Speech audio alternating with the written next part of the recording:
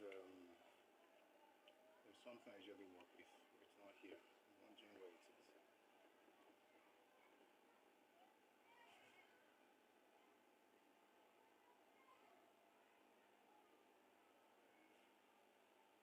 Sorry, it's not this. I'm surrounded by cables and all that, so I'm trying to make sure everything is working fine.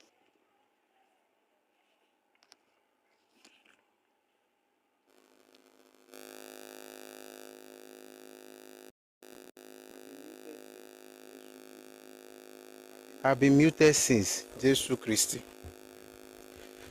All right, I hope you can hear me now. Good afternoon. Hope you're having a wonderful day. Thank you, thank you, thank you. Please let's share the live. Please click on the heart icon just beside Busui Oris to join the team. If you're already a member of the team, please join. Click on that icon and please drop a gift, a heart me. It could just be one coin, but these things help get the live on the FYP. So please let's do that. Thank you very much. Thank you. I really appreciate the likes. I just remember somebody told me to send them the live session. All right, so today we're looking at the special report. We're still looking at the book by Adewale Ademoyiga, right? But we're going to be looking at other materials, books, stuff that will help us understand everything that happened.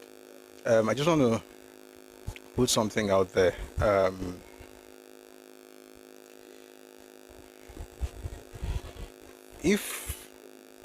If you're from the southeast,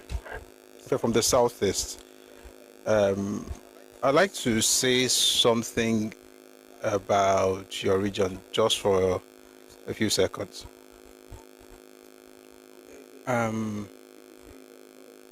So there is people say that there's a lot of literacy now in the southeast. A lot of people are going to school, which is sorry, Mombo.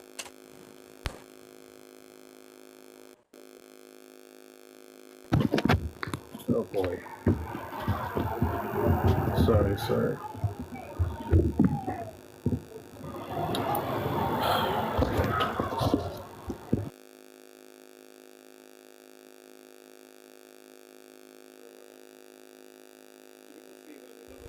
Sorry about that. So people say that a lot of Southeasterners are going to school. People are becoming more literate in the Southeast, and I think that's commendable and it's beautiful. But there's something I think you guys, if you're from the Southeast, you may want to consider working on. So it's one thing for a person to be literate. Being literate means you can read and write. It's another thing for a person to be educated. So when we have conversations like the ones we have here, and we post videos, excerpts of the sessions on social media, and people from a particular ethnic group cannot engage like educated people and say, okay, I have my source, you're wrong, this is what's right, I've read this, I've read that, I put this together, see, I marshal my points and all of that. But you don't have that. What you have is threats. Oh, we're going to do something to you, we're going to come for you. They do it on videos, they do it in DMs, now it's in the full glare in comment sections. Like, you guys need to work on your education, man. Like, it's terrible. You can't threaten people who you don't agree with just because you don't agree with them. And it will even make sense if the person was maybe insulting you. It will even make sense even if the person was insulting you. But guess what? There's no insult here. All you have is like people sharing thoughts based on research, peer-reviewed works. And if you're not able to engage in that kind of conversation, just let it be. Going around saying, something's going to happen. I remember sending one message to one person this morning. I said, their plans are frustrated, so their hands will not be able to perform their enterprise. It's a scripture, actually, but it's the truth, But people should do better in the Southeast. You can't just go around threatening people like rogues. Like the only thing you can do is to, fight. And where's your brain? Where's the place of sitting down and saying, I don't agree with you. Here's my point. I don't. This is the truth, right? If you come up with a superior argument, I can assure you, I'm going to have to acquiesce to you. It's just common sense. So if, for instance, you have a better idea, you have better points, you have sources that confirm the things you're saying, I will listen. What is it? I will say, I am sorry, all the books I've been reading, that means it's all lies. The reason you are threatening and shouting and threatening violence is because you know there is no other source that can controvert the things that we have put out here. But guess what? Just in case you do have some, I don't know where they wrote them though, because we read from different accounts. If you have any, to counter the things you're saying, then put it out there. And then what's the big deal? I will say, sorry about Kiniko and all of that. But this whole, it also shows the people who don't understand the value of education. There is no brain power, there's no conversations. The next thing is brute force. And you see it in your region. You see it with the sit at home and with the UGM and with the ESN. Everything is violent. Violent, violent. Is that the only way to engage? Please do better, I beg. And for those of you who are always telling me, there are some of us who are different, I agree. There are many good ones among you, but you guys have to speak up. What's the essence of being good if you are quiet when the loud ones are being evil, or when the evil ones are being loud? Your goodness counts for nothing. So please do better. Let's do more than just knowing how to read and write. Let's get educated. Thank you. All right. But I'll say continue. Let me just tell you.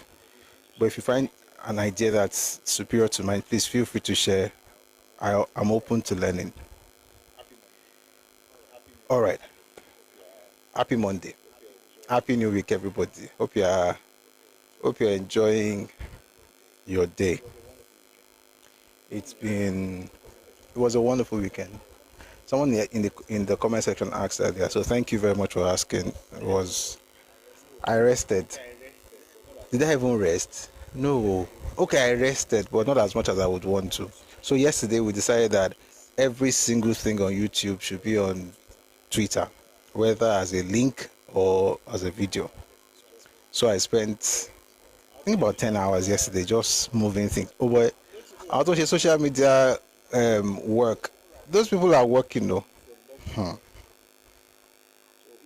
It's a lot of work. So if you have a social media manager and people say, what are these people doing? What are they doing? They are working. And I know that what I did yesterday, if I had one of them to do it, they'll probably take a week to do it. And it will not be too much. They will be right to take a week. Well, maybe not right, but I would understand, but they wouldn't be right. So, yeah, fantastic weekend. Hope you had a great week as well. How are you and your family? Tiwalola just came in. I saw your works, I liked and shared. Thank you. How will I call you Oloworimi by? Well, that's your username, Oloworimi. Thank you. Thank you for sharing. So please, if you're on Twitter or on YouTube, please feel free to share, this content. That's how the message will get out there. So please, Twitter, home of Gbasgbos. For now, I'm not even doing live on Twitter. I'm just putting it there. They can always click on it and go to Tiwa. Not here. Abba. Koleto. Yeah, pare. In fact, Emabe pare. Kolaba. Wọ́n ìfẹ́ parí báyìí sí.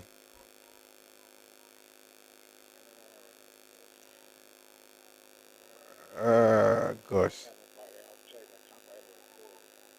No, I can't even quite. I've tried. I can't quite, but don't worry, it's good. Ah, it don't happen. Fair, fair, fair, fair. Some interesting things happened over the weekend, and we're going to start with those things before we get into the conversation, and then um, read the books. But before then, of course, so just to remind you, we would read some of the things that have happened. We discuss it, bring people up later. Once everybody comes up, we'll talk about it for a while, and then we'll take everybody back down, and then we get into the conversation proper. So today we're discussing why we struck special branch report. I'll tell you something. I found this report, and a lot of things just begin to come together. Now, this is the crazy part. Read their books. Like, are you telling me that you've not seen any other stuff apart from this? What if I quote man? What if I quote there? You know, what the man quoted, what if I say Abosini? So I was like, is there nothing else? Is there no other book? Is there no other source? Why this one alone? You know, because there's certain things that even he didn't get into, because of course you can only know what's happening where you. So I was like, how about filling in the gaps with different other sources? So I was like, how about filling in the gaps with different other sources? You just kept harping on this one. I was like, oh girl, oh girl, but I hope that at least we're able to do a better job. We understand what's happening, and we're able to because it suits the narrative. Absolutely, just becoming. You're right. I think that's why it suits the narrative, and so everybody's talking about something like that. Also, I made a discovery this weekend. I think it was the discovery of the weekend for me. It was something I read about the connection between Lagos and Ekiti. So I think that's where I should start. I never knew this existed. So seeing it was so beautiful. And interestingly, the governor of Lagos State, the question you're asking in the comment section, I already answered it now. I said, why we struck special branch report. Don't worry, we'll get there. The governor of Lagos State, Governor Sanwo-Olu, visited Ekiti State this weekend. But let me read to you why they must have gone. So this is from the chairman of the governors. Sorry, this is from. This is about Prince Tajudeen Oluyole Olusi, Atobatele of Ado Ekiti.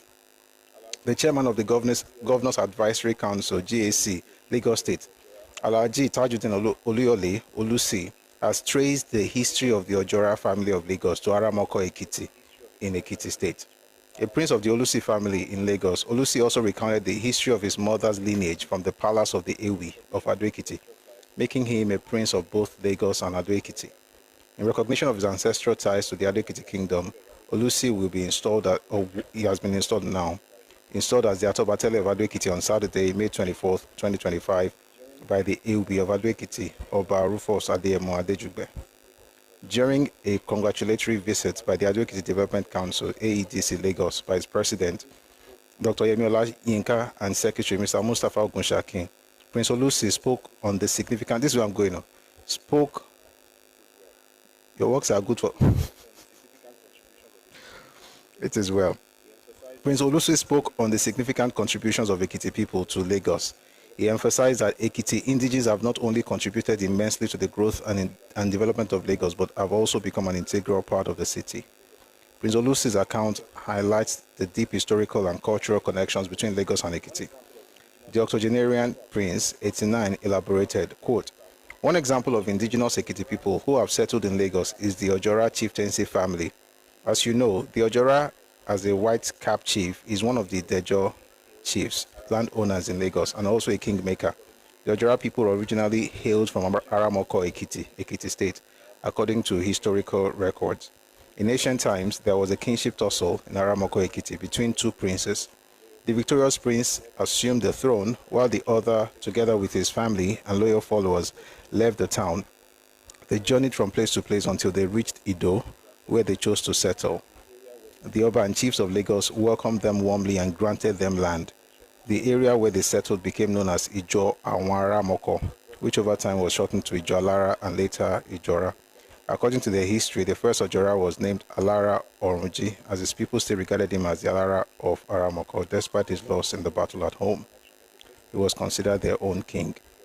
To further illustrate this connection, there's a place in Yaba called Sabo, along the University of Lagos Second Gate.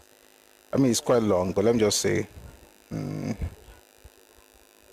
it's quite long. It talks about the deity that's worshipped in Nigeria, Ekiti, who is also worshipped in Okepopo in Lagos, and there's a place called Agbole Oshun, and also the masquerades from Ado-Ekiti that are in Okepopo and Ekwetedo areas of Lagos. I mean, it's a lot, but I'm just happy to see this. And this is one of the things I will talk about when we talk about how state creation is not what determines our identity as Yoruba people. It's a recent invention. State creation itself is a recent invention. We've been at this for a while, and that's why I've said this before, when I ask people where are you from and the person starts telling me their state, I feel like they're either very young or they were not properly taught about the Yoruba way of doing things. When people ask you where you are from, they're talking about your town. Nobody really cares about your state for the most part, unless of course they are not Yoruba. If you tell me Aramoko, I know exactly where it is. That's how a lot of things have worked for centuries, and by the way, I've even said that some people who were not even Yoruba a few generations ago, who are now Yoruba because of integration and assimilation, and you find that all over Yoruba land. You find Awori people who move to other parts of Yoruba land. You find other people who move to Awori land, and there's the assimilation, and they become part of the people. It's just that there are some people who don't understand that basic concept, but I understand though. It's probably because of evolution. So everybody will be all right last. All right. So that was my discovery for the weekend. I don't want to go into the details, but I just thought it was really good to see that in Lagos. And Baba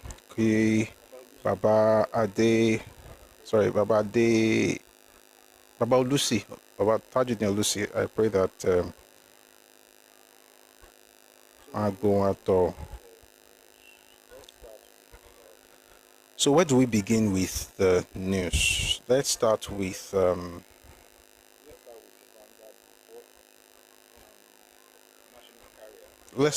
Vanguard report on national carrier.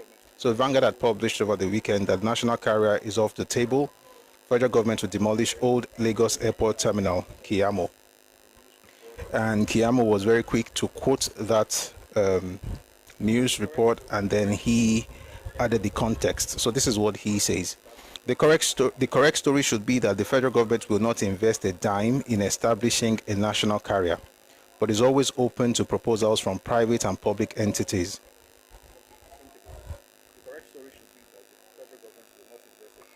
Let me take it again. The correct story should be that the federal government will not invest a dime in establishing a national carrier, but is always open to proposals from private and public entities, both in and out of the country, that truly benefit Nigeria and Nigerians in establishing a national carrier. However, before that happens, we are concentrating on developing policies to ensure the growth and survival of our local operators. So apparently there is no Nigeria air that will be owned by federal government. Is not investing any money in that for now. So if you want to start an airline for Nigeria, there used to be Air Nigeria and Virgin Nigeria. I'm sure we can fill in the gap. All right, let me read something to you also from the same Vanguard report. Are you with me? Oduduwa Airline, are you with me, Professor Busui? Yeah, I think they are working on something like that. The Oduduwa Investment Limited.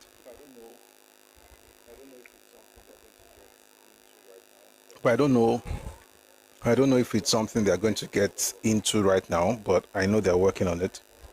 Well, I've heard about them working on it. I don't know if it's now imminent, but I've heard it before. It won't be a bad idea at all. I mean, Akwa Ibom has an airline, Ibom Air, which is fantastic, by the way. And every time I think about the Ibom Air, I actually feel quite proud of them because they started with AKTC, Akwa Ibom Transportation Company, and that was how they started in Akwa Ibom. The government bought loads and loads of buses. And when they were transporting people from Akwa Ibom to everywhere, so whether it's Lagos or Ibadan or put accords all over the place. So for them to scale, I mean, it's actually quite nice. So if we do it as Yoruba, that would be nice as well.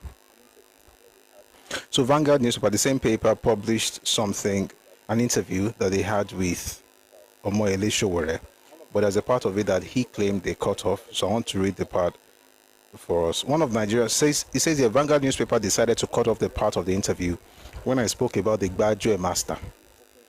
One of Nigeria's fiercest opposition forces, Omoyele Sowore, in this interview opens up on the new administration, the death of democratic ideals, the collapse of opposition politics, and why he doesn't believe in elections. I'm not going to read everything apparently, but it's just to say that I wonder why they cut out that part. Maybe they don't want them to keep fighting because recently they were doing one called the other money launderer in chief, the other one called the other one blackmailer in chief. So perhaps that's why they removed that from the report. Also, news just came in that El-Rufai's son endorsed President Tinubu for second term. So while his father is in coalition, his son is with President Bola Ahmed Tinubu. What's happening there? I don't know. All right. A few more things from customs. Something from customs. Finally, on the digitization drive, the Nigerian Customs Service has implemented the interconnected system for the management of goods in transit, SIGMAT, at the Nigerian-Benin border to digitalize and harmonize cross-border trade connectivity between both countries. The project jointly launched with the Benin Republic Customs Administration on Monday at the Semekrauke Joint Border Post comes after a decade of preparations, the service noted. Customs is hoping to digitize all of their procedures and processes. The goal is to generate $250 billion in 20 years when completed. By the way, Customs made 1.3 trillion naira in quarter one of 2025, first quarter alone, despite reduced import volume due to digitization, which helped block leakages. This is more than double the amount they made in Q1 of 2023, which was 600 billion naira. So that's a lot of money, 1.3 trillion in just one quarter. All right, so I think that's something to be happy about. Again, I like it when people are implementing systems because I think Nigeria's problem is a structural issue. And okay, I'll check it.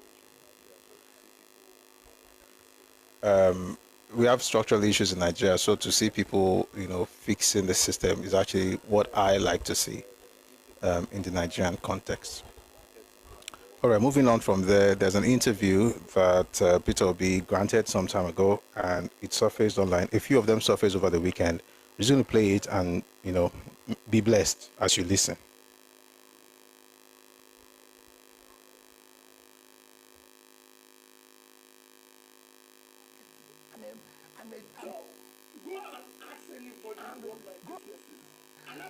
So go and ask anybody what my business is, and that's what I even study. If you go and read what I studied in Harvard is market to market management. I'm marketing. I'm a distributor, and go and ask Coca-Cola in Nigeria. Ask other people. As that time I was in. All right, so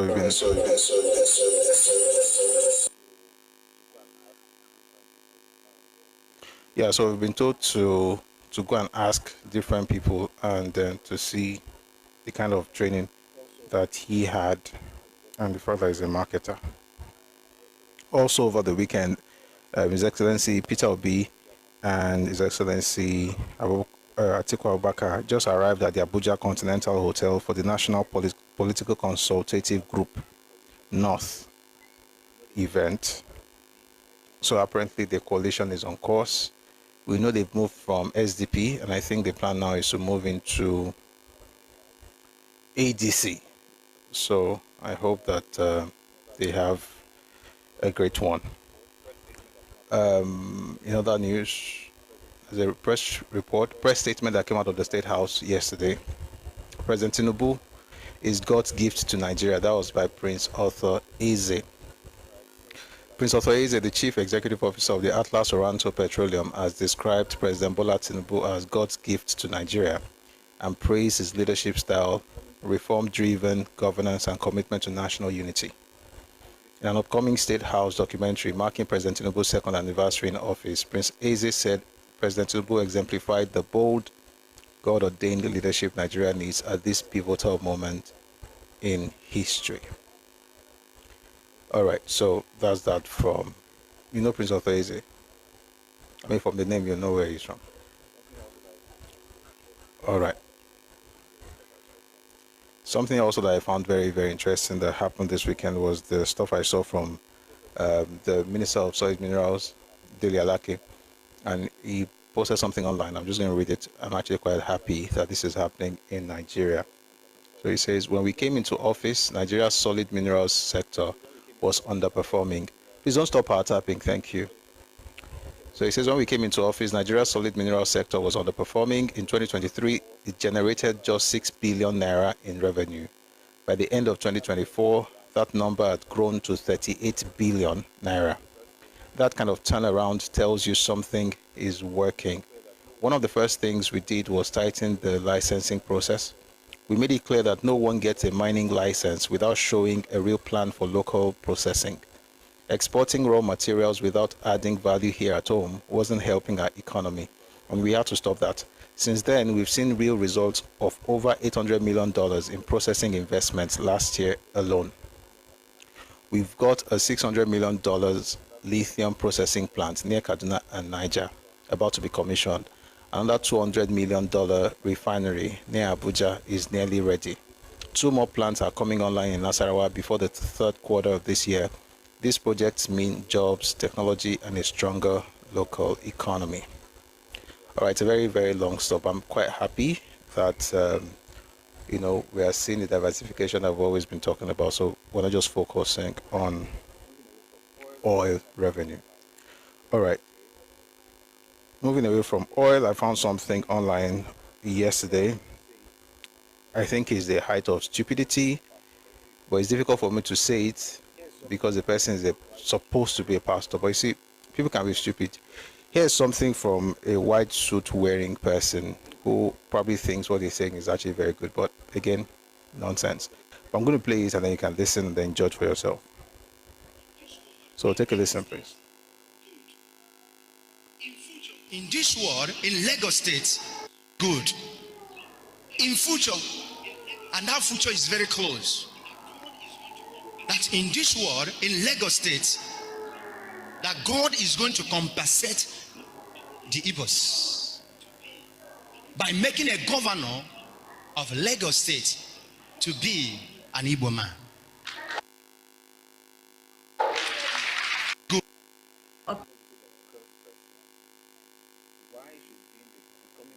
If not be said then curse person, why should becoming the governor of Lagos State be the compensation that God has to give to the Igbos?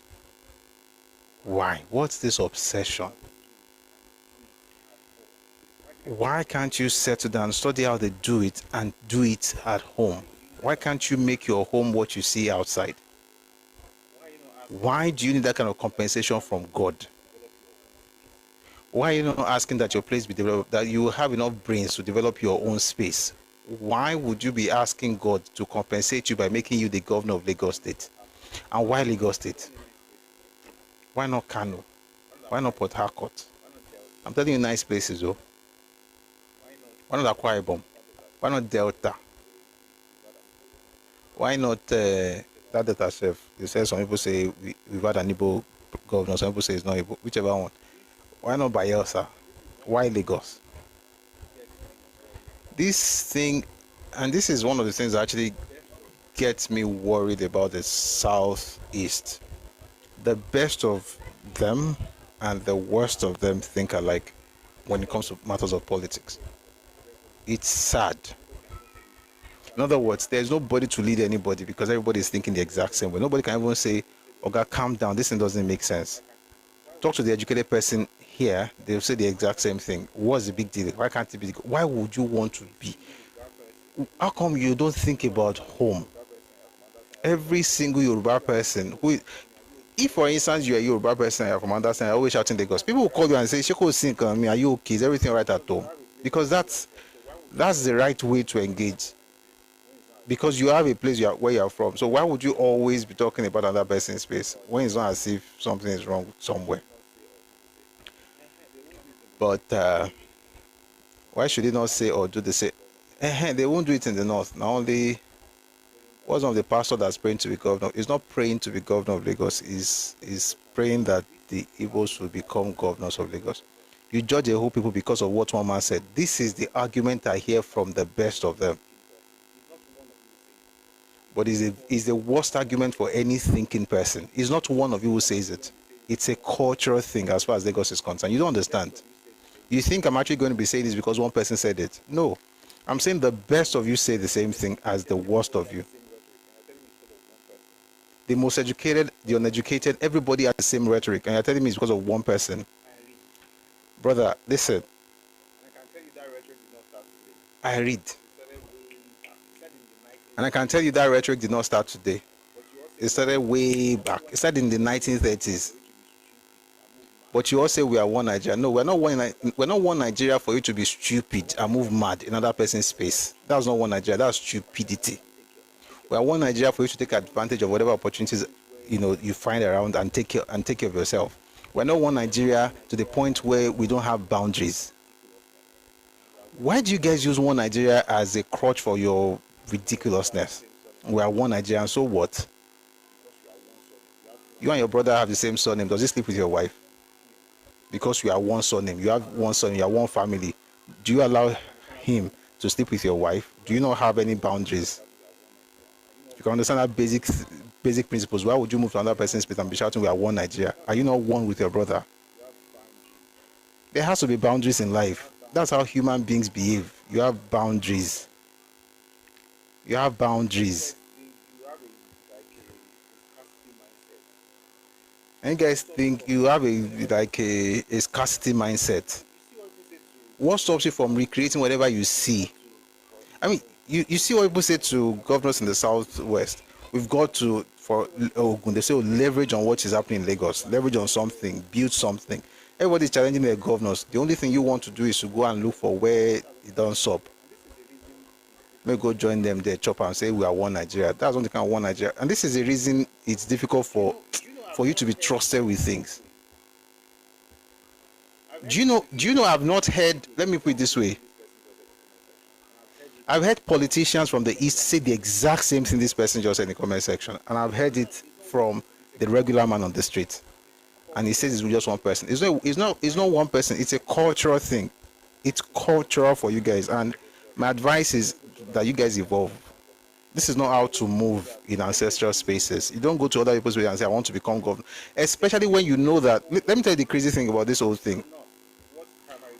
There are some people who don't hold on to, let me put it this way, in the north, what's primary to them is religion, for the most part. Not all over the north, but as in the core north, let's say northwest especially, and parts of northeast, is religion.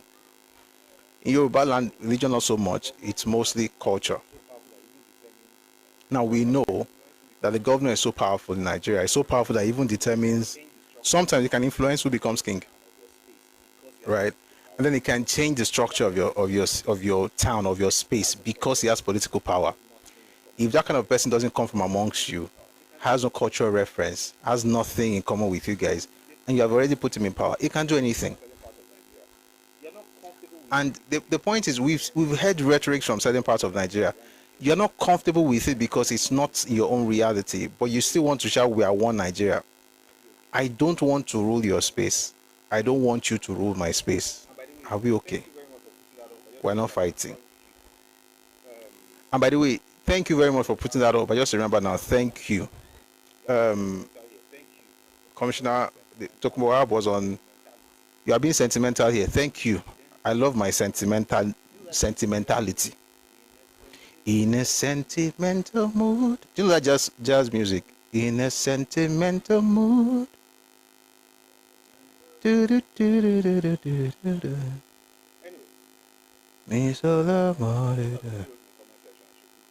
Anyway, I'm being sentimental. There's something that somebody wrote in the comment section I should quickly mention. Out of 50 million people in Lagos, only 100,000 people pay taxes. So all this we pay tax is a lie. It's a lie. It's not like we pay tax. There is no tax that you pay. Even if you pay taxes, payment of tax does not exclude you from the usage of common sense. And it is commonsensical for you to know how to move when you move from place to place. And by the way, nobody has to tell you this when you get to Sokoto. Even if you, whatever excuses you have, you don't move with those excuses in the north, because they will cut you to size.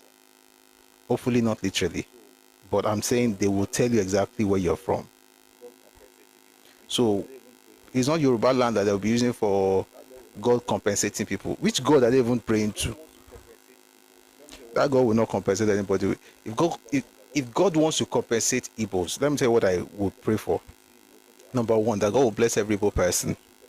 All right, you give them opportunities, you open their eyes to opportunities. Number two, that their spaces will become very developed, that they will be proud of home, not just all these ones that we are building just mouth. I'm talking real life. Like there will be growth and economic growth. There will be those things. That's how God will compensate you. God will not compensate you by you just doing ojukokoro, looking at what other people possess. That's the spirit of stealing. This your God self, you get as it be.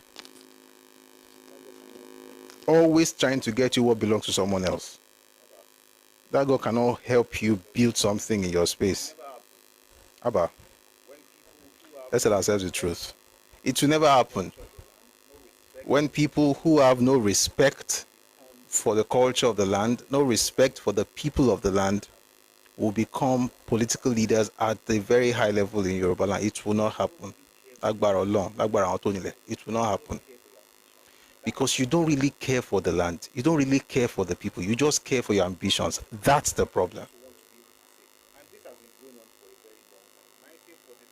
You just want to be able to say, and this has been going on for a very long time. 1945, a statement was made by Charles Onyema. He said, the Igbo domination of Nigeria is only a matter of time. He said it by 1947. Jajawachuku said, Lagos is no man's land. It did not start yesterday. And we can play about everything. We can go to church together. We can trade, can buy things from you. We can do business together. But once it comes to politics, just know when to stop. Know when to stop. Your leaders have been saying this for more than 70 years. There's nothing like, oh, you are sent. No. Unless you're talking to people who don't have an idea what you're saying, but we have a small idea. So let's thrive, do well in Yoruba land, prosper. When you're looking for that political space, go home. And I'll tell you why. The reason is because, again, you don't care for the land you want to rule. You don't. And I've seen it since at least 1952. You don't. And you see it now. Lagos is smelling. Where do you hear it from the most? You don't care about the place. If you care, you'll not be shouting, oh, it's smelly, smelly. You look for the worst thing happening about the place. You talk about it as a group, not one person, as a group.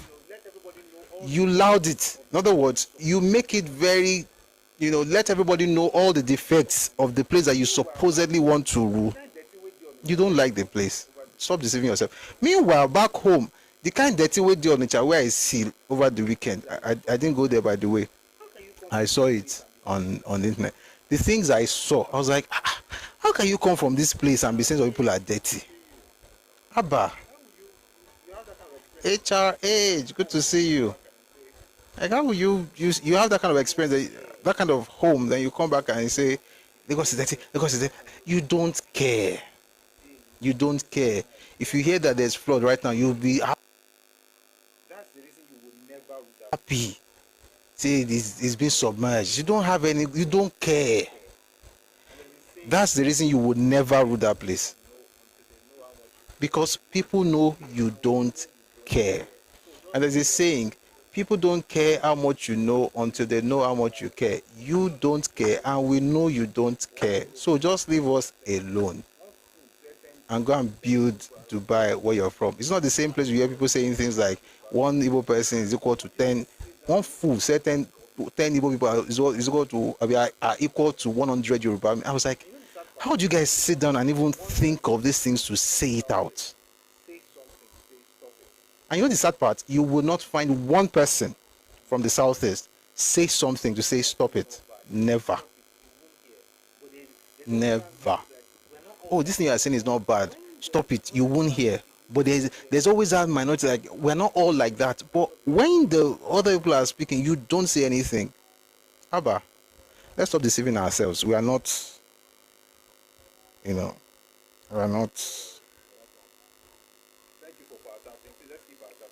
We're not dumb. Thank you for power tapping. Please let's keep power tapping on 20k. Let's try and get this to 40k. And if you're watching on YouTube, I should even find a way to let me say hello to you guys. I've not been to YouTube today, but we're streaming using that device. So if you're on YouTube, thank you very much for joining us. I hope you're having a wonderful time. And also on Facebook,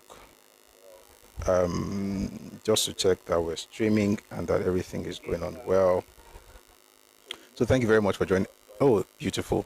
Again, so we moved a lot of our stuff onto Twitter. So from Twitter, you can share stuff. You can also find the links there. And then you'll be able to see a lot of all the videos on YouTube going forward. So we're still discussing the news. We'll get to the conversation very soon. Someone in the comment section, you all are saints. No, we're not saints. No, we're not saints. We're just wise. We're not saints, we're just wise. Maybe you know what? There's a session I did a session once. Let me write it down. I'm going to do it again on this indigeneity or indigenship idea. I'm going to do a session on it again. I'm going to read to you the difference, how people actually move, how civilized people move when they leave their homes. It's on. 1 second. Let me write it down.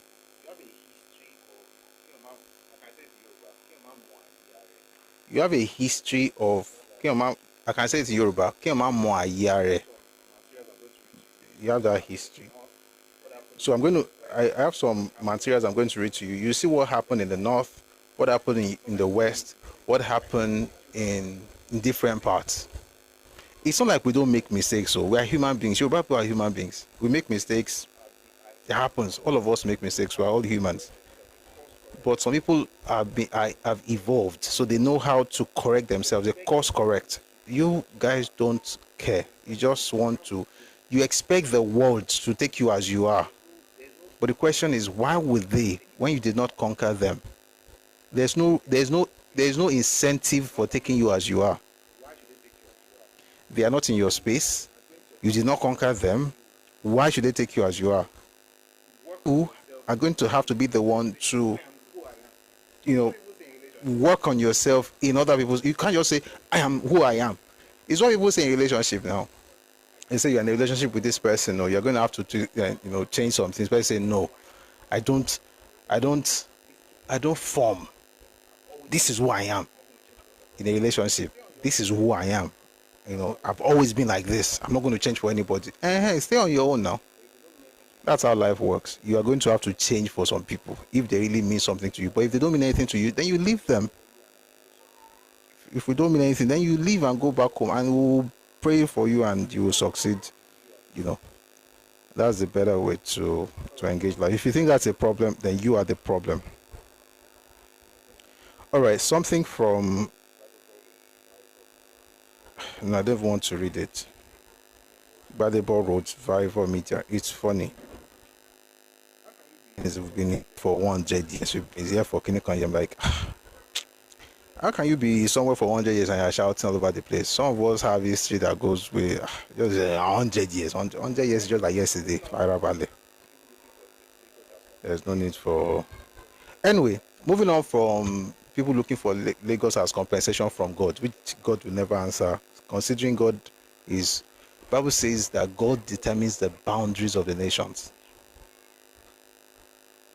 Nigeria is made up of ethnic nationalities, ethnic nations. The boundaries are already determined. Before the British got to Nigeria, people already determined the extent of their spaces. And the crazy part is this: Yoruba and Igbo don't even share any form of boundaries. We don't. That's the crazy part of it. We don't share boundaries.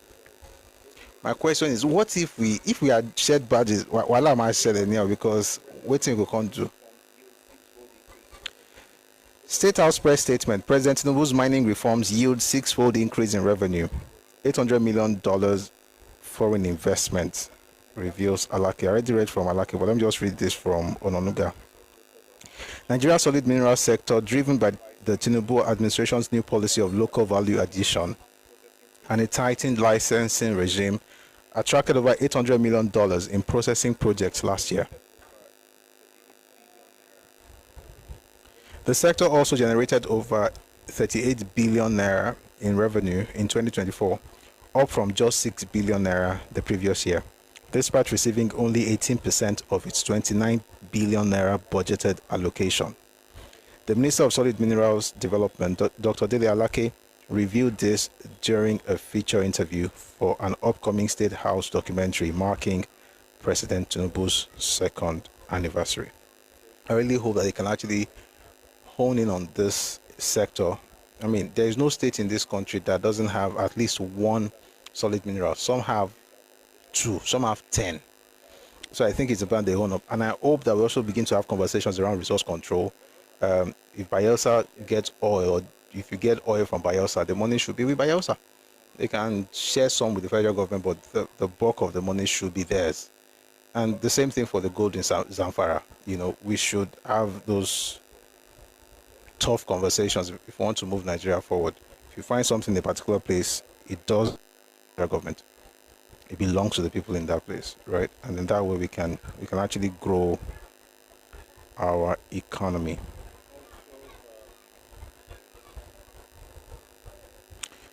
Also, there's something about Peter Obi working with the PDP, and I hope that the obedient movement are beginning to understand what they call politics. You know what they call structure of criminality. That's what they're working with right now. And talking about structure of criminality, there is a report about how Peter Obi and the rest of them how they rigged the Labour Party presidential primaries. I'm going to play you the audio of an interview, and then we'll talk a bit about it, and then we'll check a couple more things before we get to the conversation for today. So please take a listen.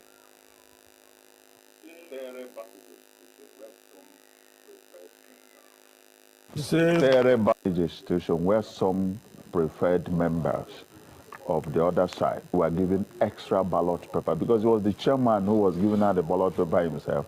So they were given extra ballot papers to make the voting. And you know, Peter Obi led those groups, and he voted himself with 3 ballot papers. The same Mr. Peter Obi. The same Mr. Peter Obi voted with 3 ballot papers. And other people they nominated for that purpose. So they padded about 30 extra votes.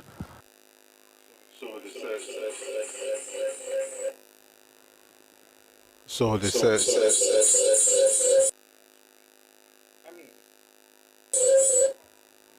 that some people padded whatever in order to win.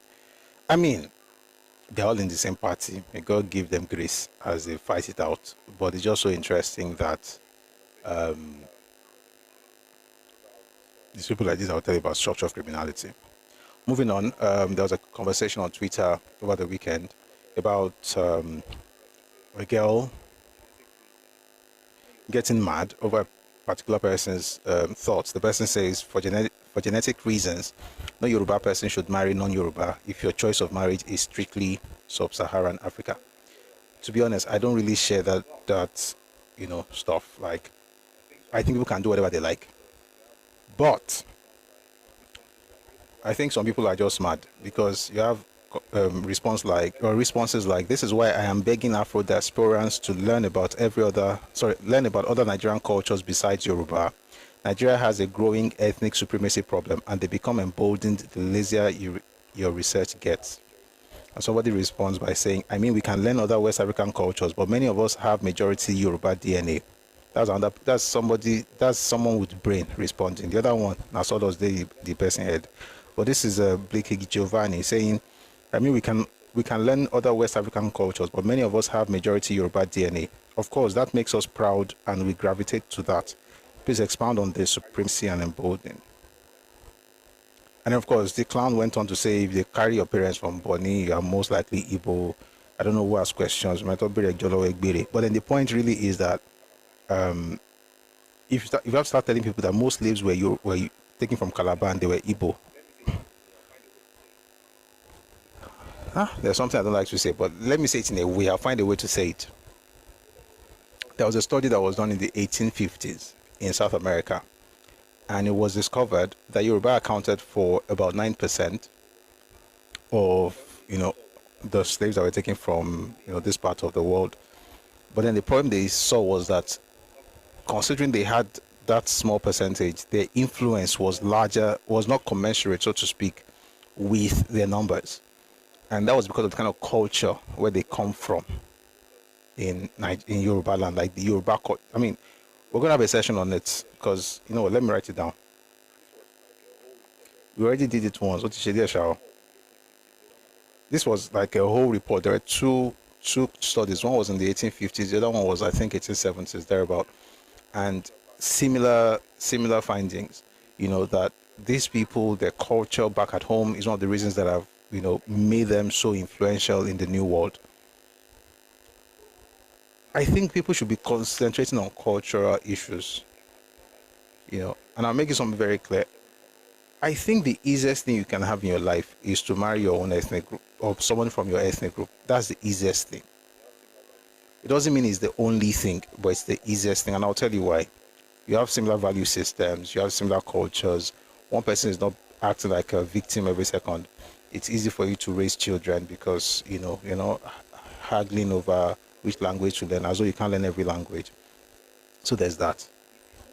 But I don't think anybody should say, don't marry anybody from anywhere else. But here's the problem. If you know in your heart that you cannot manage a relationship that is intertribal, inter-ethnic, leave other people alone. If you're Yoruba, leave them alone. Don't come and blame them and say they didn't allow you. So people would not change. Don't think you are God that will change anybody. Okay? But the truth of the matter is that everybody should do whatever they want to do. But Yoruba culture, Yoruba people, don't be silent. Don't try to make people feel comfortable around you. Don't dim your light. Shine brightly.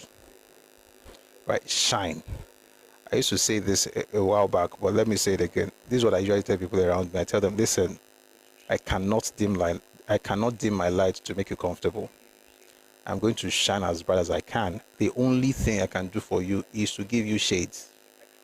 So you put on shades while I'm shining, but I cannot not shine. I'm going to have to shine, but I can give you shades, right? So all this thing of make me feel comfortable. You don't have a history to be proud of. That's your business. You don't have something that is on you. If me talking, and by the way, if not be say all of us are in one nation, this is nonsense. Nobody says America or the British talk like this. It's their culture, it's their person. If you don't like it, you move on to the next, and it's fine. You don't have to like everything.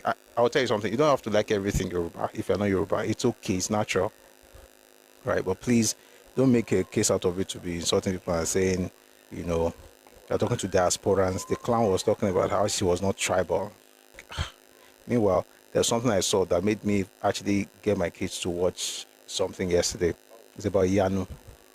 Yanu is an animation. Someone was like, why would you want that? They're not going to watch it because it was Yoruba centric. I'm like, why are people like this?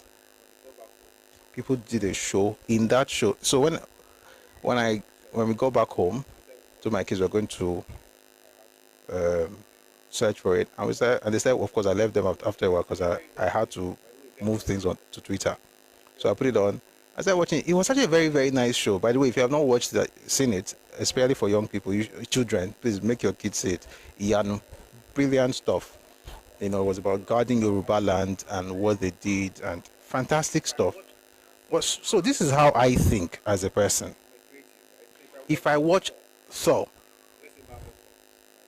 I'm a creative, right? So if I watch Thor, or let's say Marvel Comics, and I see Thor, I'm like, how can I get this into Shango? How can I make Shango this appealing? Right? If I hear about Loki, I'm like, if you can also do well in a movie, or that kind of thing. Like, if I hear about Odin, the point I'm trying to make is that if I see all these things in other people's culture, whether it's Greek mythology, Norse mythology, I'm always looking for the what's the word now? The exact. This is something similar in my culture, and how it's going to be possible to actually do what I'm seeing other people do. In other words, you see that and you're propelled to greatness, right? You want to copy greatness, not tell the great person to stop being great. I think that's what I'm looking for, equivalent. You're not telling the person who is great to stop being great to make you more comfortable in your misery. So if you are seeing shows and they are saying Yoruba and they're doing Yoruba thing, why is it that in your warped brain you can't be challenged to say, if you do this for Shango, what if you do for Amadioa? Like, you should be able to find, if it's, to be honest, some people, it's not possible in some cases, man, I don't lie. To be honest, I think I feel the pain, man. I feel the pain. It should challenge you, like, they can do this in Marvel. Okay, what else can we do? And that's why you see a lot of these guys, and this is not even now, it's been on for like at least 20 years. A lot of comics. Now you'll be seeing animations. These animations you are seeing right now, what am I even talking about? Do you know when we started using photo play? I grew up with Gebe Super. These are precursors to whatever you are seeing right now. You are building on different things. So you have photo play, you have movies, you have stuff you see online, then you try to replicate it. That's what you should do, not to be complaining like you are cursed not to be great. So if you see anything that you like in another person's culture, you should like ask yourself, can I do this thing? Can I replicate it? So that's what to do. But if you discover that you cannot, maybe because you lack the capacity, or you don't have anything, you don't have a reference, you don't have that kind of thing to reference, to build on, then enjoy the people who are making it. Don't tell them to stop doing it to make you feel comfortable. And don't tell me to write a story about you that doesn't exist just because, like, this Nigeria, we have to change the politics. We have to change the structure. If we can change the structure, maybe everybody will be okay. Or maybe we have to, let's keep being assertive about our space, just like it's done in the north. Because this anything is in Boju, all right, and you hear it from the old, you hear it from the young, you hear it from the, I was going to say smart and not smart, but I don't even know anymore, man. So that's the news for today. I'm going to bring people up. Let's talk about this for a bit, and then we'll get into the conversation proper. Today we're discussing why we struck. We're looking at the special branch report. It's a document that sincerely, I can say 98% or 95%. I've never heard anybody in the public space refer to that document. I can't even say 98%. I have never, but maybe one or two. And I've listened to a lot of people talk about the coup. I've ever referenced the special branch report of April 1966. Interestingly, it's available. So thank God we have it. We're going to look at it and then we're going to compare it with the book we're actually reading. The primary book, of course, is Why We Struck by the Demwega. Interestingly, people will go in the comment section where I've shared videos about the sessions we're having, and they'll say things like, have you read Why We Struck? In order to use that to justify the nonsense they want to push. But the funny thing is that I'm literally reading from Why We Struck, and you are still wrong. So I'm sure we're going to have a very fantastic session today. But let's bring some people up so that we can have tete-a-tete, and then we'll move on from there. So thank you for listening. Please power tap. Let's share the live. So bring people up, they'll talk, and then we'll take everybody down again as soon as we're about to get into the conversation. proper. But changing the structure you always mention, please, me, I don't understand. I'll explain later. So let's have 2 minutes each, and then we will move on to other things. So let's have Yoruba now. Good afternoon.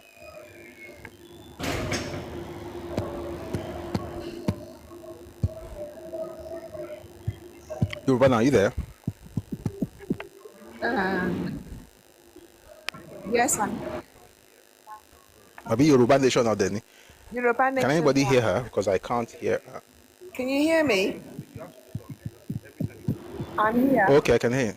Okay, all right. Apologies, please. You have to do something for me. Every time you come up, please mute immediately, please. This thing, no Oh, I'm sorry. Can you hear no, me? not you, Yoruba Nation. I'm talking about apologies. Yeah, please go on Yoruba Nation. Okay. It's you. I know Yes. You can just call me Yoruba Nation now, because Okay. So, what's this book about? Why we struck? I know there's been a lot of disrespect coming from some certain quarters. I don't want to sort of mention their names because they're not meant. They're not worth me. They're not worth me calling them out per se, but they know themselves. So, what's this? Why we struck? I know I did see your post on the letter that Ojukwu wrote to, what's the guy's name? Is it Banjo or Banji? That letter that Ojukwu wrote? Yeah, to Victor Banjo. To Banjo, yeah. I mean, oh gosh. I mean, these people, and you know, the funniest thing is that why can they not just go back to their region and develop it? Why are they so stuck on occupying Lagos one and really stuck on occupying Yoruba land? Why can't they just go back and develop their region? Which there's a lot of work for them to do there. You know, and Yeah. they need to change this constitution because it's causing a lot of confusion. So that's what I have to say for now. So that's what I have to say for now. Yeah. Thank you very much. There's a question on YouTube. I'm going to respond to you after apologist. It's a rumor, it's a lie that has been peddled for a very long time about how a Fulani man won an election in the east. There was a Fulani mayor in 1951 in Enugu, but I'm going to say the fact that number one, you guys are spreading rumors, and then number two, there's a flip side to it. But I want apologists to speak first, and then I will respond to that. So, okay, if you're still on YouTube, please stay with me. I'm going to respond to your question in a bit, but please just hold on for a bit. So let's go to apologies, please.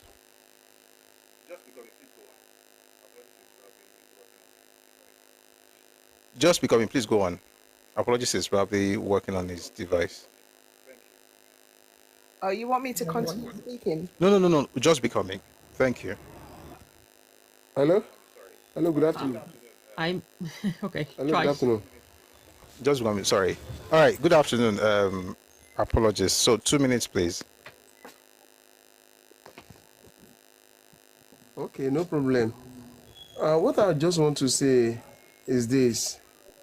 I like what's currently happening now concerning these people. I don't want to attack anybody and I won't do that. Especially I will only talk to the Yoruba bots. I've been reading it on Twitter now. Some of the Yoruba bots, the one I know that have been following their actions and their utterances on social media, some of them now, it's like they are coming back to their senses. They are now seeing reason why they need to defend their space. It's not out of hatred. How will a pastor wake up one morning and the next thing that will come to your mind that your God will show you is how to be the head of somebody, another man's space? That your God cannot give you wisdom to develop your own space. And that same God did not give them brain.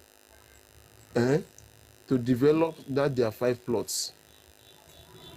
And again, the same God did not reveal to that same man that one day, one Igbo man will become the governor of Kano State.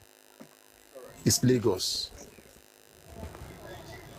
So I don't have much to say. All I right. only want to address Thank you. Yoruba, but please let us use our senses, please. Thank you. Thank you very much. Thank you, apologies. So just because you might as well go on before I respond to this person. Just because, please go on, and I will, once you're done, I will respond. Good afternoon, everyone. Hello, Good Lotu. afternoon. Welcome. Yeah, I want to make a comment about that lady that was attacking Iyanu. Like you said earlier, if she was offended by what that Yoruba person tweeted, she could have just addressed that directly. But she has an agenda, and she's even doubling down on what she said. And what's bothering me is this new agenda where they keep going on about diversity, equality, and inclusiveness, making it seem like Yoruba land owes every other ethnic group to be inclusive, to include them in everything that we do. And I think this is wrong. She's saying that there's ethnofascism in Nigeria from the three big groups, and that we are trying to erase the other minority ethnic groups by creating stories, art that promote Yoruba culture. So what she's expecting is that we create a Nigerian culture, which doesn't exist. And I don't understand why they keep on going on about this and trying to make it seem like it's a discussion. Because if I have to get into a ring with that girl, I'm going to finish her because oyemi ore oyemi. So taba she movie you ban saying, I got to mind include àwọn tó ń gbé lórí ilẹ̀ wa, because she doesn't understand that we can say Yoruba land because Yoruba land is Yoruba land because we're forced into a country with other groups. We didn't say we want to be part of Nigeria. We're forced into it. And we're trying to maintain that boundaries.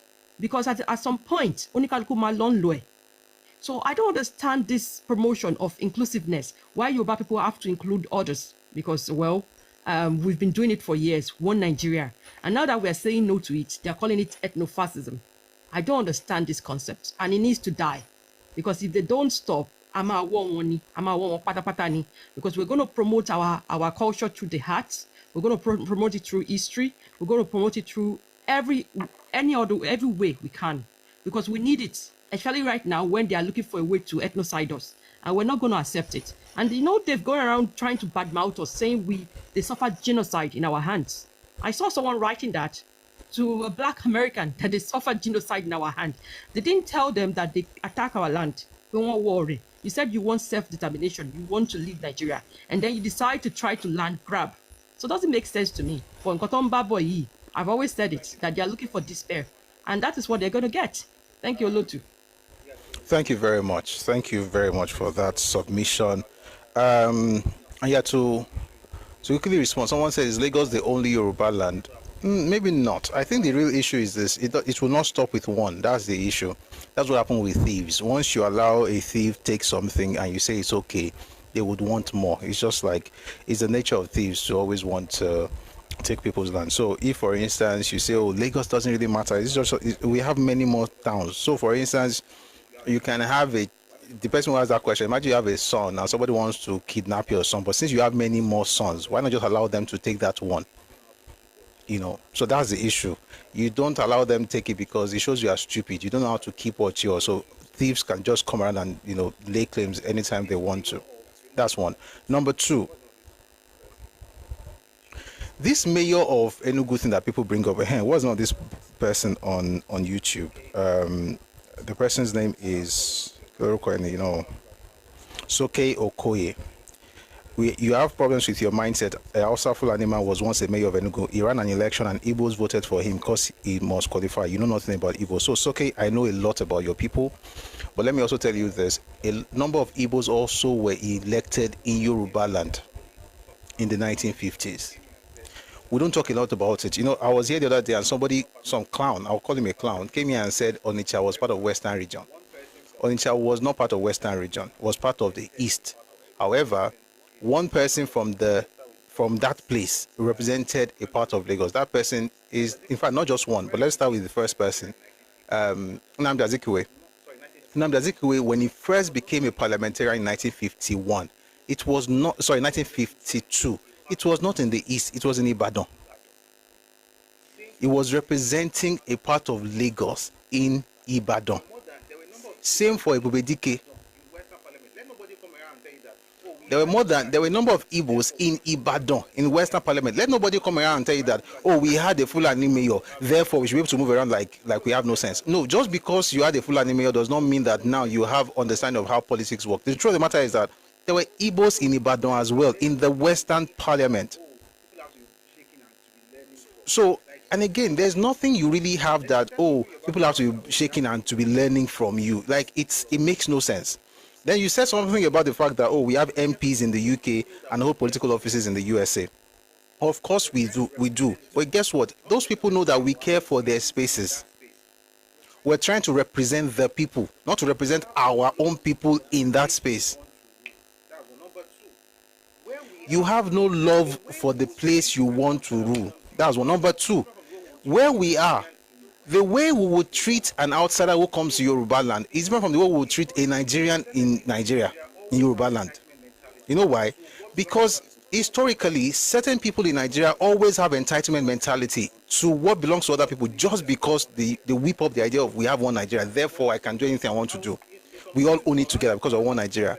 And so it's easier for us to say, you know what, in some cases, I would rather prefer certain people from other places to even take certain posts rather than certain people from Nigeria. You know why? It's the same thing that Sardauna mentioned in 1964 when he was talking about the northernization policy. And people say it was being tribalistic. No, it wasn't being tribalistic. It was being sensible. He was thinking about his own people, which is exactly what the governor of Anambra State is doing now. Health service jobs that they put out a year ago or so, one of the criteria was that you must be an Anambra indigen. How come you guys don't have issues with that? But if a Yoruba man says anything like that, that is when he's showing him how did. That's when you want to make a point like, you guys are tribalistic. Are you telling me that the governor of Anambra State is tribalistic? I don't think he is.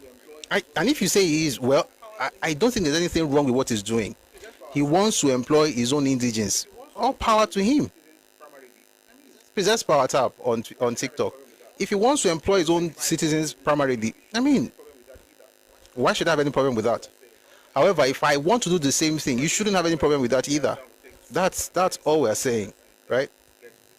All right, so let's have Tunji Adam. We'll take 2 minutes, and then one more person, then we'll get to the conversation proper. Good afternoon, my brother.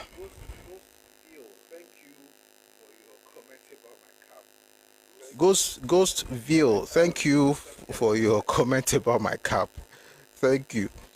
All right, Mr. Tunji Adam, are you there? I'm here. Yeah, good afternoon, Chief. Good afternoon, everyone. Sir. God bless you and God bless your strength, bros. May you live long. Amen. May your days be long by the grace of àwọn tó ní ilẹ̀ Yorùbá àti Ọlọ́run tó dá gbogbo wa sáyé. Sherry, I would like to speak Yoruba today. Ó ti yé wọ́n gbogbo wa sìn pé ìlú òyìnbó àwọn Ìgbò ní ilẹ̀ Yorùbá. Ṣùgbọ́n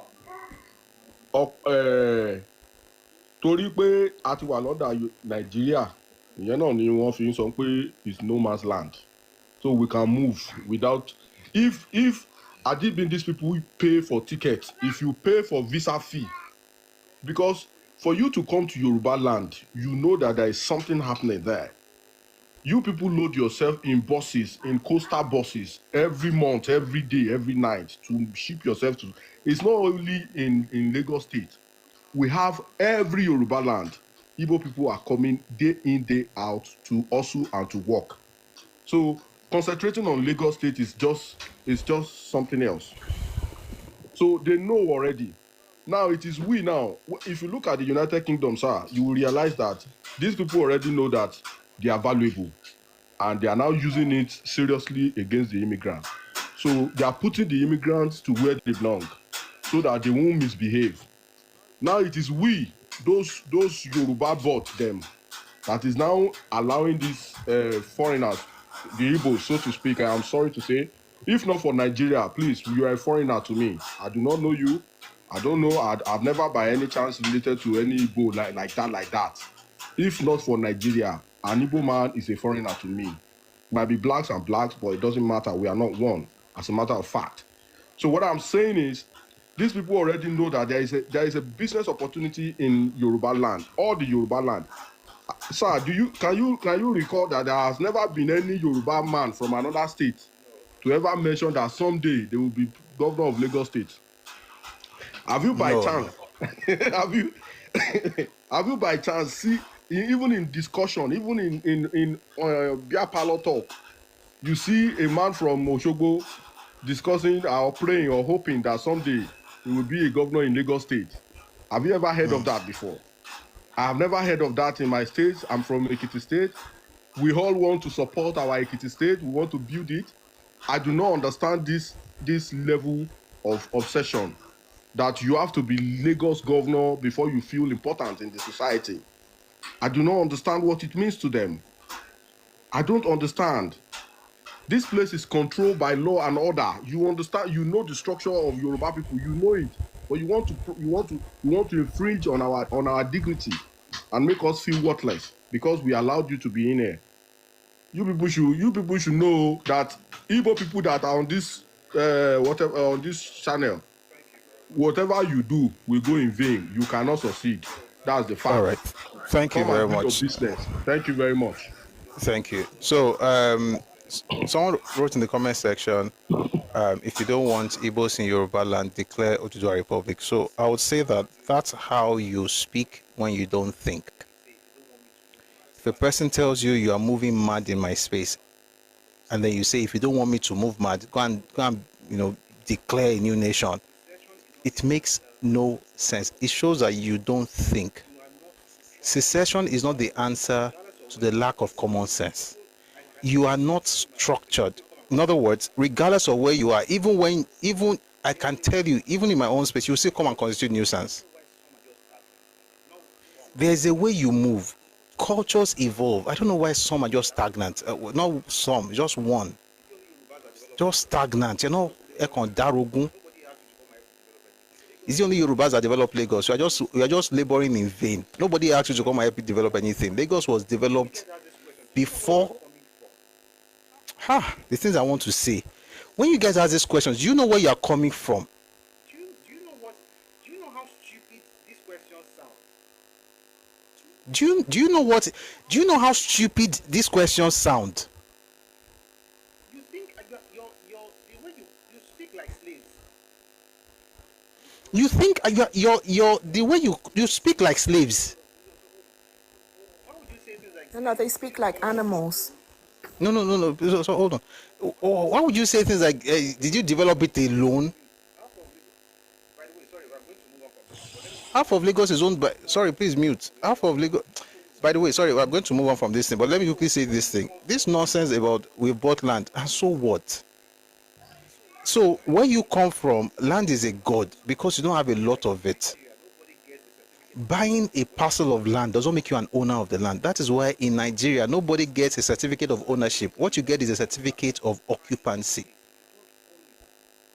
So what that means basically is that you are occupying the space. You don't own it. Buying a piece of land doesn't make you the owner of the space. And that is why when you want to do the cultural stuff or the traditional stuff, you would have to let that be. As long as they don't come inside your house, the one that you have shouted that you have bought. Meanwhile, these quarter plots that we are not going to rest over, I don't get it. And when you guys speak out, your people have not been responding, but I think it's important to start. In fact, we've been responding now. We started responding a while back, but we're going to have to make certain things clear using, facts. 1 second, let me block this clown. I think your fingers are itching. No, I won't block you. I'll just mute you for 5 minutes. Here's the point. If you have to tell people that bought your land, it shows that you don't have any sense of community or ownership with the people there. Those who own the community, they don't think about purchase of land. They just think about the community as a whole, not the single plot or the half plot or the quarter plot that you bought. That's not what makes you an owner. Ownership is not even about payment.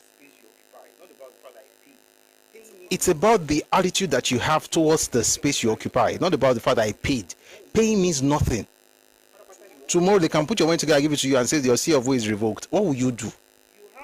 Patapata, you hawk transformer. By the way, this land that we bought, which land? You have to understand how life works. No, and by the way, this land that you've bought, which land? Eco Atlantic is owned by Chaguri. Eco Atlantic is about twice the size of Victoria Island. Put all these people's land inside that place. You know, feel Eco Atlantic. And Chaguri is Lebanese. I don't hear Lebanese bought all the land. Dangote just has his own refinery. Put all your land that you have. It no contain Dangote refinery. What's all this we bought all? Which land? And by the way, there's something that is actually quite wrong in your culture. This same rhetoric was what caused the killings in the north in 1966. You insult your host because you are stupid. It is not about buying land. Yorubas have land all over the place. Yorubas buy land everywhere. Hausas buy land. Fulani buy, even Fulani buy land. Even Fulani, the people like to complain about. There are Fulani people who bought land. I don't hear all this. We bought land, therefore we can act anyhow. Are you uncultured? What's this thing of you? And so what? You've bought land and so what? And if you want us to, let us break this country. If you don't like the way I'm behaving, are you saying that if I don't like the way you are behaving, you cannot change your actions in my space? Unless we break Nigeria, that's the only time you can have brains. And the sad part is the recurring pattern. This thing happens every time. Check through history. There's no way on earth a people will be this stagnant culturally for more than 7 decades. How? How can you be culturally stagnant for more than 7 decades? You insult your host, you taunt people, you mock people, they give you something, you begin to cry like bush baby, and you have not changed. The children are behaving exactly like the adults. The elders speak, you can't find what you are expecting to find there. And you should know what I'm expecting to find when elders speak. This was asking me a question. Are you the only one that developed the place? Did I ask you to come and help me do something? Imagine your gardener telling you that you're the only one who developed. So, are you the only one that developed your house? Imagine your gardener telling you that you're the only one who developed your house. Who asked you to? Well, let me just leave you alone. We have houses everywhere. Houses in the UK. You don't see us going around telling them, was London like this when we came? Did they ask me to come?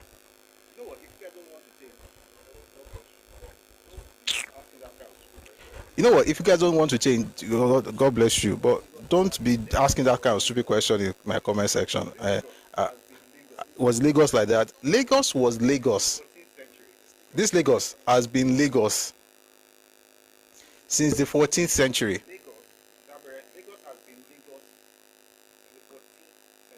Lagos has been Lagos since the 14th century. The Portuguese found it in the 15th century. All these centuries I'm mentioning, we don't really know about your existence. So, and I'm not talking about Yoruba people, I'm talking about Lagos, not Yoruba, because Lagos is just one small part. Whatever got you to go to Lagos made you go there because of the opportunities there. You did not come to Lagos to come and help us build Lagos. You came to take advantage of the opportunities in Lagos. And you should take advantage of it, and you should grow, and you should thrive, and you should be successful. And I want you to do well, I want you to prosper. But I don't want you to be stupid. Asking me, did I develop it alone? Did I ask you to come? If, for instance, we're talking about Lagos in 14th century, and I'm not even talking about Lagos State, I'm talking about Lagos, the island. And you're talking about city, and by the way, Lagos is just one of the many cities in Yoruba land. It's not what you think it is. To you, it's London. It's a great city, but it's just one of many. And it's a very fantastic city, and we are proud of Lagos. But we can replicate it. I say this every time they bring this Lagos thing. I'll say it again. We can replicate this Lagos stuff. It's not the first we've built, and it's not going to be the last. Please don't bring anybody up again. Well, I'm taking everybody down very soon. It's not the first, and it's not going to be the last.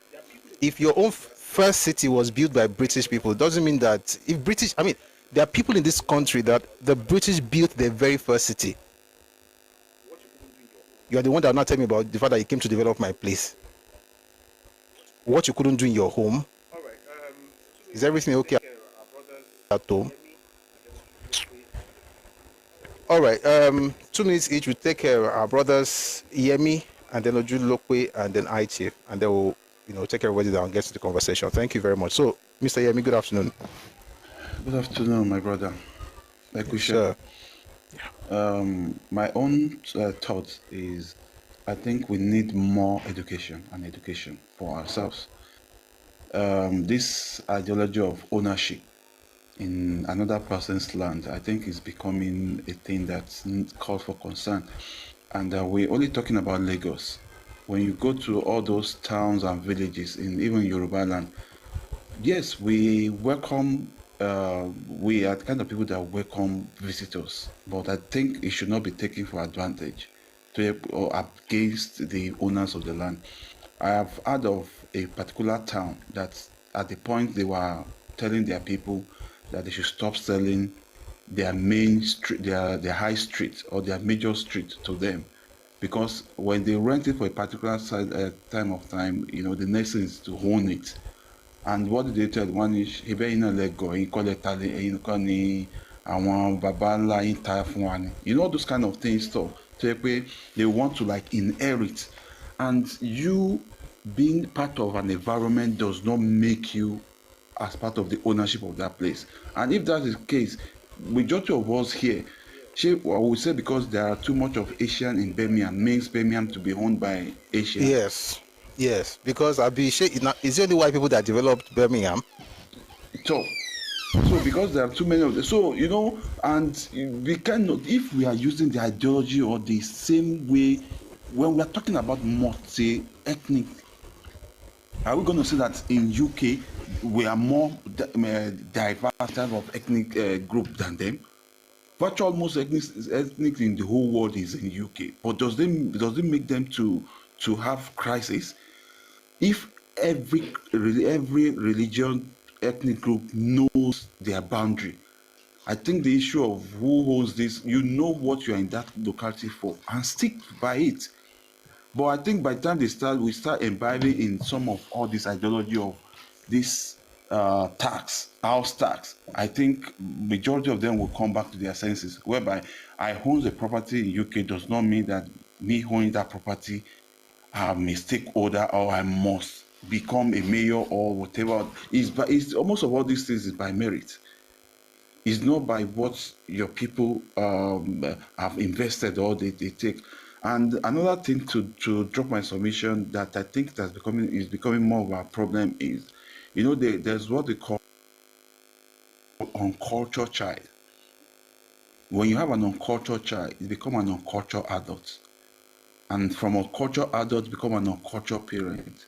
What do you expect an uncultured parent to give birth to? They will give birth to uncultured children. And that is the generation we have now. Uncultured children, adult that's giving birth to uncultured children, which we need to do a lot of sensitization.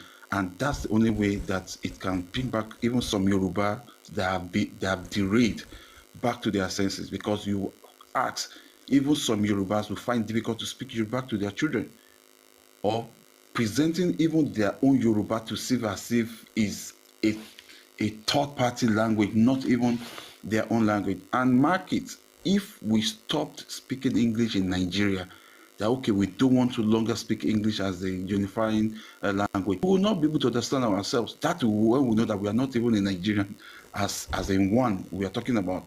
Because if an Hausa person is speaking Hausa to me and I'm speaking Yoruba, how do we understand each other? That's to tell you the boundary that we already have. Thank you. Thank you very much, my brother Yemi. Again, Bijo, I'm going to have to mute you because I don't think I'm the one that will solve your problem. I think you need a deliverance session. Somebody on YouTube is saying the same thing. Oh, we've bought it. Are you guys so poor that the only thing you have is money? You are so poor. The only thing you possess is money. I bought it. I bought it. Money is the king. I have money. And so what? How much is all this money, Seth? Where is the money? Let me recommend a book to you guys. Maybe it will help you. I've said it several times. If you read, there's a book. Let me recommend a book to you guys. Maybe it will help you. It's the one by Joe Igbokwe, Igbo's 25 years after the war. Your culture wasn't always like this, so. Happens because of the Osu and Oru who left. This money thing happened because of the Osu and Oru who left the East with the British. They took advantage of the British of the arrival of the British to leave that social space that they were in Igbo land, and returning all they had to prove that they were superior to the people they left at home was money. Stop worshipping money. This is why you will do anything to get it. Oh, I have money. Money is, and so what? Why is money the be all end all? What's the big deal? It's just money.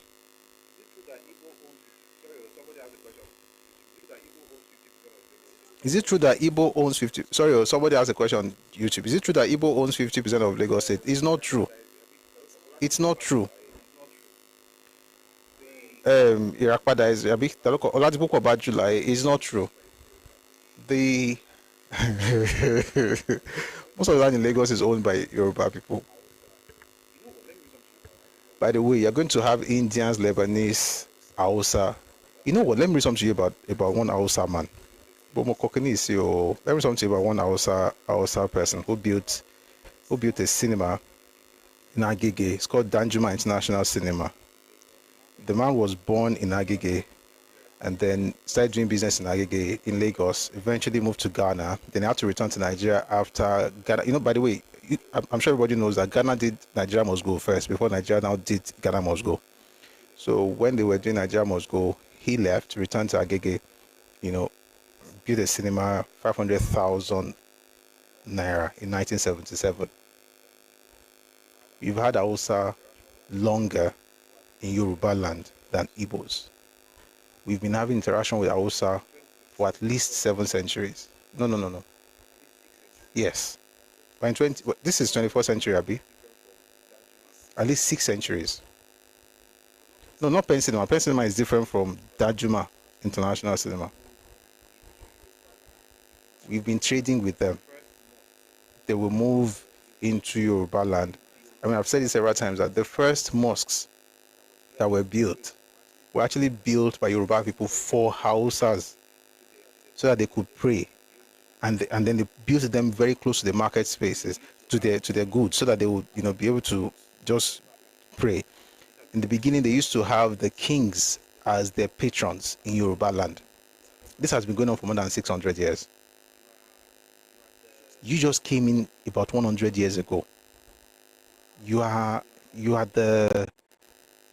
just came in, but you are not cultured. Hausas will fight. When we finish fighting, we'll settle. That's normal.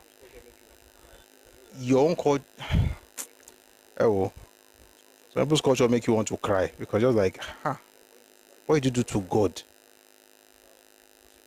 For long.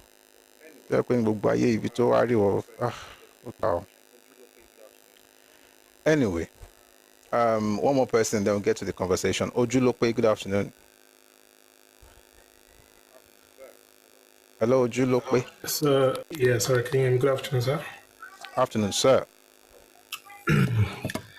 Yes, I was scrolling by it and I stumbled upon your show. So I would just like to add a few things from what I've actually just noticed from the egos. 2 minutes, please. Okay, growing up with the egos in Lagos State, I knew nothing about this. Like 10 years ago, I knew nothing about all this tribalism and everything. Like we schooled together, we grew up together. I know as in a lot of Igbos we grew up together. So as at 2015, during this Jonathan era, I think when he lost the presidency, then I began reading sorts on social media about the Yorubas. We are these, the Yorubas are dirty, the Yorubas are betrayers, they a lot, like all these diminishing comments towards us. So I get to know what is really going on. These are the people I grew up with or not, you know? So I was really confused about it. And I see, you know, this hate, this harbor, this detest, it actually just elongates. It was really escalating. So I couldn't get it. I was like, man, I've never experienced this in my life. But till date, what I could actually just say is that I think Yorubas, with Yorubas, we actually have a huge problem. And when you see an Igbo person coming towards you, denigrating you, you know, portraying details towards you, then you see Yorubas, we are Mondoabis, we are these, we actually just cultured. You see this, people hating you. You are probably just saying, okay, we love them, you know. So my own submission onto this is that when you see people who comes to you telling you your lands doesn't belong to you, stuff like this, telling you Lagos is no man's land, which you can do on their own side, on their own region. So definitely, we the Yorubas, we have a lot to do. I can only preach today with today's word. It should be hate for hate. Stop telling yourself that you love these people when they are hating you, when they're portraying distance towards you. That is what I can say. Just look at the entertainment space. We dominate it. It is actually ability. It is not ability. These guys will use everything to denigrate. All right, thank you. Yeah. Time up. Thank you very much. Thank you. All right. So, okay, let me just quickly balance that. I don't believe in hate for hate. I just believe, I don't like the word hate. I like being firm. I like being tough. But I can do it without hating on anybody. Like, I can own what's mine without having to hate anyone. So, I want to be energy, hatred, they can carry it back to where they brought it from. But the point is that no Yoruba person should have to apologize for being Yoruba or for asserting what you want to have in your space. Also, Yoruba land is not the place for detribalization. If you want to be detribalized, Koreson, you are going to find other places for that. That's not Yoruba land. And to have a problem with what I'm saying right now shows that, maybe you are demonically oppressed. When you move to people's spaces, they determine how they... By the way, when Fulani go to Igbo, do they tell Igbo people how to behave? Do they have to... Can they change anything in the culture? No Igbo is saying Yoruba are not great, but we should be allowed to explore our greatness. Explore your greatness in your house. What's your name? Bijo. Explore your greatness at home. I want you to be great. But don't... What you can't do elsewhere, don't do it in Yoruba land. Don't you get it? I've never heard anybody saying Kano is cosmopolitan. It's been cosmopolitan for centuries. What am I talking about? For centuries, Kano has been cosmopolitan before Nigeria. Different cultures meeting in Kano. How come you don't go to Kano to tell them that there's something wrong? Your home is Nigeria. Continue, Bijo. I said something else earlier. Your culture is stagnant. What you said right now is exactly what people said in the North. Igbo said in the North in the 60s, saying that Nigeria is your home. You'll be shocked. You'll be shocked. When you say things like Nigeria is my home, I can move anyhow, you will be shocked. Do you remember what happened in South? One of these days, we're going to probably explore that thing again. There's a reason Port Harcourt became what it became to Igbo people. There's a reason. What you did, you are doing again. That means that you are stagnant. You learn nothing from history. You're just there. Last person will speak and then we'll get to the conversation. So we'll have Afunwa. Hello, Afunwa. Hello. I greet everybody. Good afternoon.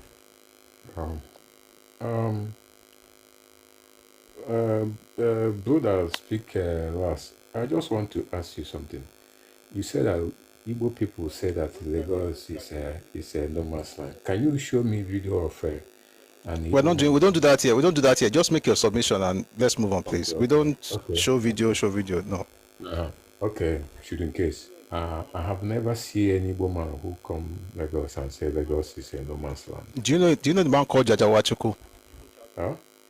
Do you know the man called Jajawachuku? Who is Jaja Machuku? Do you know Charles Onyema? Charles Onyema. Do you know one for Rizu? Yes, I know them. Do you know Kingsley Mbadiwe? Yes. Okay, so these are your political leaders. I'll tell you something about the first two. Then you can research on the last two. The first two, one, Charles Onyema said in 1945, talking about Nigeria, not even Lagos, said the Igbo domination of Nigeria is only a matter of time. That was one. In fact, I'll tell you three. Number two, you have to hold on. You have Jajawachuku saying Lagos is no man's land in 1947. Number three, you have Azikiwe saying in 1949 that the God of Africa has specially created the Igbo race to deliver the children of Africa from the bondage of the ages, making Igbos into a master race. There is a pattern. When people speak up about their homes, don't tell them not to speak. Tell your people how to behave in their space. Your time is almost up. No, you interrupt me. You cannot. Yeah, that I get to do that sometimes because I hold the space. But please continue. All those things you say, I have never seen any proof. Until you show me the proof, then okay. In terms of Lagos, yes, we came to Lagos to do our business, and not only in Lagos, we are all over the world, not just Lagos, also Ibadan, Akure. Then Northern, we are there also. Check everywhere. Even Ghana, Cameroon, we are also there. So I don't know why we only talking about Lagos.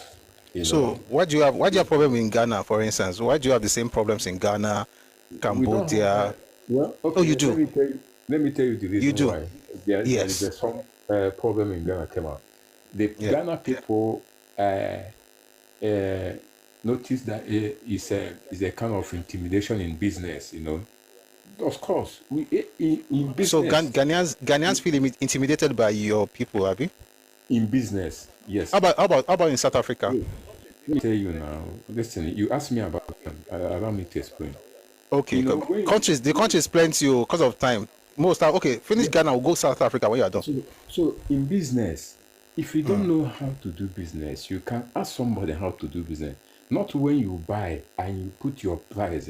Somebody else might come out and say, okay, no, I'm selling this so amount. You cannot tell the person how he's gonna do his own business. This is exactly what happened in Ghana, So in South Africa, it's not only Igbo people are living in South Africa. The whole Nigeria lives in South Africa. Even your people there are there. So if Africans are there, okay. So the kind of things that South Africa do is to all over Africa, not only Igbo people. Okay. So Ghana in South Africa. This thing is being on part of them that they want immigration or immigration in South Africa should go.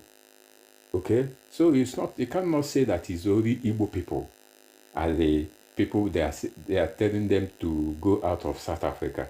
It's all over African people. Okay, so let me now. Does it mean that in Yoruba land is it only Lagos is the only state they have? Why are they only talking about Lagos?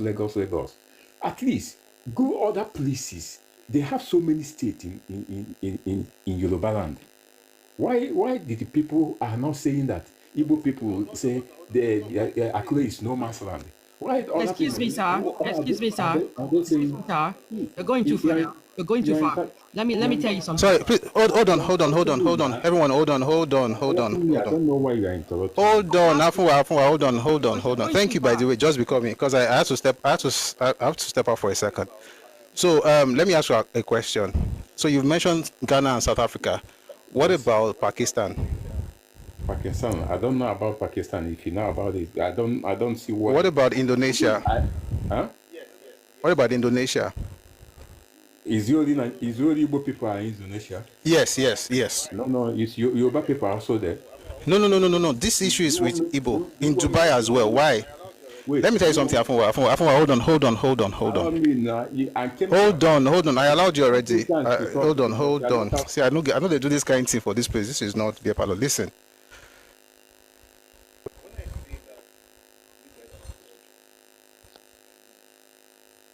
When I say that you guys are not cultured, I mean it. No, bro, you shouldn't say that. Hold on. No, I'm saying it. I'm actually saying it. No, Afunwa, don't tell me what not to say. Just mute. I don't mind that it's insulting. I don't mind.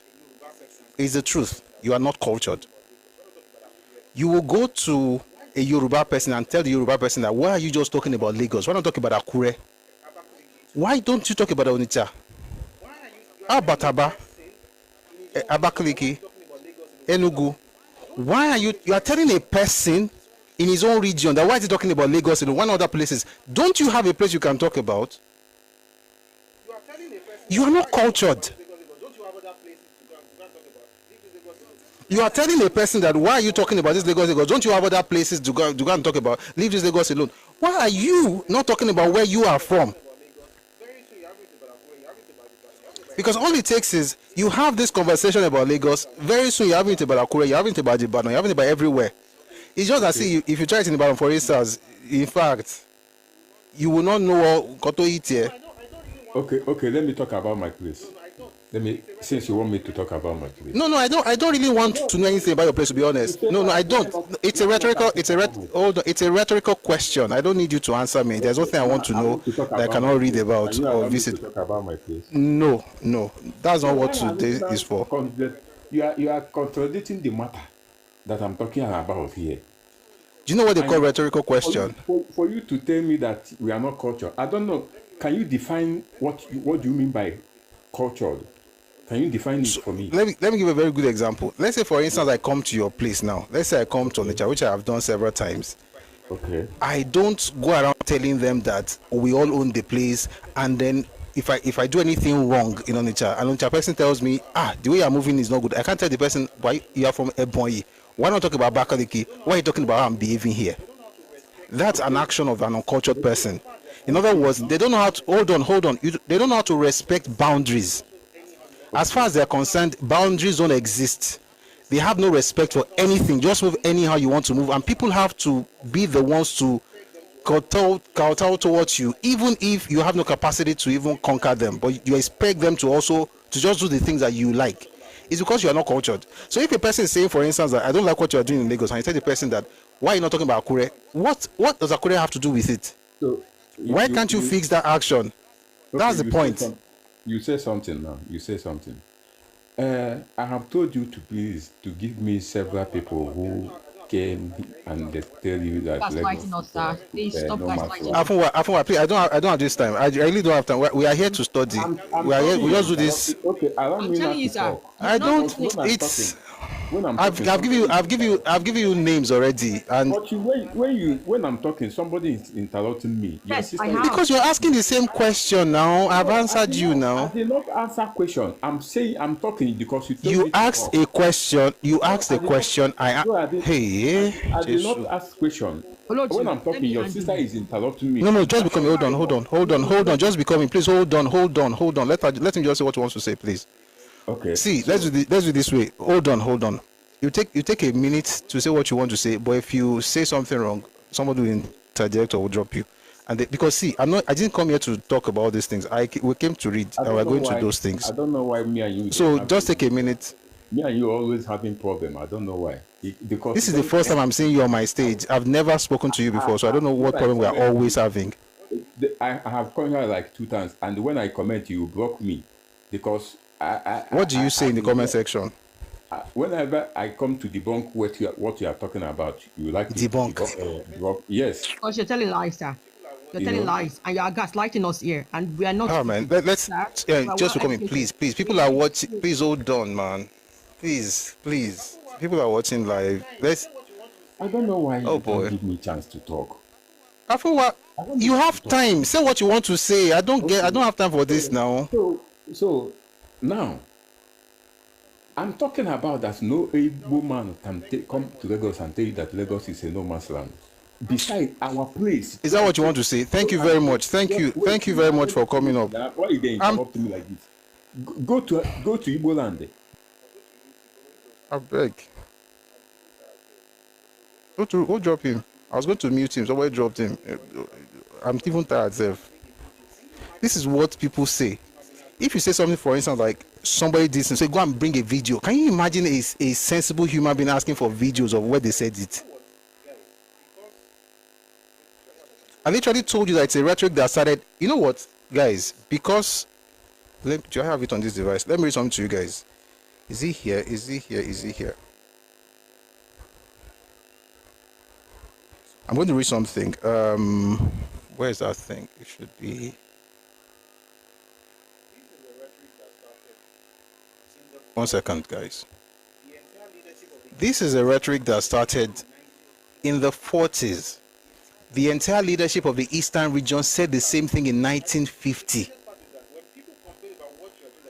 You think people are making things up, and the craziest part is that when people complain about what you are doing that they don't like, you now tell them that, give me a name. Let me read something to you. This is from a book called Separatist Agitations in Nigeria since 1914. I'm reading page 569. The controversy over Lagos, Nigeria's capital at the time, and leading commercial center caused more bitterness in 1953 than in 1950. During the 1950 and 1953 conferences which discussed this issue, delegates, excuse me, I'm going to read this slowly. The controversy over Lagos, Nigeria's capital and leading commercial center, caused more bitterness in 1953 than it had in 1950. During the 1950 and 1953 conferences which discussed this issue, delegates from the Eastern region made it clear that they regarded Lagos as a no man's land. This was in 1950. Where is this? Sorry, 1 second, guys.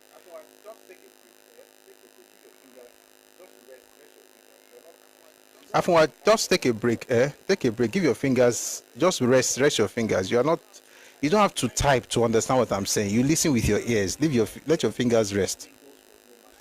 1950, Eastern region delegates said Lagos was no man's land. This was in 1950.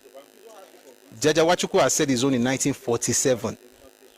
We're not making things up. And please don't ask me for videos, unless, of course, you've had a television station in your region in the 1940s. The first TV on the continent of Africa was established in 1959, and it was in Ibadan, the one you like to insult so much. This one.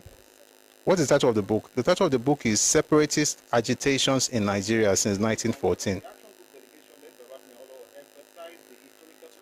During the 1953 conference, the action group delegation led by Babafemi Awolowo emphasized the historical connections between Lagos and Yoruba land. Awolowo expressed willingness to allow the Western region to contribute towards the cost of building a new capital elsewhere, provided that Lagos and the colony districts will continue to be administered by his region. Even in 53, I was saying this. Papa was trying to get people to move away. At that time, he was talking about Lagos, the island, the island though. And parts of VI, but even the Lagos, the capital, I always say it, Pasiaba.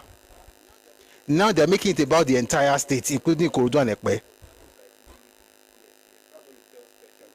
Yorubas, Hausas, and other tribes are unique, but Igbos are exceedingly unique. Yes, that's what you tell special children. You know they call special children, Bijo. Let me mute you because you're distracting me. You know the kids they call special children? You are a special child. Whatever special means to you.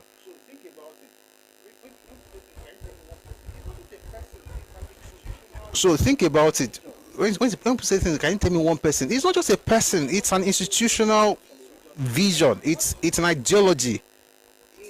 It's what political representatives from a region say, and it's what you still see in the Deputy Speaker of the House. The bill he put out, becoming an indigene in another person's land over after 10 years. It's the same mindset. It's the same. It's not about tell me one person. It's not about the person. It's about the culture.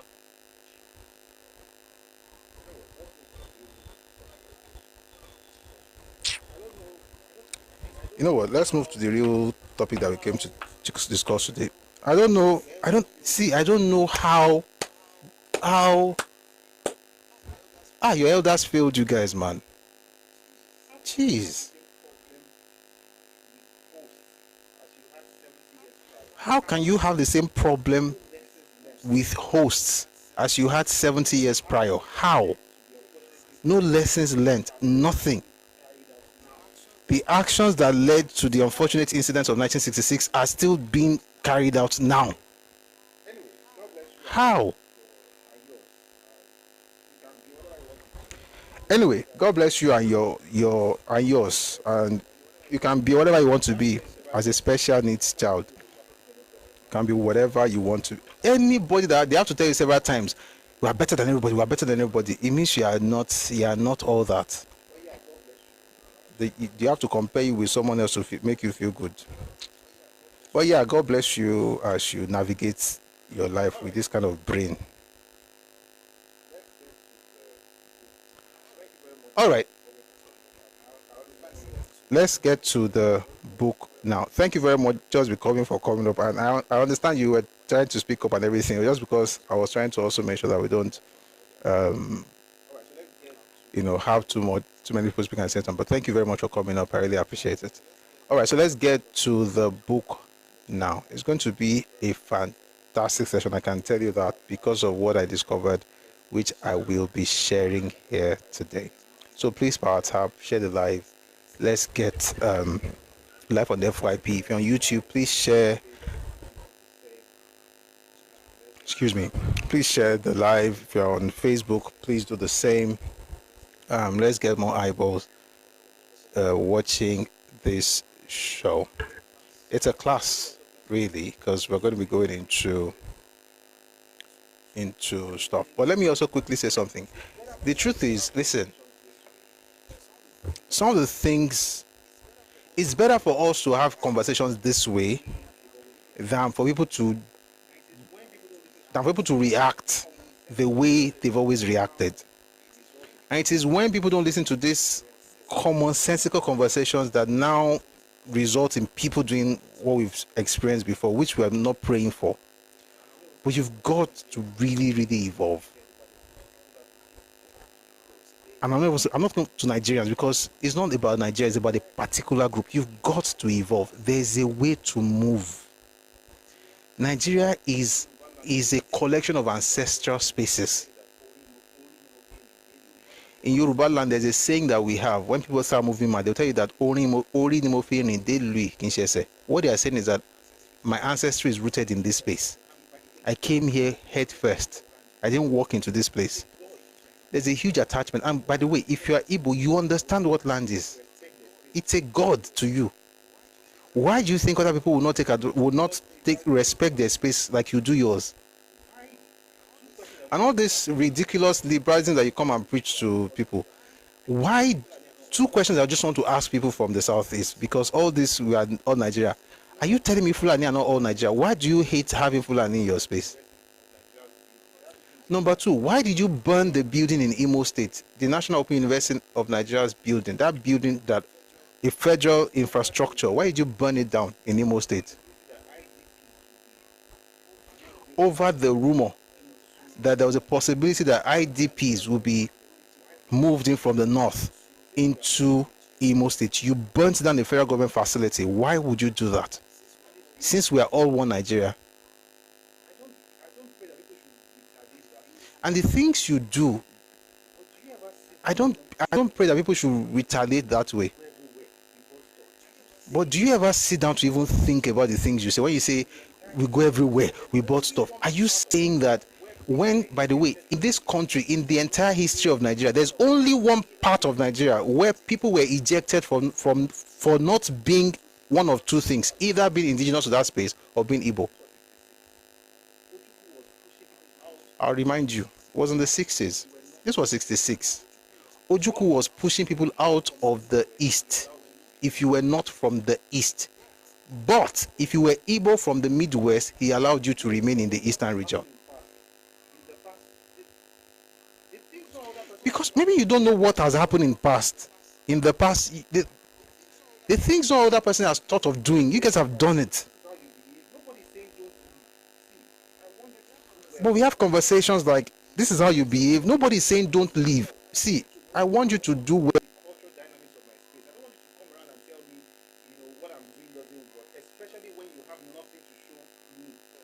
Well,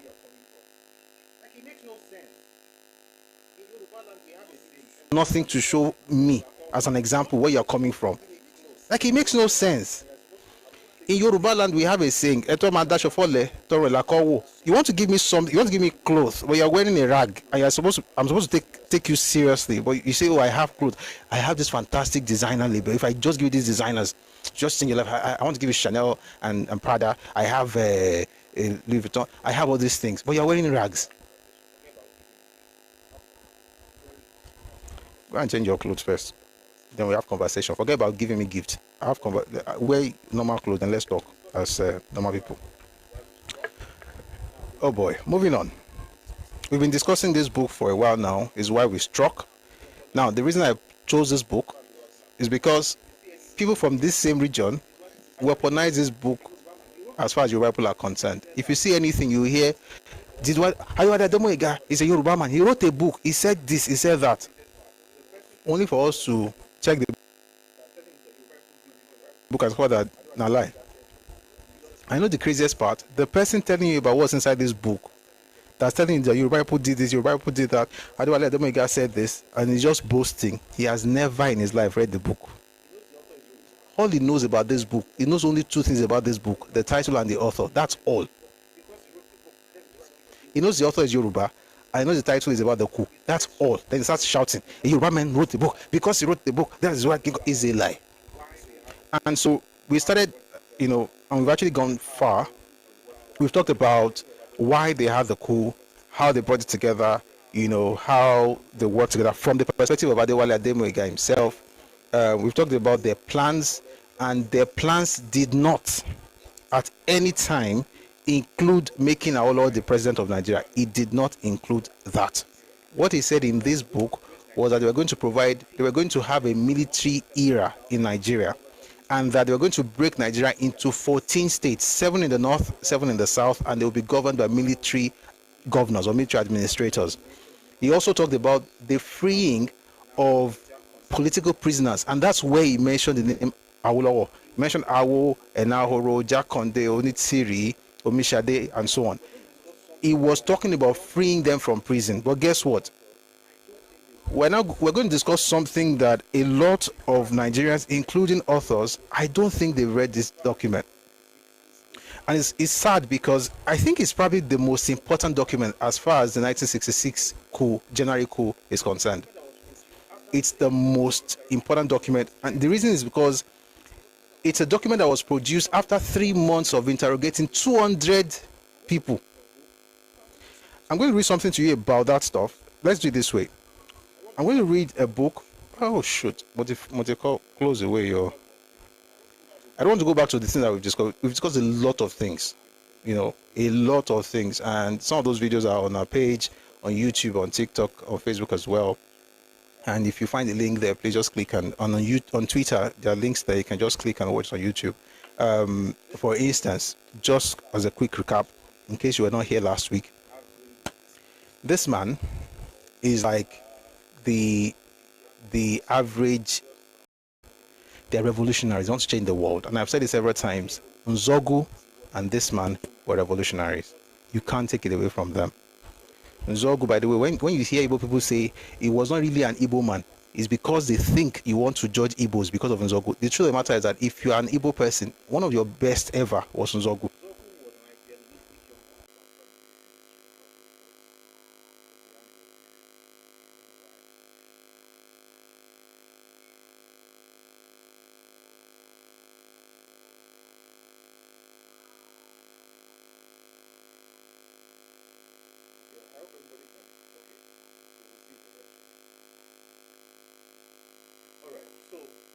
Zobo was a very, very revolutionary person. Just wanted to change Nigeria himself and the other they are very passionate people. But there's something I've noticed about passionate young people is that, and it's natural, that zeal, that zeal sometimes would make you forget the things that really matter. So, for instance, I remember quoting a verse from Common the other day when he said in the song called Glory featuring John Legend.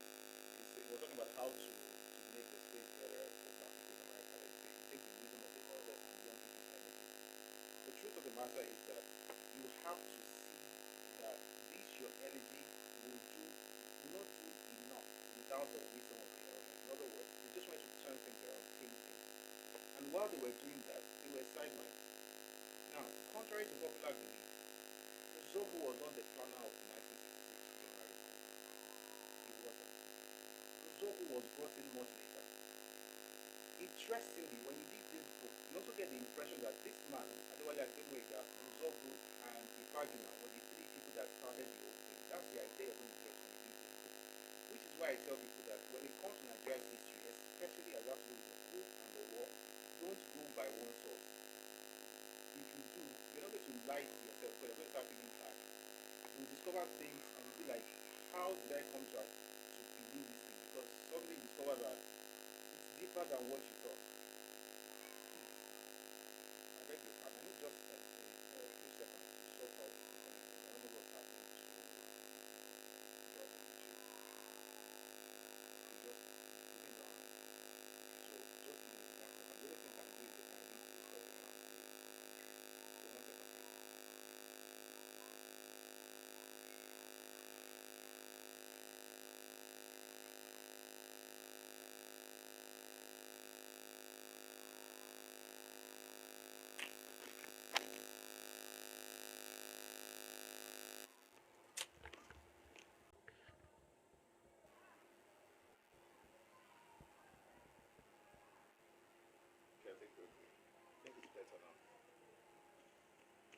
Okay, I think we're good. I think it's better now. Alright, it's good now. So apologize if you're on Facebook or YouTube. We have this issue. All right, it's good now. So I apologize if you're on Facebook or YouTube. We have these issues sometimes. I think again, this is our second week, so we're just beginning to get into it. All right. So I was saying that he's not. When you read his book, he gives you this idea that like, oh, myself, Ifagina, and Zogo, we go way back to 1961. As a matter of fact, that's when you can really tell we started this whole thing. He did not start this school, but he thought he did. I remember saying something on Saturday, sorry, on Friday, that reading this book makes you really understand, the movie called Inception. And if you have not seen that movie, please try and see it. I think it's a very fantastic film. You should watch it. People can put an idea inside your head. You will think it's your original idea, but it's not even yours. And you will publish books like this, saying things about the things that you did not even do, making yourself, essentially putting yourself in a very dark spot. That's one. We're going to come back to that later. I also mentioned that one of the things I noticed about him just being revolutionary and being idealistic is that I didn't notice the details. For instance, he said in 1959 that the reason Awolowo Zik did not work with Awolowo was because certain people in NCNC. Let me slow down. He says that in 1959 the reason Zik did not work with Awolowo was because certain people in NCNC didn't really like the idea. That's what he said in this book, and he thought it was a good idea. But in reality, that's not what happened. The movie is called Inception. You see, it's a movie by Chris Nolan, starred by Leonardo DiCaprio. Right. So that's what he said. He said, Azikiwe, it was because if I let me read to you, it says certain people in the government did not want him to work with Awo, and that's why he did not work with Awo. Let me read here. It says,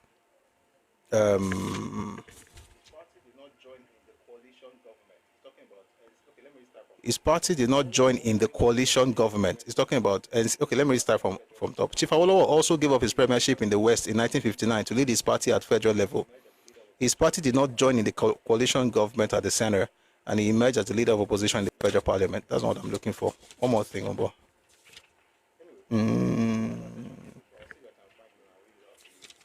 Anyway, we've had that session here before. I'll see if I can find it and I'll read it out to you. But essentially what he was saying was that, I've seen it. It says,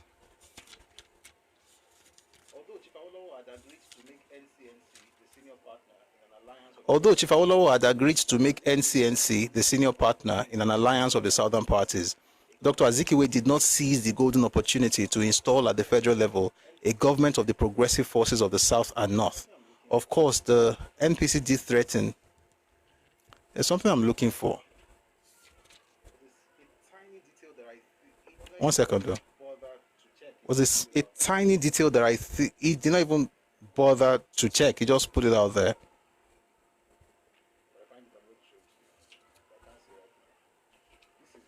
If I find it, I'm going to show it to you, but I can't see right now. This is one of the disadvantages of hard copies. If it's a soft copy now, I've just searched. Anyway, the point is that what he thought was the reason for the coalition not working was not even what he thought. So, for instance, the reason they didn't really work out was not because people in NCNC did not want Zeke to work with Papa. Was actually because Zeke was caught stealing money. With all due respect, it happened, by the way. I'm not making anything up.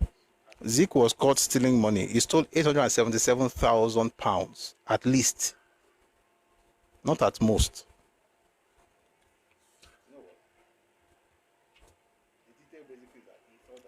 You know what?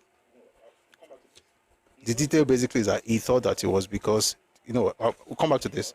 He thought it was because of, he thought that it was because certain people in NCNC did not like Awo's face. But no, that's not what happened. What really happened was that Zeke was caught stealing money.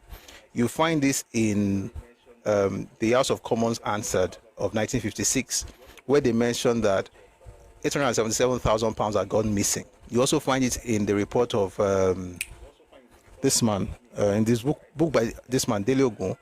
You also find in the report of Harold Smith, right, that he had taken £877,000, funneled it from the Eastern Region government into African Continental Bank, which was his own bank, used the money from that bank to fund his own companies, and those companies that went bankrupt. He wasn't able to return the money, and everything was just, it was stuck. And it was that, according to Dele Ogun and according to Harold Smith, that the British were able to use to get him to work with the North. Now, here's the point. The thing is that if you are revolutionaries and you're a revolutionary and you're just very passionate about stuff and like, oh, the reason is because of this, you don't know the real reason. So what you're fighting for, because you've never really asked the right questions, you may be fighting the wrong war, which is actually what I'm trying to get to. You may be fighting the wrong war because what you think you're saying may not actually be what you need to get done. All right. Some other things that we covered in the last couple of weeks was what happened to Nzogu and how they met.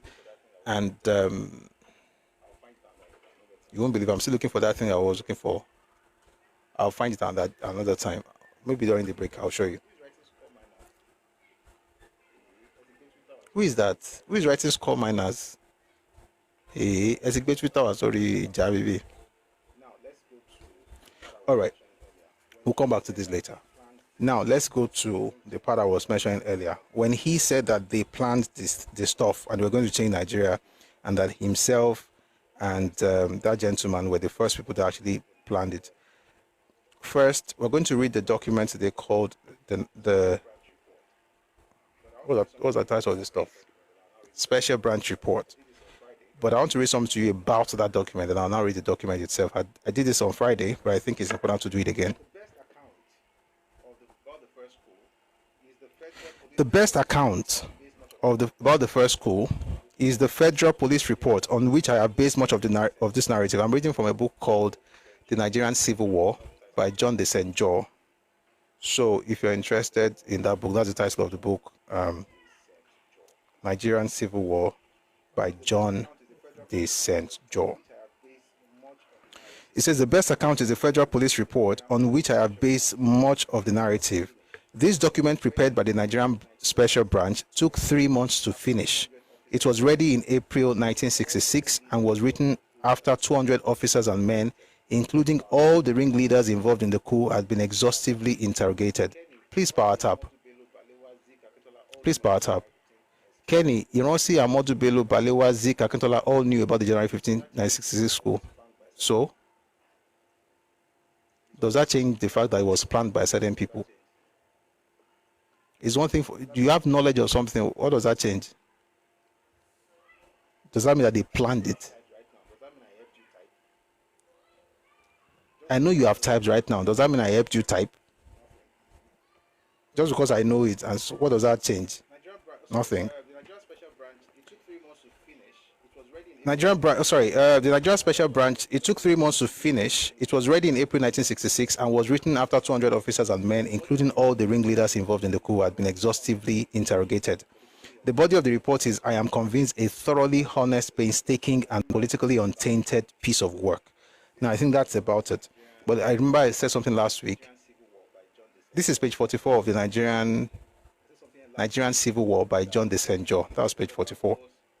I said something last week that if you read this page, you discover, of course, it tallies with what David Edger said about the 1964 coup plan, right? That was a coup that was being planned in 1964 and was spearheaded by none other person than Ojukwu.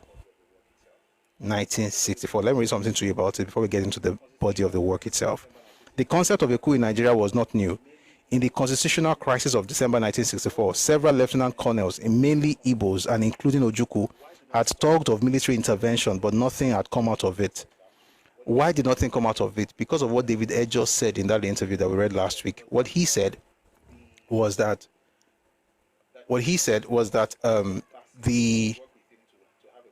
that Ojukwu himself got Bassi to work with him to have a coup in 1964. Then they had 3 more people to invite to join their ranks. It was Victor Banjo, David Edger, and Yakubu Gowon. Banjo agreed to work with Ojukwu because, of course, may not be like say, this we are revolutionary. He went to work with them. Edger and Gowon said no. They reported to the boss. The boss is called General Foster. He was the one who then spoke to the boys and told them not to have any kind of coup. So that was in 64. Now, fast forward to 65, and then you see something very interesting here. When you read this book, he said, they've been planning this thing for a while. They've known each other and been talking about it since 1961. And the 3 core people in this coup were himself, Adewale Ademoyiga, Ifajina, and Uzogu. That's what he said. But what we have here is a report of the interrogation of all of them. All of them. So they brought everything together and then they published it. But let me read something here before we go to the other one. It says, it seems probable that the inner circle of the January group had its genesis in August of 1965, even before the disastrous catalytic elections in the western regions are taking place. Why did I say that? When you read this book, there's a book. What's that of this book? It's by Max Yolon. Oil, Violence and Politics, something like that. He talked about how it was the crisis in Western region that led to the coup. They were trying to, because a lot of issues were happening in the Western region, so they were trying to fix it, now had the coup. It's a lie. The crisis did not happen until the last quarter of 1965. These guys started planning the coup in August of 1965. Using West, because of the way it said that it was that event or the crisis in the West that was a catalyst for the coup. It's a lie. Why is it a lie? Because they started planning for that thing before the elections. And I like to say, of course, that sometimes you could have a catalyst, but it's important not to make it look as if that's the reason for it. It's not the reason for it. It probably made it happen faster, but you were planning it long before that happened. Let's continue. So it says here, contrary to popular belief and Nzogu's own claim, and I dare say, and contrary to Ademoyiga's own claim, it appears that the original caucus did not include him. The original caucus did not even include Nzogu or this man. Majors Ifajuna, the high jumper, and Okafor, commander of the Federal Guard, were the principal plotters, and they brought Nzogu, dubbed by one writer the Brutus of the coup. They brought him in later, since they needed an efficient and strongly motivated man to direct operations in the north by the end of October 1965. There were 7 officers in the conspiracy, 5 majors and a captain were Igbos, and the remaining major was a Yoruba. Please remember the name Okafor. I want to read something to you about that man before we get into the book. So the primary people that were mentioned in this book by John Desenjo are Major Ifajuna and Major Okafor. That's Major Don Okafor. Now let me read something to you from the book by Bengbule, which of course, if you want to read, is important for you to be able to cross-reference or cross-reference or have other books just to make sure that you're not just listening to one side. So this is what he says in his book, The Nigerian Five Majors. It says, by far, the most formidable obstacle between the coup executors and success was the unanticipated element of treachery that manifested itself in the course of the nocturnal operation.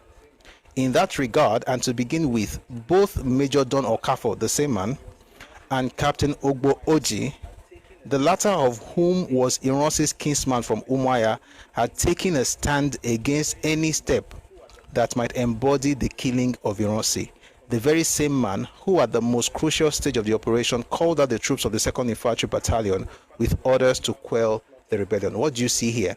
The man who was part of the original plotters, I mean, there were three actually.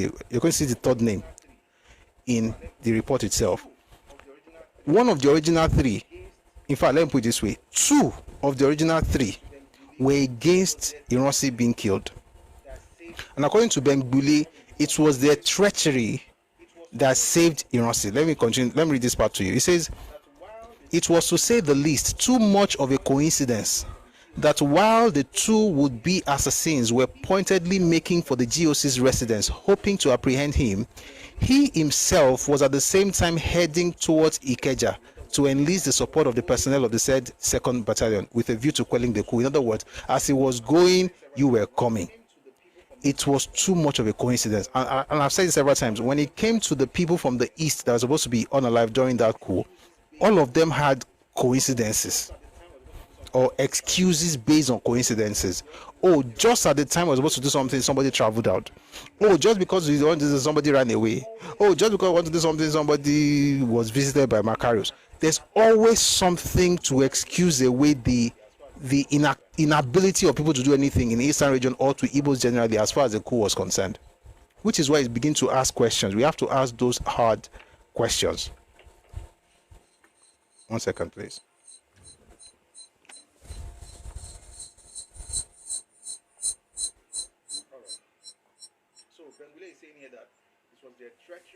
All right. Of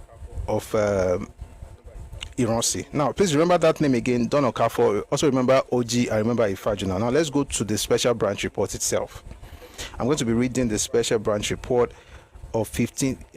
So let me just read the title: Special Branch Report of the Events of 15th January 1966. So I read part of it last week. I'm going to just start all over again because just so we can have context. Now, that same Okafor, before we read the book, let me say something to you about Okafor. That same Okafor was the one who said he couldn't do anything to execute the coup. Please stay with me, especially if you're a Yoruba person who is looking for a change in Nigeria and you think the way to get it is by either joining obedient movement or having revolution. Please listen to me very closely. This man, Adewale Ademega, was working with people that he thought he was the one leading them. He didn't know that they were the ones leading him. In their meetings, he told them what they told themselves what they were going to do. I mean, Ifajuna was there, so it was with Ifajuna and Nzogu. We thought they were the three main guys, not knowing that of those three, it was only Ifajuna that was the main guy. He himself was not even the main anything. They called him later. You're going to discover that later. But here's what I want to share with you. From his own book, Why We Struck, page 104, he says here, I went out to look for Okafor's group. I met Okafor himself coming from the Federal Guards barracks. What has happened to you and what have you achieved? I shouted at him. I have just lost my command, Okafor said slowly. Now, next page, it says, why was it that your own group did not achieve anything? I asked Okafor. No answer.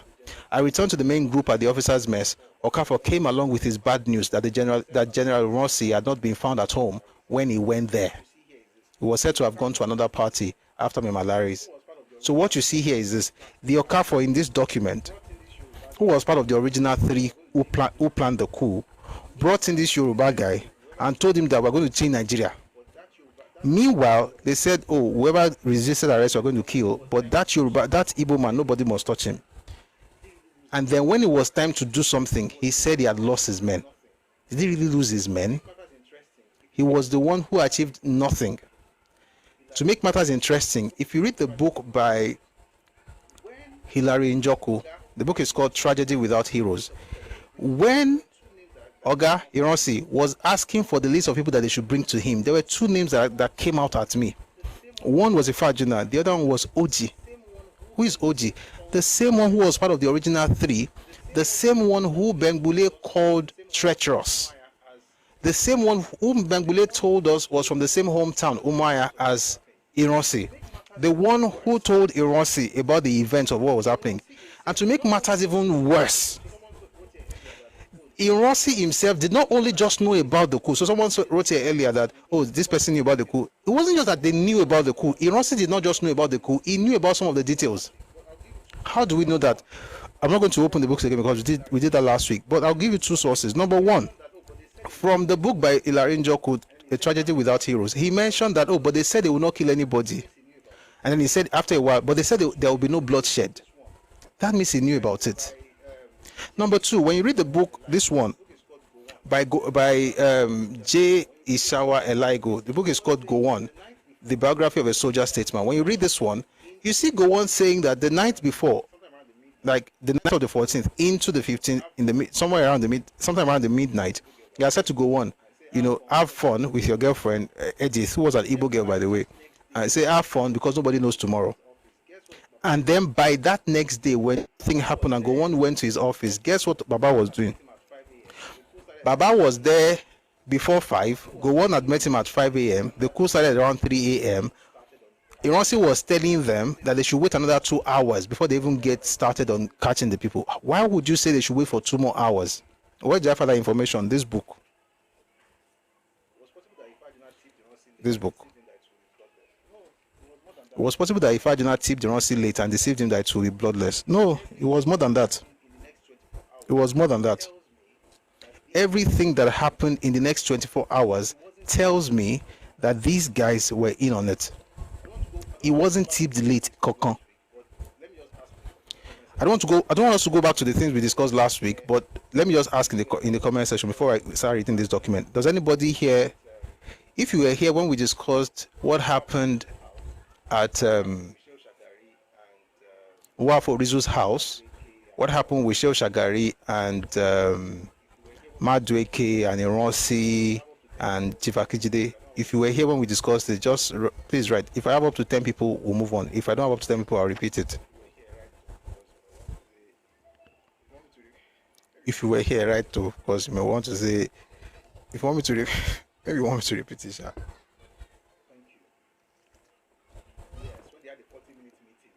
Thank you. Yes, when they had a 40-minute meeting, and we're saying that there's a huge possibility that Razigwe was connected to that call. I'm going to say what I said again last week. I won't go through everything because of time. Thankfully now, our sessions, you can always you can watch the live again on YouTube, so it's saved there. But let me say this, that so I believe, this is what I have come to believe based on all that I have studied. Azikiwe was in on it. Ironsi was in on it. Orizu was in on it. Even Madueke was in on it. Everybody knew what was going to happen. Not that they knew something would happen. They were in on it. There's no way you read this thing and come to a different conclusion. There's a book I want to recommend. I spent some time, in fact, Prof, Remy mentioned something last Friday. I went to look for that document. When I saw it, I was like, how come I didn't, to be honest, I didn't even know that stuff exists. I've seen the video, but I've never read it. So when I read it, I was like, one word stood out in Azikiwe's speech of 16th January 1966. When you put these things together, nothing in this word can convince me that the Igbo leaders did not know about it. Not only did they know about it, I'm very sure they were in on it. I don't want to say they planned it, but they were in on it. They knew exactly what was going to happen, and they planned to take advantage of it.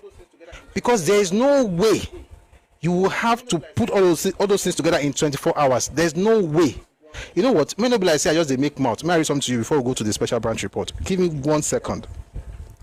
I'm going to open the book by Sheo Shagari. The book is called beckon to serve. The things that happened 24 hours after that coup, there is no way on earth you'll be able to pull that off if you had no prior knowledge. I'm not saying prior knowledge of the coup, like say, oh, this person knew about it, this person knew about it. No, I'm saying without knowing what you really want. And I'll tell you that they had a 2-factor authentication plan. Or let me put it this way, 2-factor authenticated plan was what they had. There was a military angle to it and there was a civilian angle to it. If one no work, the other one go work. I'm going to read something to you. Give me a second. And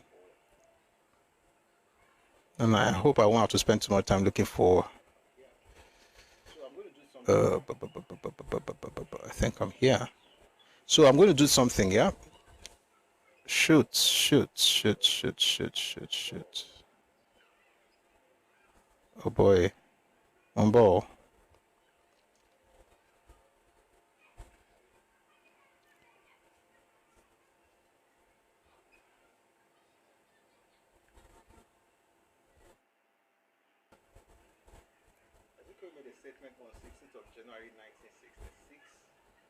Azikiwe made a statement on 16th of January 1966. Oh boy, what's happening?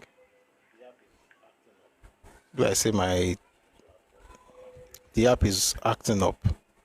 This is not a good time to act up. We are straightening up, eh? 1 second.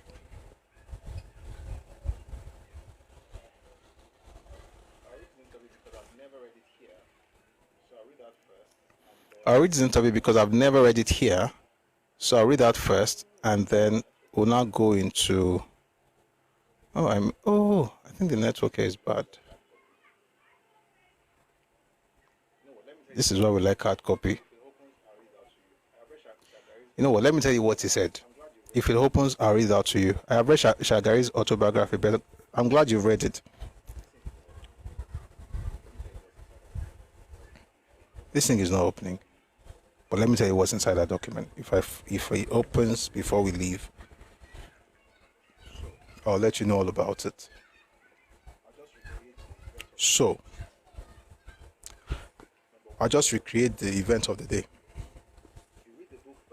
Number one was that if you read the book by Shagari, Beckon to Serve, what you discover is this.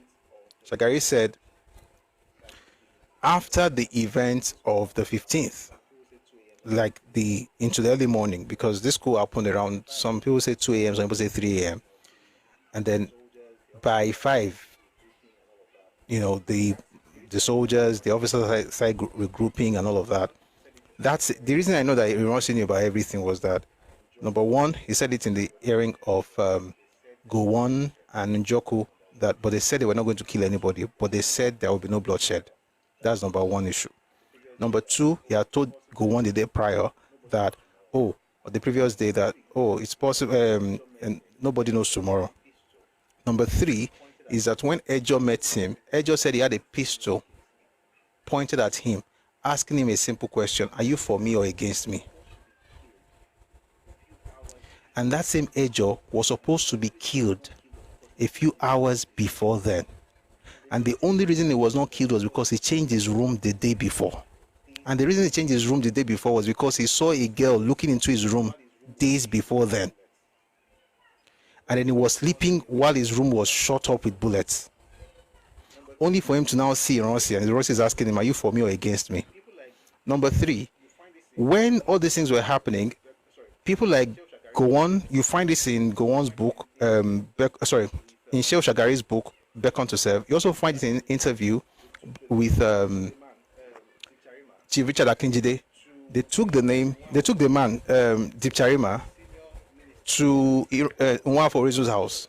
He was the most senior minister in NPC. And they said, this is our choice, And the NCNC said, we also have someone that we want to be the prime minister. So what you would have had in 1966, guys, listen, if this had happened in 66, I can assure you, Iransi would not have taken power. Do you know what was going to happen?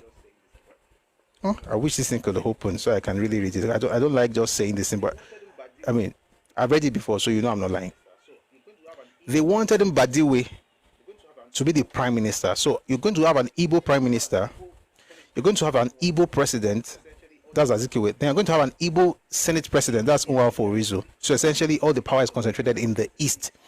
If the NPC had agreed to that on the 15th of January 1966, then Ironsi would not have come into power on the 16th of January 1966. But they not said, listen, we are the senior partner in this arrangement. NPC has more seats in the House. Therefore, we should be the one to determine who will be the next prime minister. But guess what? The real issue we even have right now is that we need to get the British to help us with soldiers. However, they need to get a document signed by either the prime minister or an authorized person. We have this man, Deep Charima, who will want to make the acting prime minister. Would you mind swearing him in, since you are the acting president in the absence of the president, who was conveniently away from Nigeria because they wanted to go for one cruise? No. Kenny, that's not what Shagari said. Nah. Shagari did not say Mbadiwe indicated. Shagari said the NCNC agreed that Mbadiwe would be the prime minister. Not that Mbadiwe said, I want to be prime minister. No, NCNC already had that conversation on their own. They were caucusing at his house in Mbadiwe's residence. And thank you, Prof. At the time, NPC had all the seats needed. So if you have all the seats needed to form government, why would you now give the prime minister position to NCNC? But if the NPC had agreed on the 15th, I can assure you, Ironsi will not do what they did on the 16th. Why do I know that? Because while they were having the meeting on the 15th of January 1966, Ironsi went to Nwafo Orizu's house, where NPC and NCNC people were discussing, and went into the room with Nwafo Orizu for 40 minutes. They were having a conversation. What were they discussing for 40 minutes in the other room? And there's no way you're going to tell me that Azikiwe did not know what was going on. He was the president. It was after that meeting, after that 40-minute meeting. It was after that meeting, after that 40-minute meeting, that they came up. By the way, soldiers were in the room, according to Shehu Shagari. Soldiers were in the room armed. When they came out after the meeting, that's Orizu and Ironsi. Orizu then told the NPC guys, I cannot swear in Deep Charima. My question is why? If you said you have quelled the coup, why not restore the government? Since, okay, the prime minister is gone, what do you do constitutionally? You appoint a new one. It was, I say this without fear of favor, Ironsi did not quell the coup. Ironsi took advantage of the situation because it was meant to be that way. It's just these people that they use their heads that just makes it sad, bad.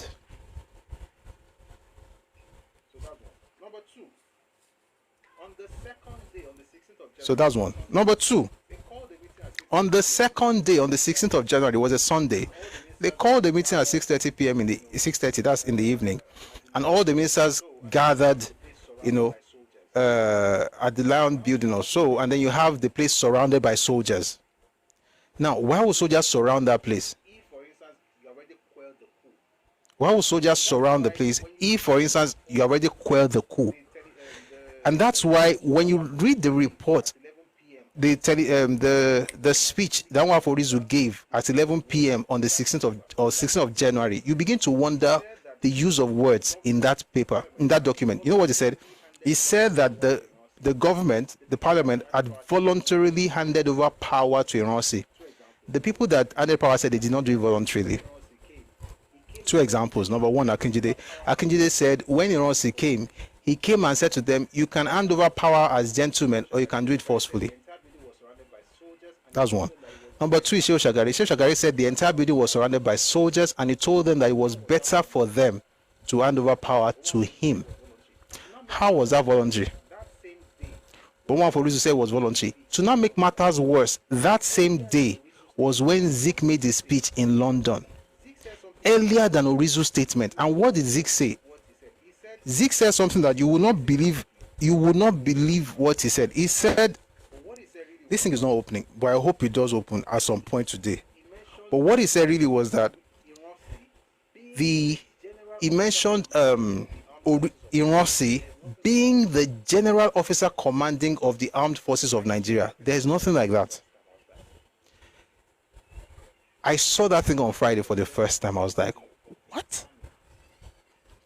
Ironsi was the general officer commanding of the army. In Azikiwe's speech on the 16th, before even Orizu said anything in Lagos, Azikiwe said he was the general officer commanding of the armed forces of Nigeria. The only person that can have that title is the head of state. My question is, did Azikiwe know about it or not? Clearly he did. Because he made that statement even before the official statement was made by Orizu, who was the acting president. Who, if common sense was prevailing, should have appointed the Charima as the prime minister. And Ironsi should have had no problem because the coup was not for him now. He has quelled the coup. If you are the military officer who stops the disturbance, what do? You go back to the barracks. Why do you have to become head of state? It was planned work. It was planned work. And there's no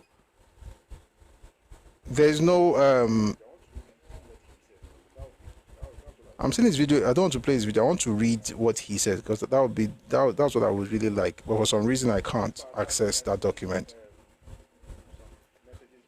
Please, let's power tap. I can see some messages on here. Apparently we're not engaging the live, so please let's power tap. I have to drag puzzles. It's not a video, it's a text. It was Misari Badu who appointed Ironsi. Appointed how? Somebody has gone. It's not about appointment, or it's about you give me power or you are dead. How many of you have seen this movie? What's this movie called? Shall there? When Lack We Talk came. Character that this man played. That man in Fuja. Lack with the Fujas of Commotion. When that guy came and said, Egbe Adelem Lori, are you going to say Egbe Adelem Lori? Ngba to ribon. Lagata, thank you. Lagata. I don't know what's happening, but I'll find a way to read that stuff, maybe much later. But that's not even the topic of today. I'm just recapping. And so everything that happened, and someone asked me there that where are you going with this? Where I'm going with this, with what I've said essentially, is that this was going to be the fulfillment of Charles Onyema's 1945 dream. Sorry, Bijo, go and meet your useful people in the nursery where your brain can work, because your brain cannot take what I'm saying. I'm just going to meet you for 5 minutes. If that becomes a problem for you, please go and meet your kids, your fellow kids in the nursery. Did you know that Nzogu initially refused to surrender to Ironsi? Yes, I do. It was eventually persuaded by Madebo. We'll get to that. Nzogu did not even know what's up. See, I feel sorry for Nzogu and Ademoyega. They didn't know what's up. They were just trying to change Nigeria. The real guys that were using them knew exactly what they were doing. Have you ever asked yourself, how come Obiano was conveniently away on that particular day they needed him? The guy they said should go to Calabar to go and release Awo. In fact, you know what? I've spoken enough. Let me read the document so we can work with it. So it won't look like I'm just talking and you're like, oh, where are you getting these things from? You are not there. All right. So this is from 200 officers that were interviewed. So is Nzogu not an Igbo? Is it an Igbo? You don't get it. Hey, how many times will I say this thing on this platform? It was an Igbo coup, not because of the planners, but because of the victims and beneficiaries. The execution tells us that it was an Igbo coup. It was for the benefit of the Igbos. There's no need to even controvert it. Oyema said in 1945, the Igbo domination of Nigeria is only a matter of time. In 1966, we see both the military arm, who were Igbos, and the politicians, who were Igbos, moving heaven and earth to make sure that one of theirs became the one in charge. When you look at the interview that Nzogu granted BBC, I watch it sincerely, I feel sorry for him. The guy was doing as if he's your guy. He was not. He was just there, just taking that, went to the house. He wasn't. He was just there, just taking it. We went to the house, we saw the Sadana, we brought him out. We was with the women, we brought him out, and we're just talking. In his mind, is the boss. He had a statement prepared, for instance, that was read on Radio Kaduna. You listen to that, you say, "Oh, this guy knows what he's talking about." They use them because they're revolutionaries. The real people that planned that coup. We're going to hear the names. I've already mentioned, but let's go back to the book. So this is the special branch report of the events of 15 January 1966. It's going to be long. Please, for our tap, enjoy the reading and let's engage the live. Thank you. Due to unforeseen circumstances, it has not been possible so far to inform the nation fully of events which took place in the Federation on 15th January 66 at Lagos, Ibadan, and Kaduna. Events which were directly responsible for further military action on 29th July 1966. It will be appreciated that they added this introduction later.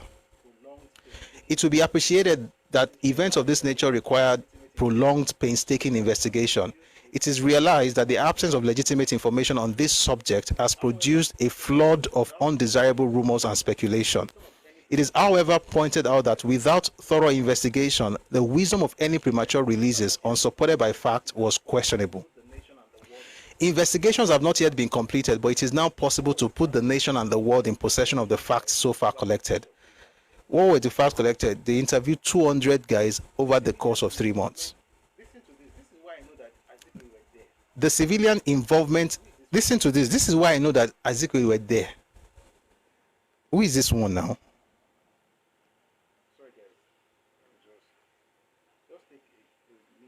Sorry guys, I'm just take a minute break, please. You are distracting me. Enugu no follow no. Watch now. Watch, Joseph. You will see it now. Just watch. It happened in Lagos, Ibadan, Kaduna. That was it.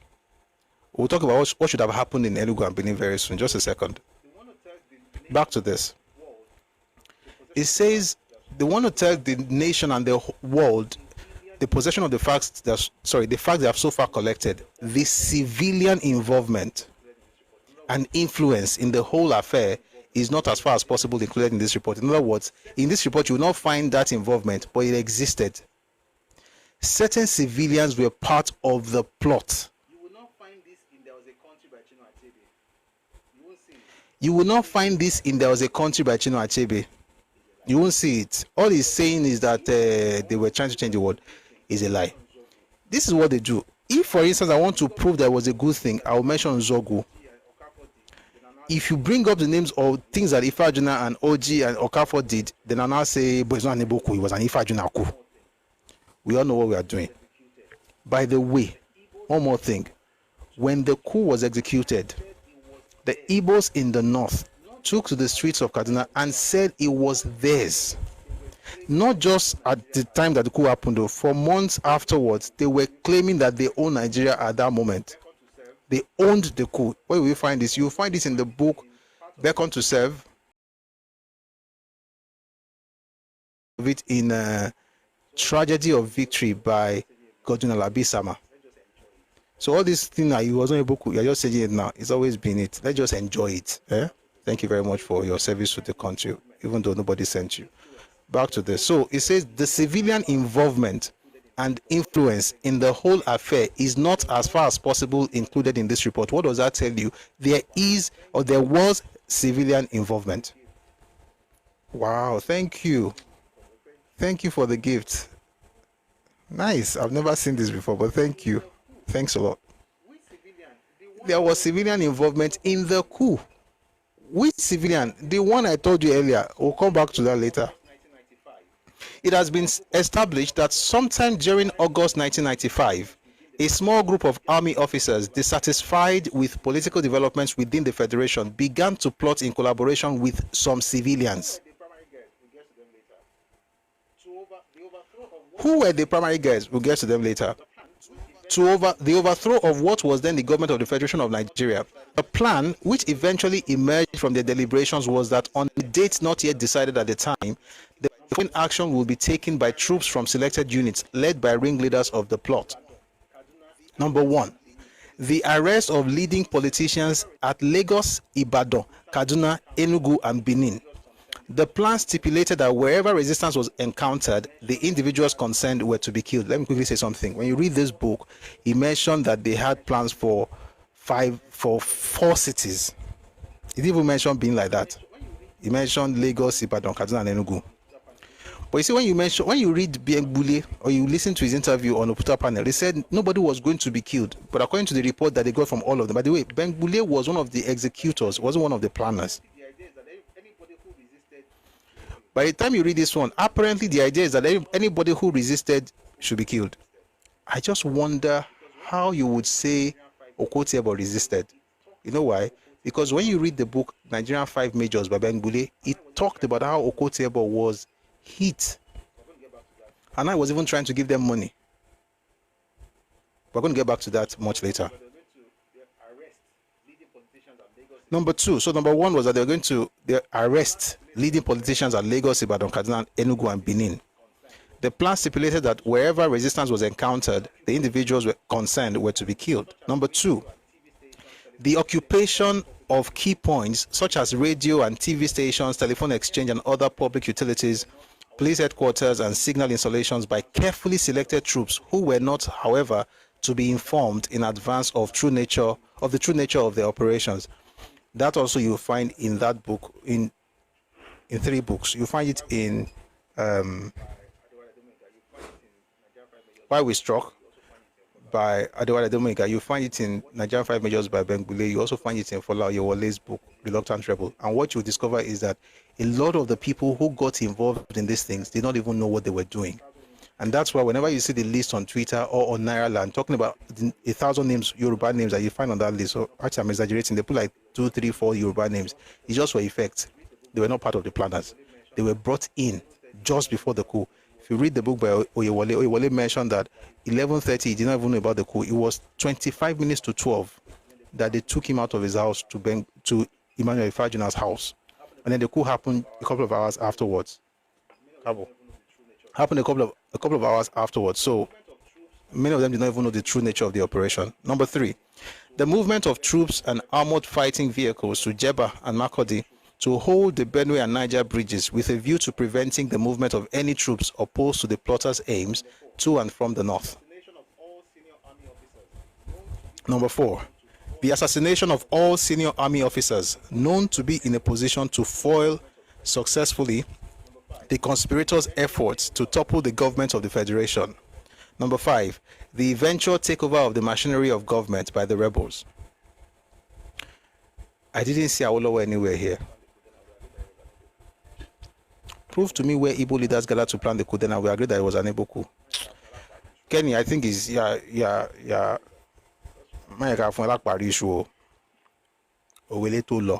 just relax. Just relax. Listen, please. IBB in his book said it wasn't an Igbo coup, so you know about the coup than he did. You're a very dumb person. Have you even read the book by IBB? Because I have read it, and that's not what IBB said. How are you? Cover. Okay. Let me just mute you for a while. You're disturbing me in this. You are just distracting me. You're not adding anything sensible to the conversation. Just shouting. By the way, you guys just weaponize anything. It used to be this book that they used to weaponize. Why We Struck. Now they are weaponizing Journey in Service by IBB. I've read the 2 books. IBB added the caveat. This might be the naive views of a junior officer. That's what he said in his book. And it wasn't even saying anything categorical. It was telling you that, oh, they said this one said this is not this, this one said this one is not this, but I think it may be this, but I may be wrong because I was a junior officer. That's what IBB said in the book. People said it was an Igbo coup. But because they said because some people said they wanted to put Awo, therefore it's not an Igbo coup. But I may not even know what exactly is because I was a junior officer and I didn't really know what was going on. That's what he said in his book. I could even be part of it. IBB was small now. That's one. Number 2. The idea of Awolowo being the beneficiary of the January 1966 coup did not come out until July 1967. In other words, we don't have any one of them saying they're going to bring Awo out to become president until July of 67. And the first place we saw it was in the publication by the Eastern Region government. Who, by the way, if there's any region, any part of Nigeria that understands propaganda, it's the southeast. By July, in the interview that Nzogu now granted Tashilari, he now repeated it. But 1.5 years, they didn't mention it. As a matter of fact, the person that they were supposed to, quote unquote, go and release and make president, nobody went to Calabar to do anything to bring him out. That was our. Nobody went to Calabar. We're going to see it today now. Say IBB said, what did IBB say? Have you read the book? You will not read anything. Someone just say something on social media. At least say the person, bring the book, read and make I even hear. No. Since it's not receipt. Let's get back to this. Although the original plan stipulated that the action intended by the plotters should take place simultaneously in all the regional capitals, that's Lagos, Ibadan, Enugu, Kaduna, and Benin, no arrangements were made to implement these intentions in Benin and Enugu. I feel sorry for Ademoyega.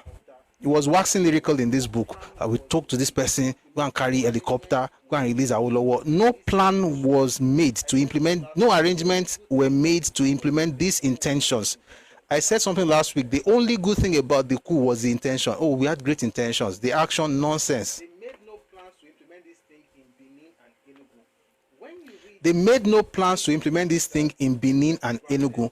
When you read the interview that Nzogu granted Dennis Ejinju, he mentioned that nothing happened in the East and Midwest. He was in Kaduna thinking that the five regions, the regional capitals and Lagos would experience like something on the 15th of January. He did his part in Kaduna, expecting that they would do the rest. Nobody did anything in the East. Why? It was not part of the plan from the beginning. How do I know? Because it's a special branch report of 1966. It's a collection of the interrogation of 200 officers, including all the coup plotters. So you hear from Zogu, you hear from this, you hear from that. This one, they don't know anything. They're just using you. The real people. This is what they said. They never planned to have. You know what? Let me read some to you from Zogu. Zogu just sounded very, very frustrated, and I feel for him. By the way, if you are Igbo and I heard somebody saying last week, Zogu is not Igbo, he's Hausa, because you think that I am going to, criticize him. No, if I'm going to criticize Nzogu about anything, it should be for his naivety. He was so naive, just like his brother Adewale Ademoyega, the Yoruba bot, want to change Nigeria. They will just use you and drop you. I'm going to read it.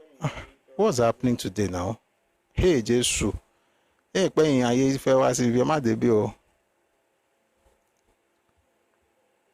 oh boy.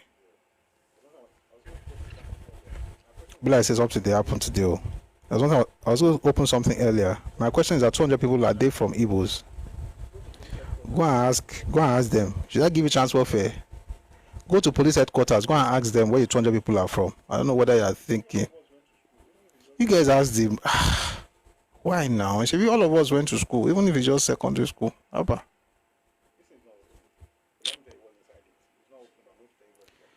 This is not opening.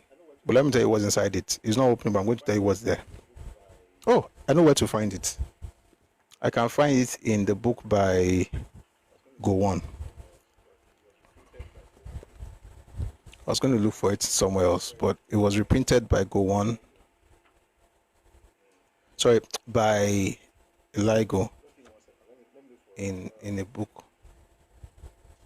Just give me 1 second. Let me look for it.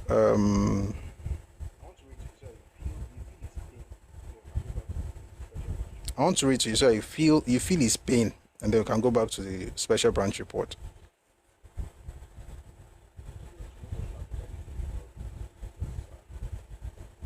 I still want to know what's happening, why this thing is not opening on this device. Even go much a mistake about the Shilori device to me. Let's try it on this other one. So this interview was published in Africa and the World in May of 1967.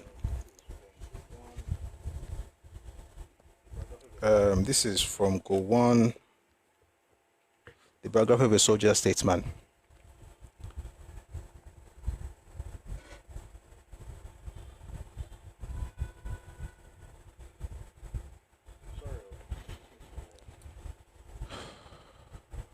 Sorry, I'm looking for.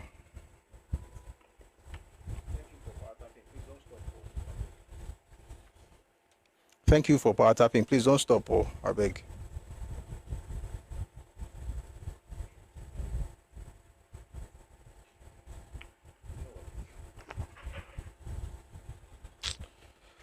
You know what?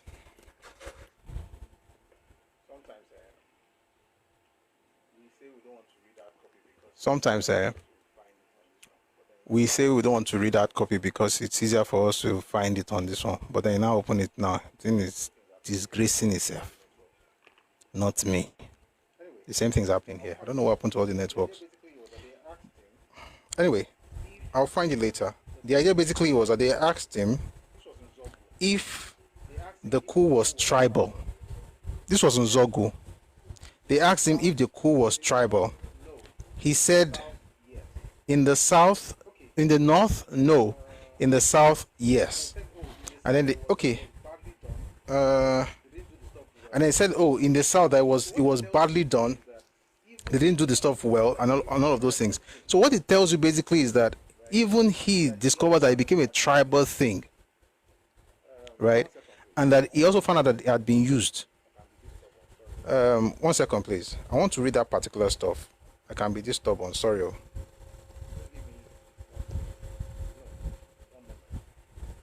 Just give me 1 second. No, 1 moment. You don't pass 1 second already.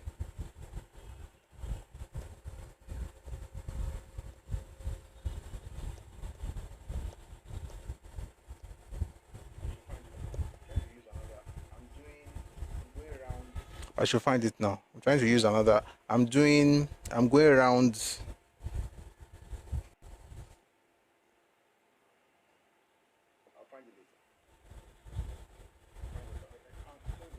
I'll find it later. I can't. It's going to be very difficult for me to be looking for stuff inside that copy. I have my source copy. Then they don't take break.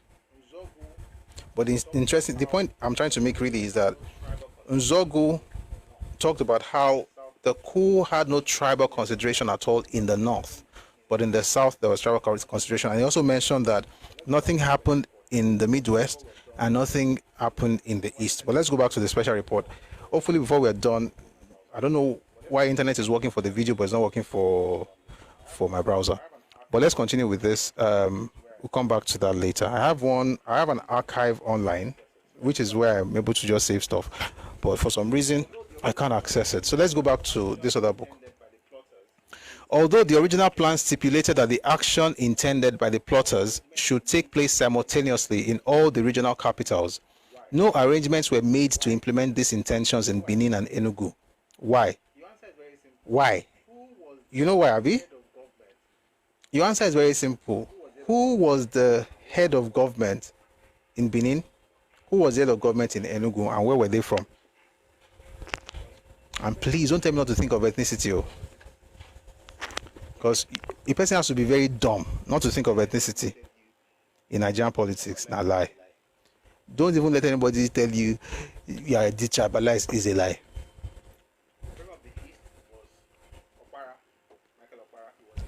The Premier of the East was Okpara, Michael Okpara. It was Igbo. The Premier of the Midwest, Dennis Osadebe, was also Igbo. Why would you want to do anything to our brother or our brothers? Let's continue.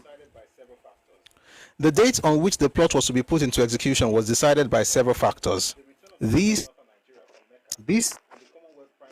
include the return of the Premier of Northern Nigeria from Mecca and the Commonwealth Prime Ministers Conference held at Lagos between 11th and the 13th January 1966. An additional factor was the possibility that details of the plotters' intentions might leak out.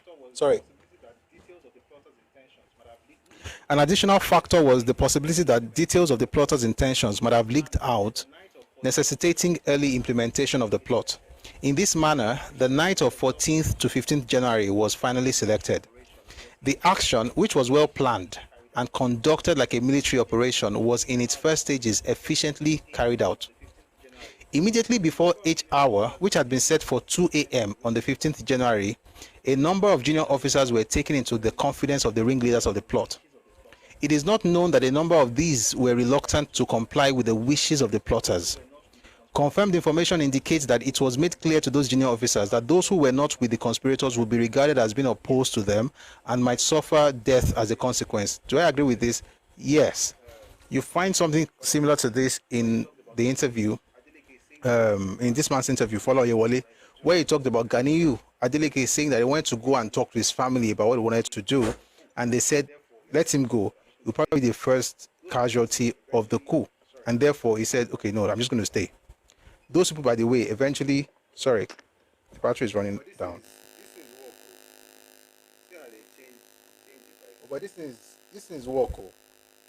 See how they...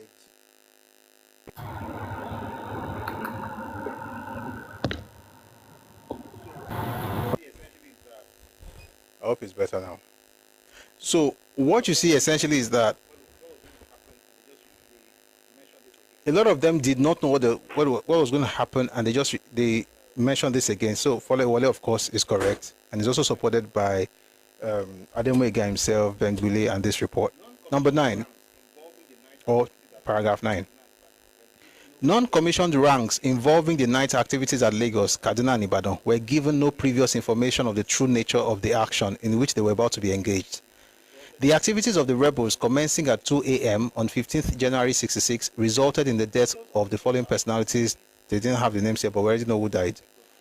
Details of the events are as follows. Now, please listen. Listen closely, please. In August 1965, by the way, Henry kept saying is Ifajuna. Please, Henry, listen. This might help. In August 1965, Major Okafor, Major Ifajuna, and Captain Oji, who were already dissatisfied with political developments in the Federation and the impact of those developments on the army, held a series of discussions between them about the matter and set about the task of searching for other officers who held views similar to their own and who could eventually be trusted to join them in the enterprise of staging a military coup d'etat. In September 1965, Major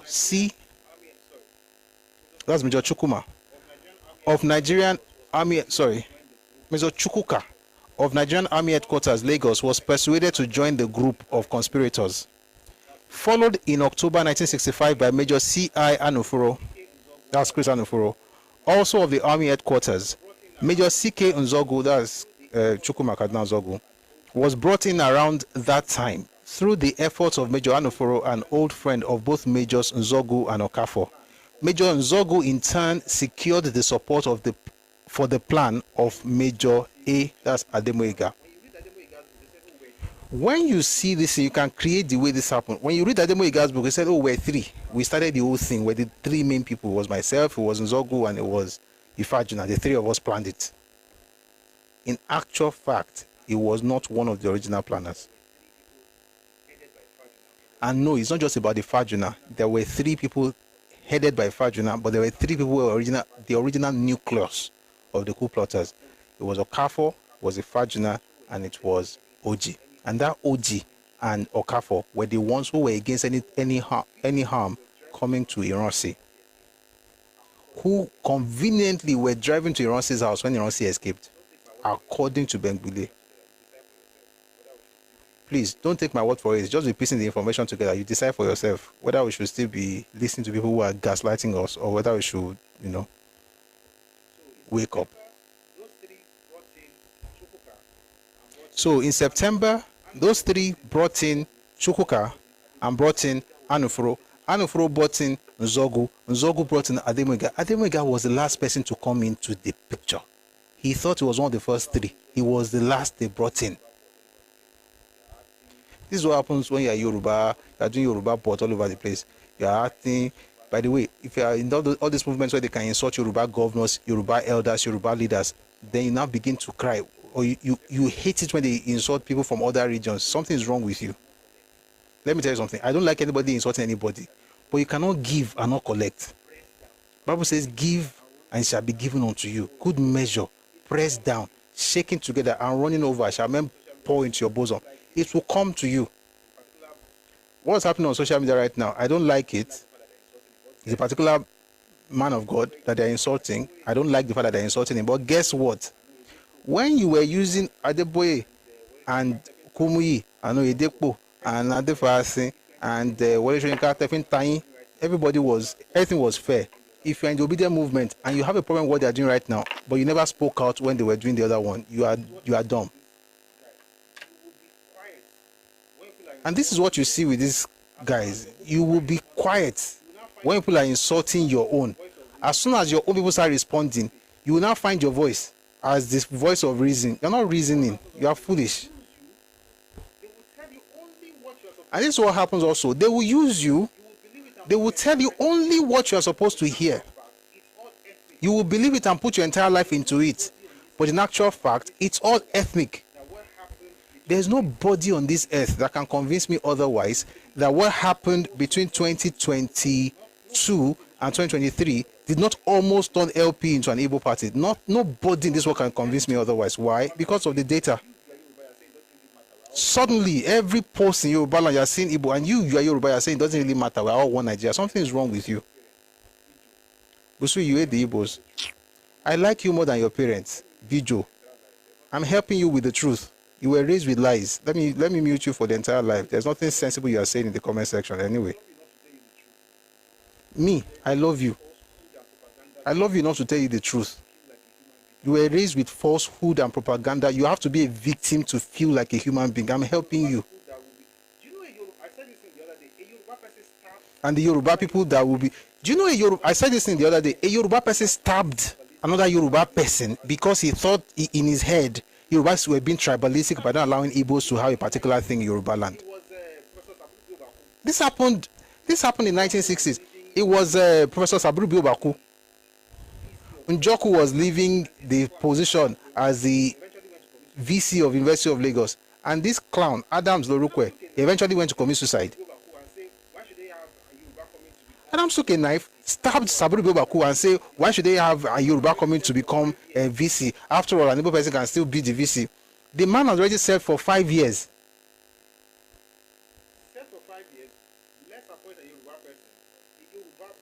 Served for 5 years, let's appoint a Yoruba person. A Yoruba bot took a knife, stabbed his own fellow Yoruba person.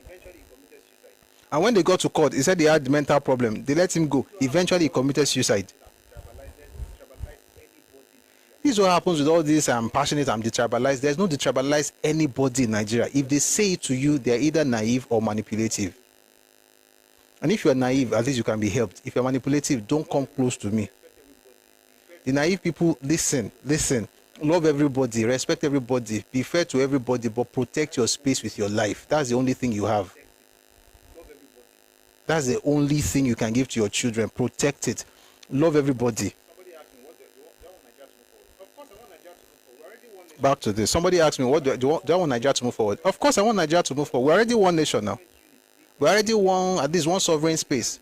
But every constituent unit, the ethnic nations within Nigeria must understand the differences that we have. Not because you hate the other person, but because you've got to know your neighbors.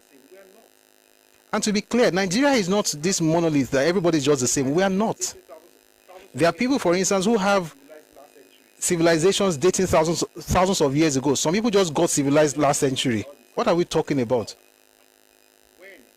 Everybody just come and say, oh, we are all the same. The same how? When? Where? Why? Anyway, Oga thought that it was the first three. It was one of the first three. They just told him now that, Oga, you are the last person that came in. He still wrote the book and still said they were one of the first three, thinking that it was, for nothing. In September 1965, Major C of Nigeria Army Headquarters, Lagos, was persuaded to join the group of conspirators. I already read that now. Followed in October by Anufuro, who brought in Zogu. Zogu brought in Ademoyega.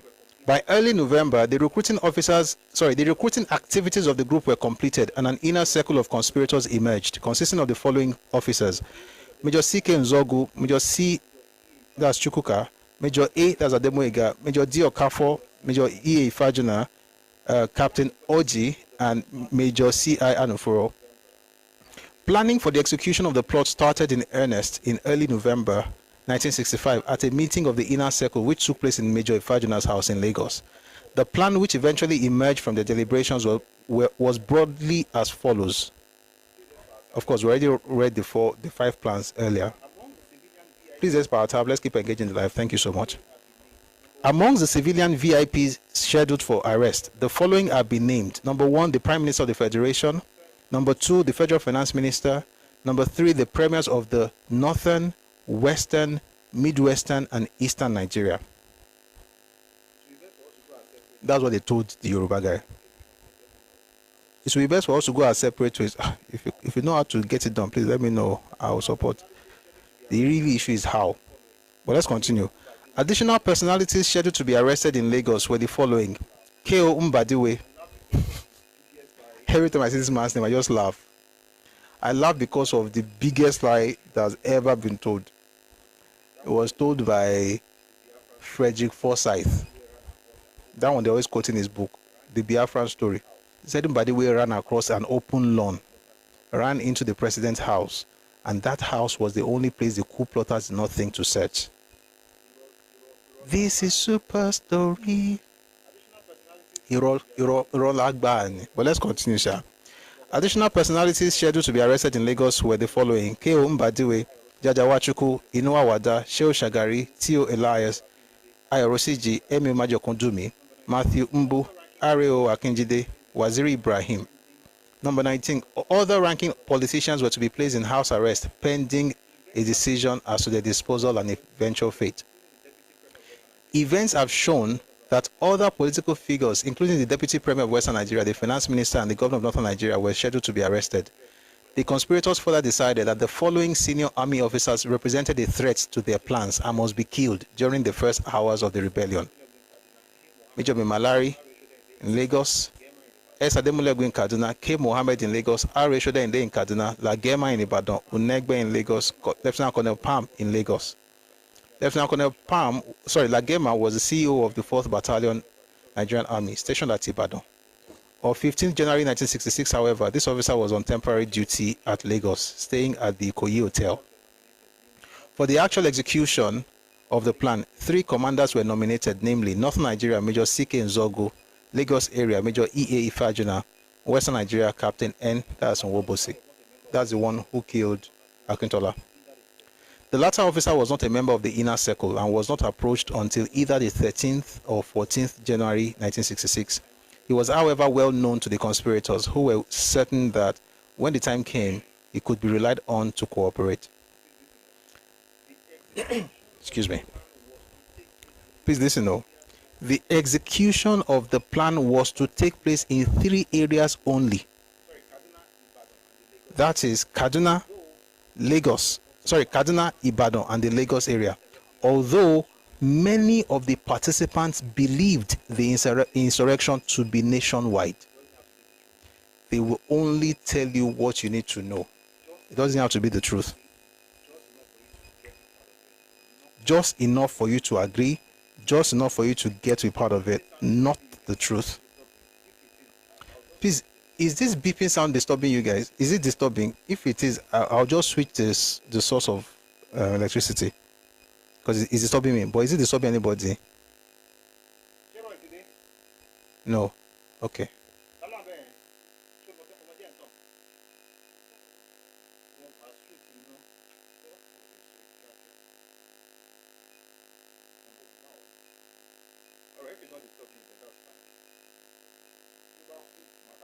Alright, if it's not disturbing you, then that's fine.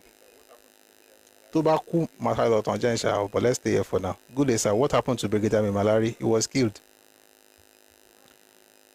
He was killed by which of them, sir? Was killed by one of those guys. Let's continue. So, Many of the participants believed the insurrection to be nationwide, but the original plan was just for those three places, Kaduna, Lagos, and Ibadan. It is a matter of established fact that no violent action took place in either Benin City or Enugu. It has been suggested that these areas were spared because the plotters found it impossible to recruit reliable conspirators in these regions. None of the officers has indicated under interrogation that any efforts to recruit collaborators in either Benin or Enugu were made. But when you read the book by Adewale Ademoyiga, he mentioned that they approached somebody called Chude Soke, but he was going to be the one to help them in the east. But just before they had the date, he went to India. I said everything in the east, there's always a coincidence. It's coincidental, Shani. Just before, just at the time, I had to coincidence all over the place in the east. So apparently, this man is telling us what they told him. Ademoyiga, this idea of we had somebody we were going to work with in the east, they said in this report that nobody planned to do anything in the east. And they did not even try to recruit anybody either in Benin or Enugu. For the purposes of this report, the execution of the plan is dealt with in three main sections, namely Lagos area, Ibadan, and Kaduna. Only Lagos is included here. Each section is divided into incidents, showing the identities of officers and men involved. So this is what we're going to do. I'm going to read some things from here, then I'll go to the book to also read, because he also divided the section into Lagos, Ibadan, Kaduna. That's Adewale Ademoyiga. So let's go back to this one. Tobatiya, we'll go to the other one. Tobatiya means that when it's time.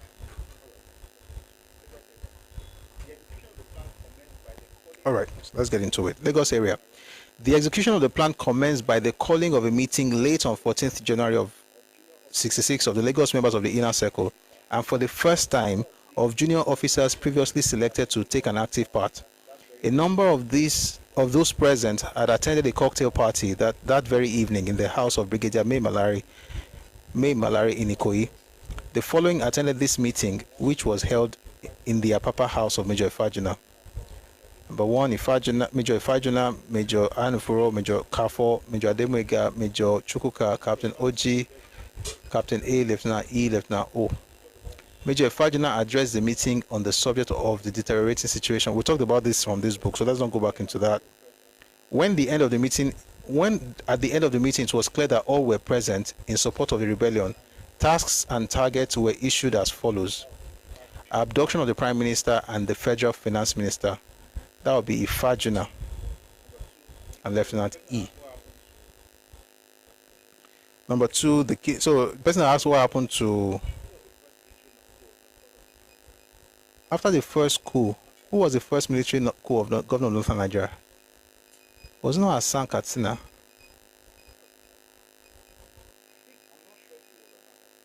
Was it Hassan Katsina?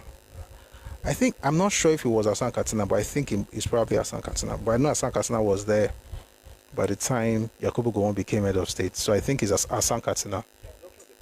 But let's continue.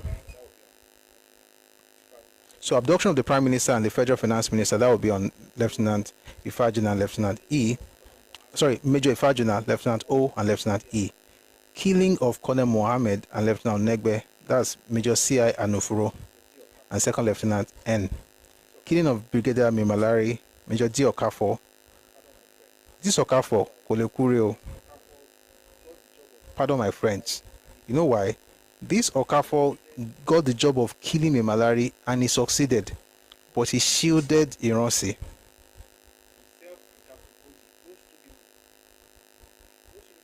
Himself and Captain Oji, those two people shielded their own brother but killed Mimalari. Well, because this is terrible. The killing of Lieutenant Colonel Pam, Major C, Lieutenant O, occupation of the control room at FT, Police Headquarters, Lion Building, Second Lieutenant W, occupation of the P&T Telephone Exchange, occupation of the NET Building. Their names are there. But there were apparent last-minute change of the plans, as will be shown later in this paper. The Federal Guard officers' mess Article E was named as the rallying point for all teams of the completed on completion of their tasks. All other officers and other ranks to be involved, either consciously or unconsciously, in the operations were called out for alleged internal security operations between midnight and 0100 hours, that's 1 a.m., to allow time for the issue of arms and ammunition and the provision of the necessary transport. With the exception of other ranks of the Federal Guard, they were all ordered to report to headquarters of Number 2 Brigade, Nigerian Army, in battle order. Ammunition was issued to them by Lieutenant O, assisted by Major Ifajina. Let me go to the part that actually interests us. Let's leave out the corrected guns and all those. They found a PC rifle, they had a police dog. Let's leave all those things. Are you sure this beeping sound is not entering this thing?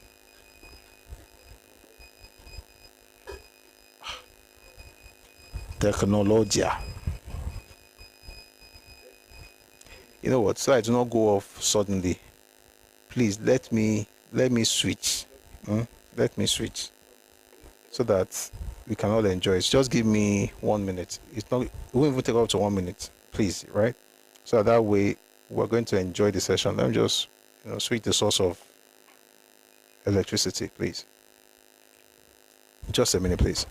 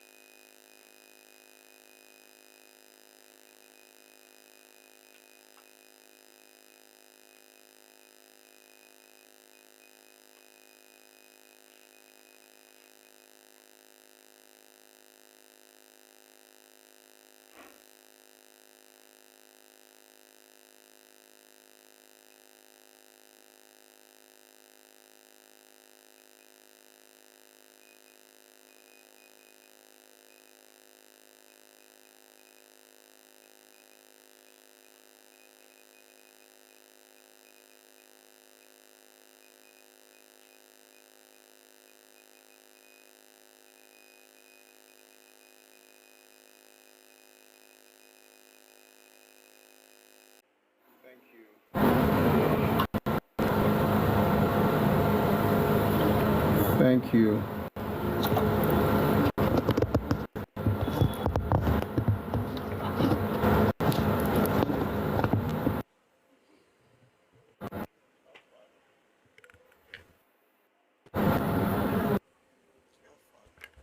It's not fun.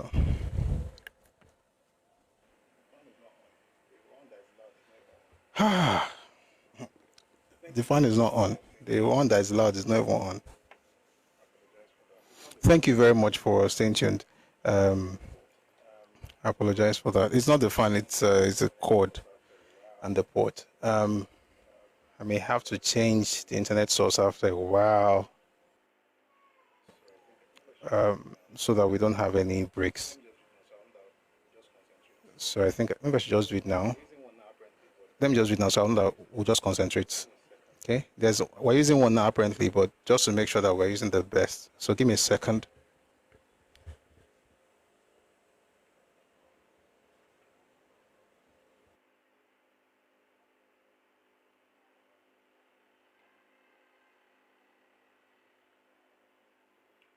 All right, perfect. We're good. So thank you very much. All right, perfect. We're good. So thank you very much. Thank you for staying tuned. Now let's get back into it. Thank you very much. All right, let's get back into it. So we stopped at how they got people, the dogs. It's quite interesting. Major Fajina ordered Sergeant O and Captain O to stand guard over the PC and his dog with orders to shoot both if they made an attempt to abscond or raise the alarm. Let me just read it, just so we can at least get the other part of it. Excuse me. I sent you roses today so you won't block me when I start to counter you. Number one, I didn't see your roses. Number two, I don't care about roses. If you say nonsense, you will be muted or blocked. Are you bribing me? See, this is how you destroy Nigeria. Let's stop bribery and corruption.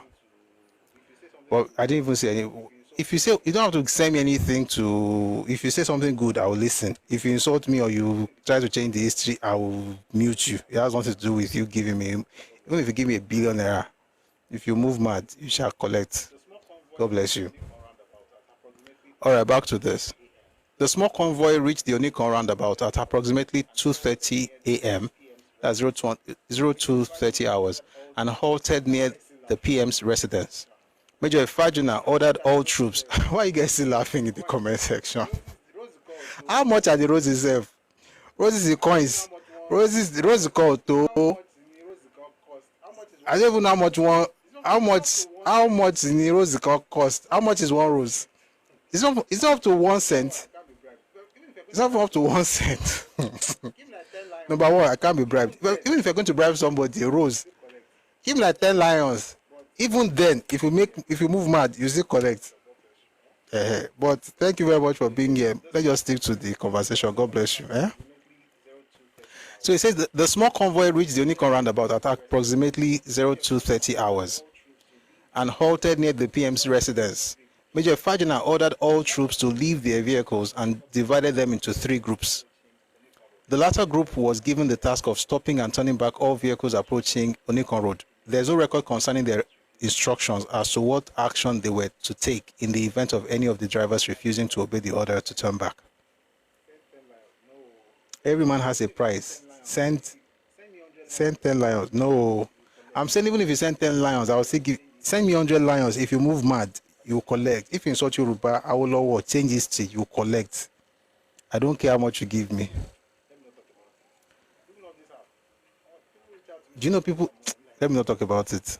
Even of this app, people reach out to me, so I talk about money. I'm like, we're talking about future of our children. I talk about money. How much do you even have, self? Well, anyway, God is good. Let's continue.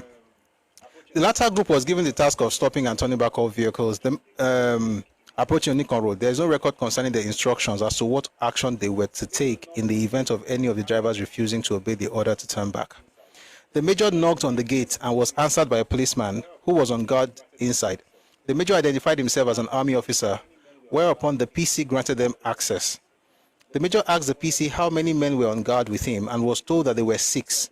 The major then ordered the PC to show where they could be found. The PC agreed, whereupon the major seized his rifle and passed it to one of his men.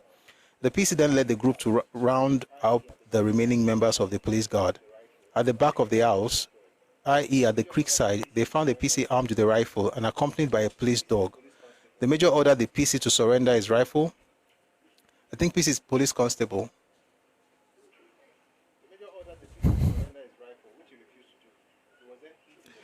The major ordered the PC to surrender his rifle, which he refused to do.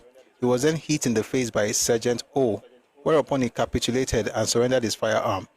Major Ifajina ordered Sergeant O and Captain O to stand guard over the PC and his dog, with orders to shoot both if they made an attempt to abscond or raise the alarm.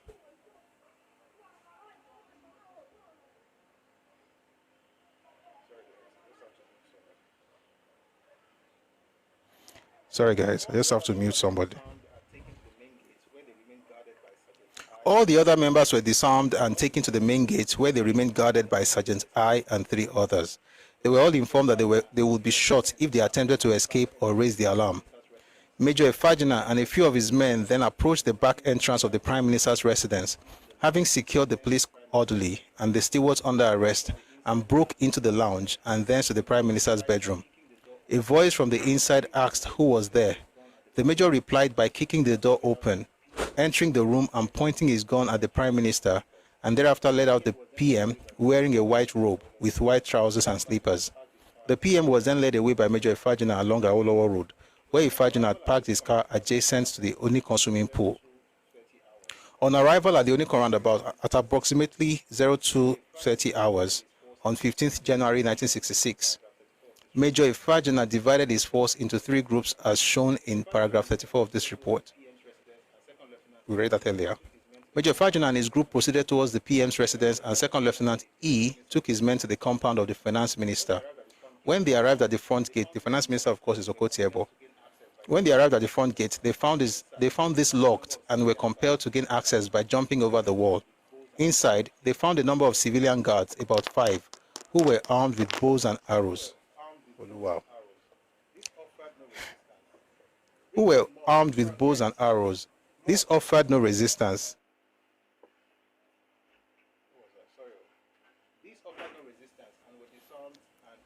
What was I? Sorry. These offered no resistance and were disarmed and placed under guard. At least one policeman was encountered in the compound. He too was disarmed and escorted to the 3-ton truck. Second Lieutenant E then attempted to open the front door, but found this also to be locked. He broke one of the panes of glass in the door with his SMG. That's the gun.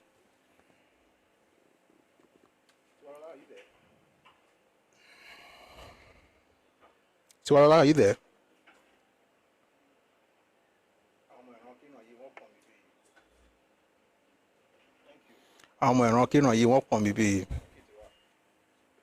Thank you. Thank you, Tiwa. Second Lieutenant E then attempted to open the front door, but found this also to be locked. He broke one of the panes of glass in the door with his SMG, but even then failed to open the door, which he finally broke down by kicking it with his boot. He then entered accompanied by the following other ranks, 5 names listed. Before entering, Second Lieutenant E ordered his men to walk quietly and to make no noise. A rather superfluous caution, considering the noise which must have been made when the door was broken down. They mounted the stairs to the first floor. Arrived there, the second lieutenant posted 1 man on the balcony and 3 on the landing. The officer then shouted twice, "Okotiebo, come out." When this met with no response, he entered the bedroom where he found the minister dressed only in a loincloth. He ordered the minister to precede him down the stairs, and the minister was escorted to the 3-ton lorry. Rumors that the minister was beaten and otherwise ill-treated on the way to the vehicle have been stoutly denied by all who took part in the operation. Let me read to you something from a book. Guys, just give me a couple of minutes just to see something about what they say here. The rumors about the fact that he was beaten and he was ill-treated. Everybody denies it, but let me tell you one person who said it happened. And it was when I was reading this and I really felt bad last week. I'm going to read it from a book called Nigerian 5 Majors by Bengbule. By the way he wrote also just makes me feel like he wasn't talking like a human being. There was no remorse, he was just talking nonsense, in my opinion. Because there's no way you're talking about the person who is dead years after the fact and you're making it look as if you are happy he was killed. Let's get back into this. So he says, so this is Bengbule's book, by the way. I'll go back to that special branch report. Just listen to this, please. From the Prime Minister's residence, Major Ifajina and his party moved across to the home of the Federal Minister of Finance, situated in that same locality. Again, they subdued the security men and went after their target. They were in lock, while they struck him repeatedly with rifle butts. A stunned Chief Okotiebo pleaded with them for mercy, whining, "Please, doesn't shoot me." Trapped in a paroxysm of fear, he even offered to pay any amount of money in exchange for his life. But he ought to have saved his breath, for his captors had turned deaf ear to his entreaty. He was still howling like a wolf. He was still howling like a wolf and still pleading for his life when the soldiers bundled him into a Land Rover and drove off. Kenny, you're wasting your time. It was an Igbo coup. Oh, this one you're typing Okotie's grandfather can say it's not an Igbo coup. Me, I'm saying it was an Igbo coup. And why am I going to say? Why would I say something like that? Because I've read different accounts. And while I know that some of the people that organized the coup had intentions for a better Nigeria, and I acknowledge it every time, including the Zogu and Nademoega, the rest of them, majority of them had no revolutionary nothing at the back of their mind. It was tribal through and through. They lied to these guys. They lied to Zogu. They lied to Ademoega. You know what? Maybe I'm going to do a series on this, or I'll just write a book. Because this thing... By the way, I have books on Seller and Amazon, in case you like. But I've not written anything political yet. Maybe I will have to get started, to be honest, because these days are too many. That's the funny thing. The lies are too many, so you have to be taking one by one, one by one.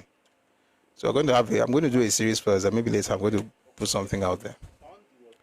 All right. So back to this. He said Okotiebo was stunned. He was beaten. He was asking to give them money. He was saying, "Please, doesn't shoot me." This man was not even in Lagos. That's why whenever people tell you something like, "Were you there?" or "You were not even around at that time," just remind them that even the ones that were alive may as well be writing whatever it is that they wanted to write. I just wanted to read out to you because when I read it, especially that part where he said he was still howling like a wolf, I felt very bad, like I was related to Okotiebo. Like, why would you say this? The man is dead. Says howling like a wolf. He's saying, "Please, doesn't shoot me." He's offering money. Again, if you are cultured, you won't say things like this. Who is not cultured? Whoever you think is not cultured. All right, let's get back to the original book, the report now. And thank you for power tapping. Thank you for sharing the live. If you're on Facebook, you're on YouTube, please share the live as well. Thank you very, very much. In fact, before we go back to it, let me tell you something, just to answer one of the questions in the comment section. There's something I've discovered. There is an event like this is a complex event. If you really want to know what happened, you cannot just say, "I've read a book." You can't say, "I've read a book." You have to read from different angles. Then you now recreate the scene. And people of God, the more you read, the more you see the ethnic coloration of this whole thing. And it was so sad that when you look at something, for instance, I don't know if this thing is going to open now. When you look at Zogu talk, when you read that, his interview with Dennis Ejindu, you could feel the pain. When they asked him, was the coup tribal? And he said, in the north, no. In the south, yes. And he mentioned that the elders of them failed them. I was talking about Ifajuna.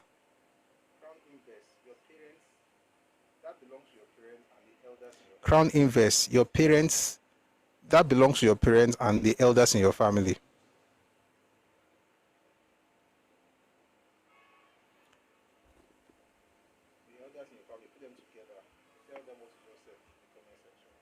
The elders in your family, put them together. Tell them what you just said in the comment section. If they can take it, then it's fine. Even if they can take it, it's still not fine by me because I don't know where you're from. Probably I'm rocking on. Maybe where you're from, they don't really care. If I now plan the coup selectively executed people in South, sparing Igbo targets. Listen to Aguiyi Rossi's son interview, he was sober. There's something let's not lie to ourselves. All of us in this place. Some of these things, we get it in bits and pieces. I've been working on this thing for a long time. There are certain books I got last week. I did not know certain things existed before last week. And when you put all those things together, so for instance, you read, and like I said, read from all the angles. Read There Was a Country by Achebe. That book is just full of unnecessary. If you finish that book, you deserve an award. There are too many lies in that book. Respectfully, or whichever respectful, if you can be respectful, I don't know. But that book is just propaganda laden. But read it.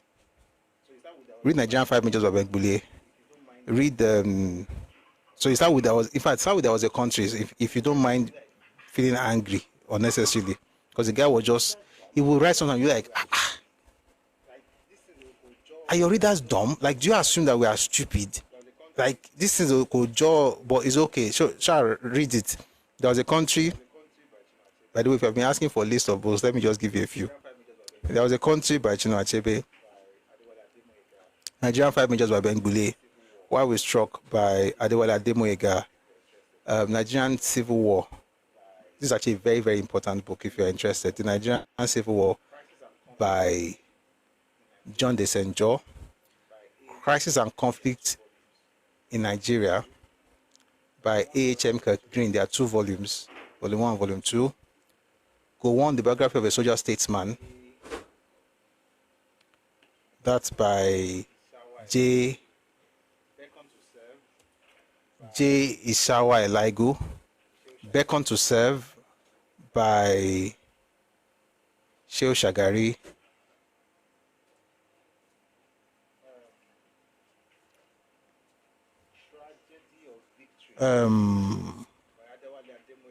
Tragedy of Victory by Adewale Ademoye, by Godwin Alabi Sama, and then Tragedy Without Heroes by Hilary Njoku.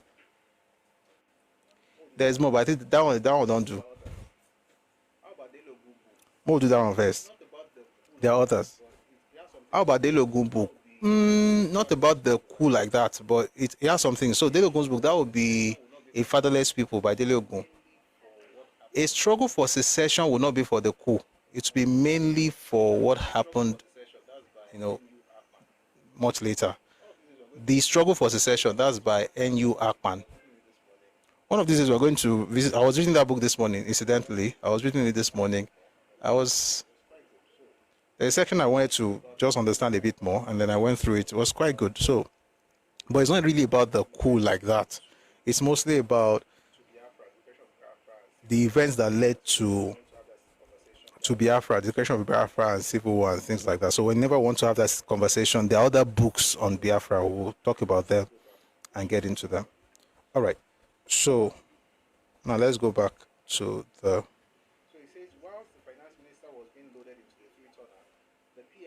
So it says, whilst the finance minister was being loaded into the three-tonner, the PM was escorted from his house and placed into Major Ifajina's car. Second Lieutenant E joined Major Ifajina whilst the ORs re-entered their respective vehicles. The convoy then moved off to the Federal Guards officers' mess, stopping en route at a point in Ikoyi where Major Ifajina and another officer killed Brigadier Maimalari. What was Muritala's role in the counter coup? Or Gapapata's role? That was his role.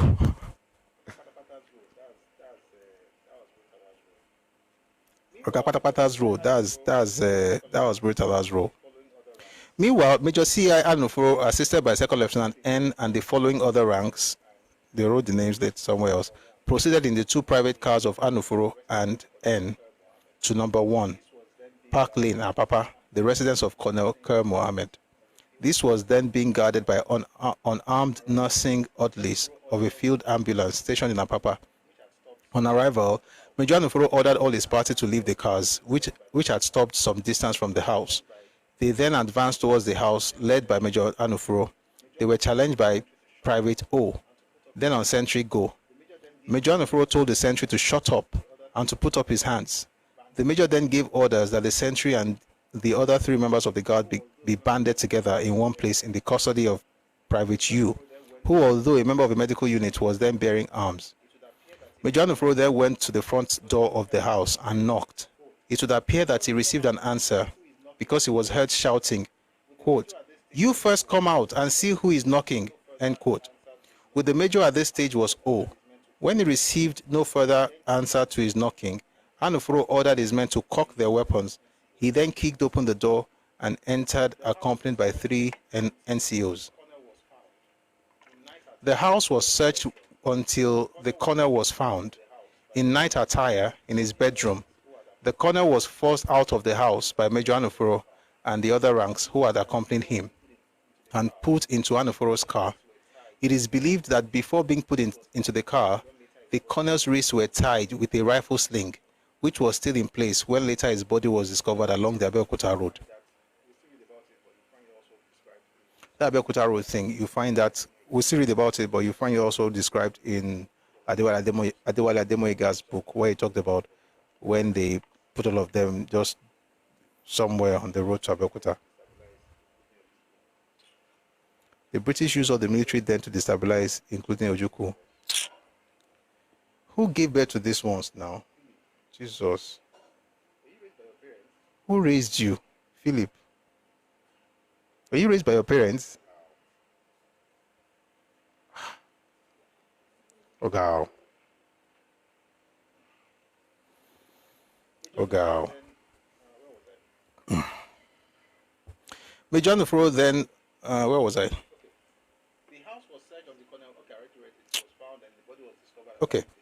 The house was searched until Colonel, okay, I already read it, was found and the body was discovered along the Abeokuta road. Excuse me.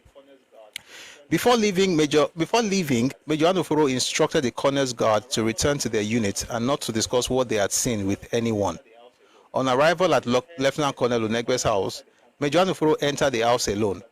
They heard SMG fire inside the compound and were later ordered to bring out the dead body of the Lieutenant Colonel. Whilst the men were inside collecting Lieutenant Colonel Unegbe's body, Colonel Mohammed was compelled to leave the car by Major Anufuro. The latter told the colonel to say his prayers as he was going to be shot. The colonel did not plead for mercy. The colonel did not plead for mercy or remonstrate in any other manner, but quietly prayed until he was shot in the back by Major Anufuro using his SMG. What a coward. Shooting somebody in his back. Colonel Mohammed's corpse was towed into the booth of Major Anufuro's car, while the body of Lieutenant Colonel Unegbe was placed on the floor in the back of the car. Anufuro and his men then entered the vehicle, which was driven straight to the Federal Guard officers' mess. At the mess, the two bodies were unloaded to the ground. Major C, assisted by Second Lieutenant O and 5 other ranks, and then accomplished Major C, assisted by Second Lieutenant O and 5 other ranks, had then accompanied the arrest of Lieutenant Colonel J.Y. Pam and was being guarded inside a Land Rover in the mess premises. Major, where was I?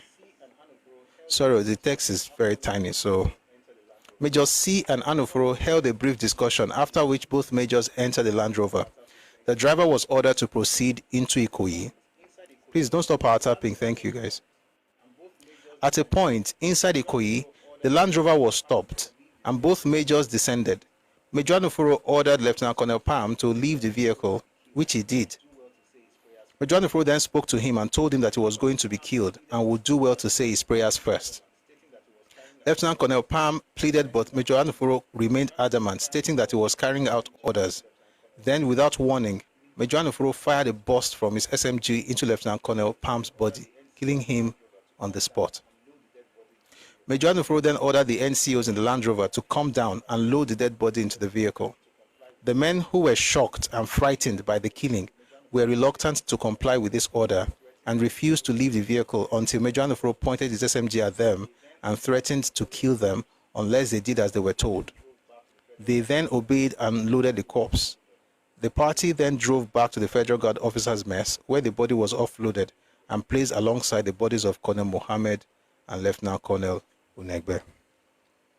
1 second, please.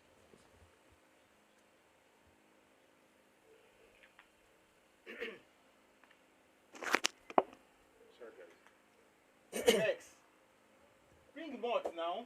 Sorry, guys. I told you, sis, I called your name. Roy. Tó bá yẹ tán àlọ́ ra malt àti Fanta àti Cola. Bring the malt first. Sorry, I just need to drink something. Really? Sorry, I just need to drink something. Oh, okay. Really? Thank you. Sorry, guys. I need to... Oh, okay. Thank you. Sorry, guys. I need to...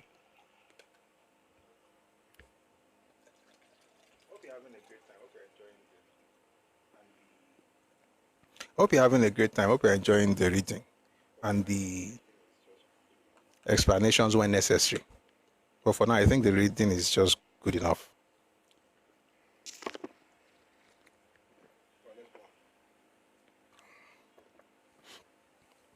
All right, let's go on.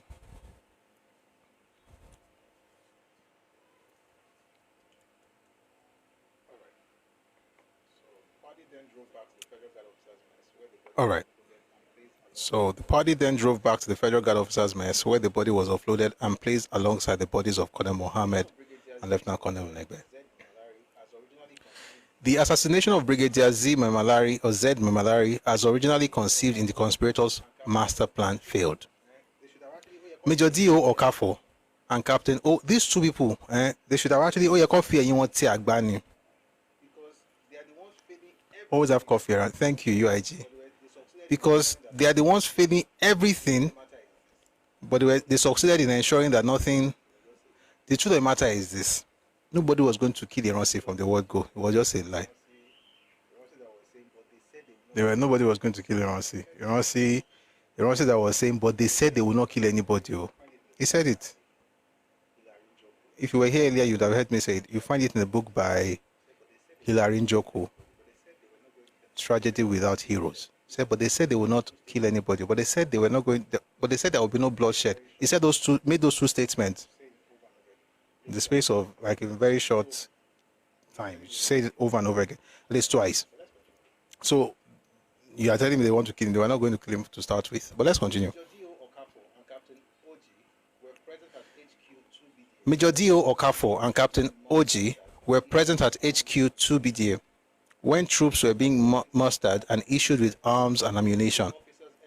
When these arrangements had been completed, these two officers entered Major Okafor's personal car. They drove direct to the Federal Guard unit in Dodam Barracks, Ikoyi, where in the meantime, Lieutenant E and Lieutenant I had roused additional troops and arranged for the issue of arms and ammunition. By the time the troops were ready for the alleged IS operations, Major Okafor and Captain O had arrived at the barracks and were at the unit guard room. The party then drove direct to the house of Brigadier Z. Memalari at 11 Thompson Avenue, Ikoyi. This is a corner house. 1 second, please.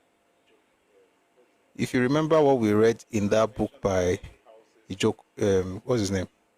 Njoku, he mentioned that one of the houses that Ironsi told them to go and guard was number 11 Thompson Avenue. This is a corner house. On arrival at their destinations, the troops were dismounted and divided into 3 sections. The reserve section under Sergeant Yu was ordered to take post in a dark place opposite the house.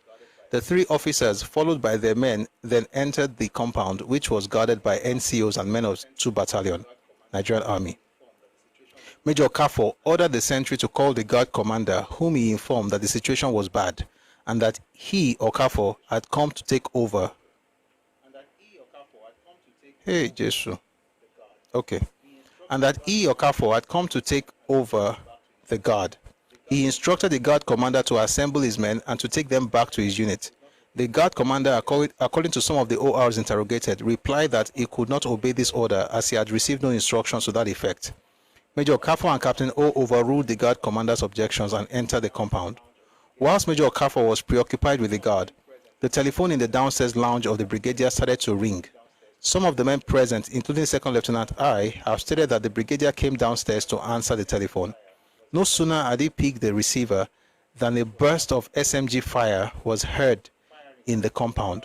This was Captain O, that's Captain Oji, firing at a member of the brigadier's guard.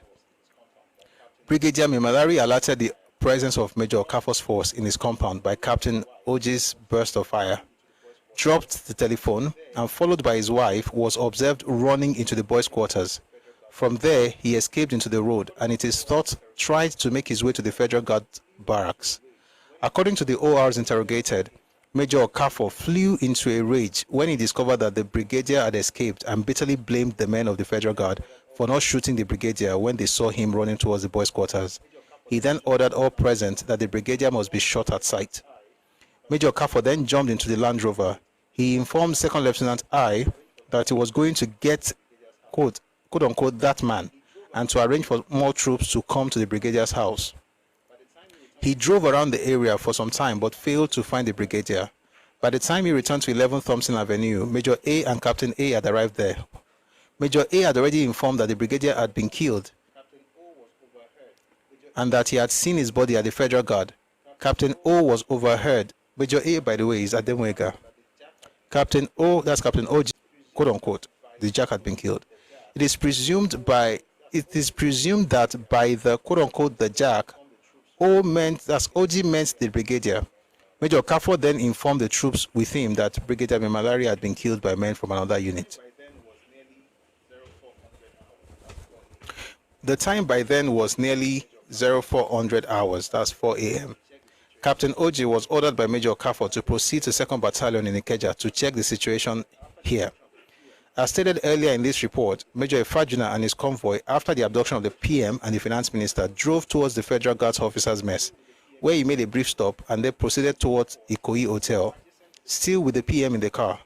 At a point in the golf course adjacent to the petrol station, Brigadier Mimalari was walking towards the Jordan barracks when he saw Major Ifajuna's car. Being killed, his body was loaded into the 3-tonner and driven to the Federal Guard Officers' Mess. Although not initially allotted to Major Ifajuna as a target for assassination, Major Ifajuna proceeded to Ikoyi Hotel to kill Lieutenant Colonel Agema. On arrival at the hotel, Major Ifajuna told the receptionist on duty that he had an urgent message for Lieutenant Colonel Agema of room 115. The time was between 0:30 hours and 400 hours. That's between 3:30 a.m. and 4 a.m. He then asked the hotel receptionist to supply him with the master key, which can open all doors in the hotel, but was told that this was not available. He then ordered the receptionist to lead him to the room in which Lieutenant Colonel Agema was staying, warning the receptionist on the way that he would be shot if he refused to comply with whatever he might be ordered to do.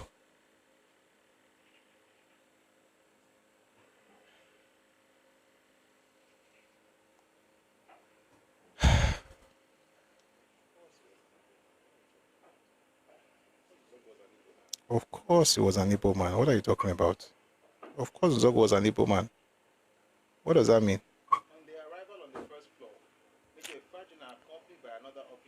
On their arrival on the first floor, Major Ifajuna, accompanied by another officer, instructed the hotel receptionist to knock on the door of Lieutenant Colonel Agema and to inform him that he was wanted on the telephone.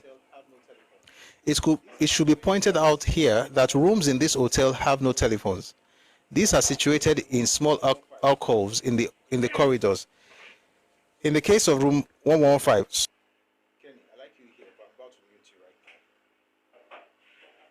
Kenny, I like you here, but I'm about to mute you right now. Tiwala, make it 1 minute. Kenny is a good man on a normal day. But saying that I'm using Ifajuna to insult Igbos, have you ever heard me say Igbos are bad? Have you ever heard me say because Ifajuna did something, Igbos are doing something? Like, why are you drawing that conclusion on your own? You are drawing that inference on your own, and then you are assuming that's my thoughts, and then you are fighting. You are just creating straw man. You are creating a straw man, and please unmute him. He's a good man. Hopefully he will stop. Where was I?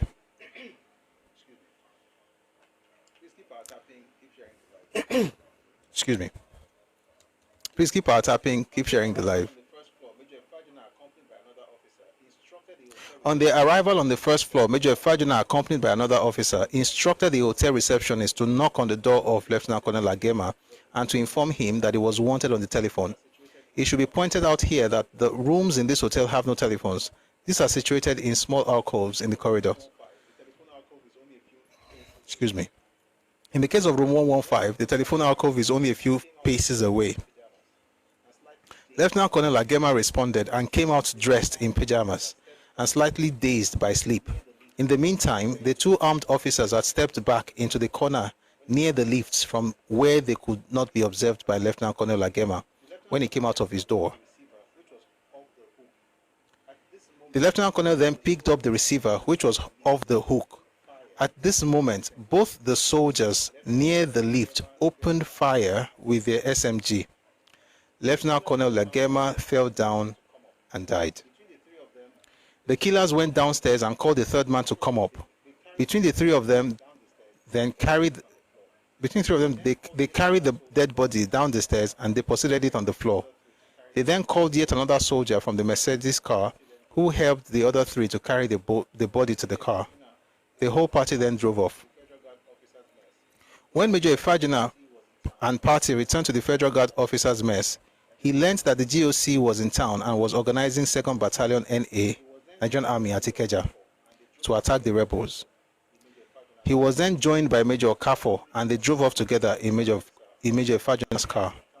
At the Yaba Military Hospital, they dropped another officer who had been wounded in the encounter with Brigadier Mimalari The time then was about 400 hours.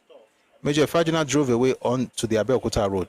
On the way, they stopped and Major Efajuna asked PM, that's the Prime Minister, out of the car, whence he shot and killed him. When he and Okafor became certain that the PM was dead, they left the body in the bush at a point beyond Ota on the Lagos to Abeokuta road. They then opened the boot of the car and dropped the body of Lieutenant Colonel Agema near that of the PM. They then drove on to Abeokuta. On the way after Abeokuta, the other two soldiers in the car were dropped and told to find their way back to Lagos, whilst Ifeajuna and Okafor proceeded to Enugu. Mumbo, I'm going to stop somewhere here and go back to the book by Adewale Ademoyiga, but let me just finish this part. So it says, they then opened the boot of the car, dropped the body of Lieutenant Colonel Agema near that of the PM. They then drove on to Abeokuta. On the way after Abeokuta, the other two soldiers in the car were dropped and told to find their way back to Lagos, whilst Ifeajuna and Okafor proceeded to Enugu. They arrived Enugu at about 14:15 hours, that's 2:15 p.m., and proceeded to the Premier's Lodge, where they held discussion with Dr. M.I., that's Michael Okpara, then Premier of Eastern Region, after which they separated and went into hiding. Ifeajuna eventually escaped to Ghana, and he was received by the former President Kwame Nkrumah, who sent him to Winneba. Let me finish. We'll go back to the book. Let me just finish everything. So the guy went to the east and had discussion with Okpara. At the Federal Guards Officers' Mess, the corpses of Brigadier Mimalari, Colonel Mohammed, Lieutenant Colonel Pam, and Lieutenant Colonel Unegbe were loaded into a 3-tonner lorry in which was sitting Chief Okotiebo, still alive. The time was then about 0:30 hours. By this time, Major A, that's Ademoyiga, and Major C.I. Anufro were present on the mess premises.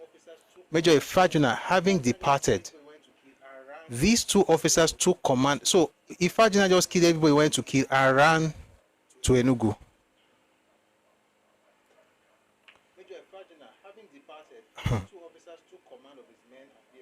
Major Ifeajuna having departed, these two officers took command of his men and vehicles. That's Ademoyiga and Anufro. They mounted into Major Anufro's Peugeot car, accompanied by Second Lieutenant Major Ademoyiga entered the car. On the instructions of Major Anufro, the little convoy moved off with Anufro leading. They traversed Lagos and went along the Abeokuta road. At a given point, unidentifiable by the men interrogated, Major Anufro stopped the convoy and he, Second Lieutenant I, and Major A left the vehicles. They came to the tailboard of the 3-ton truck and detailed a number of men to take up position in front and to the rear of the convoy, with instructions to stop and turn back all approaching traffic. Major Anufro then ordered the 4 corpses to be unloaded into the road. The bodies were then carried into the bush on the left-hand side of the road.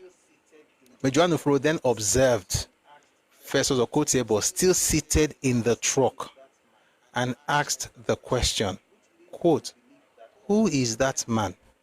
End quote, which leads to the belief that until then, Anufro was unaware of the presence of Okotiebo in the truck. The finance minister replied, "I am Okotiebo." Major Anufro then ordered the ministers to step down.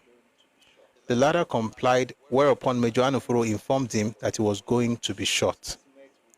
The minister commenced to plead for his life. This met with little or no response from Anufro, who is reported as having confined himself to stating that he was acting under orders. The minister was then forced to go into the bush, pushed along by Major Anufro and Major A. Ademoyiga, to the spot where the bodies of the 4 senior officers had been deposited. Arrived there, without hesitation, Major Anufro killed Okotiebo with a short burst from his SMG. Major Anufro then returned to the road, followed by the others, but leaving Second Lieutenant I and 3 NCOs on guard over the 5 bodies. The convoy drove off and returned later. 4 spades were brought out from the Land Rover and used to dig graves for the burial of the corpses. When this task had been completed, They all boarded their respective vehicles and drove off to Lagos. Now I'm going to stop here for a second and read something to you from Ademoyega's book.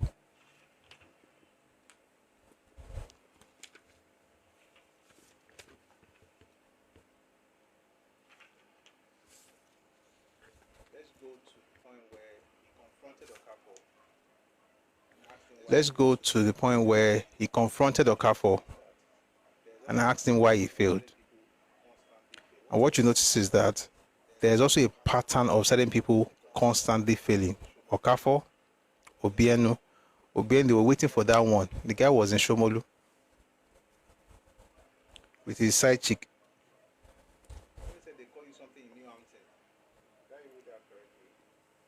Somebody said they call you something in New Hampton. Did I read that correctly? Remind them, in Northampton, they keep calling you betrayals. God save us from this. Anyway, if they call you betrayal, just respond. Just respond with facts, by the way. I can assure you. It's crazy. Where were we? So let's go back to page 104. I wish we could do more than we did last week. Tomorrow we'll continue with what happened in Lagos, Ibadan, Benin, and so on and so forth. But let's just, sorry, not Benin, Enugu. Nothing happened in Enugu, by the way. Nothing. Because apparently politicians from the East are not corrupt. You know, they are as white as snow, pure, singing hallelujah, just worshiping. So let's go back to Ademoyega and his conversation, his discussion with Okafor. I went out to look for Okafor's group. I met Okafor himself coming from the Federal Guards Barracks. What has happened to you and what have you achieved? I shouted at him. I have just lost my command, Okafor said slowly. The news sent cold sweat through my spine. I almost shivered. Oh no, what have you done wrong? What's all this about?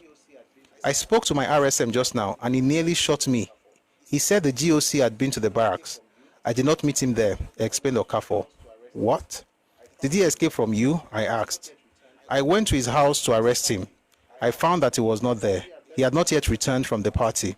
Which party? I asked. Everybody had left the party since 9 last night. No, it was another party. He had been to another party after Malari's party. Now he had been in here. He commanded the troops not to take any orders from me, and none of them would obey me now. In fact, they were ready to shoot me. This is all planned work, by the way. Just saying, it's all planned work. Everybody knew what everything was going to be, what was going to happen before it happened. Just making it look as if I didn't know what to do. His life. But let's continue. It was shocking. It was horrible. If we could no longer use the federal guard. It was shocking. It was horrible. If we could no longer use the federal guards, what troops could we use? Where were the men? Which was the force to rely upon? Why was it that your own group did not achieve anything? I asked Okafor. No answer. I returned to the main group at the officers' mess. Okafor came along with his bad news that General Rossi had not been found at home when he went there. By the way, again, let me just repeat what I said earlier.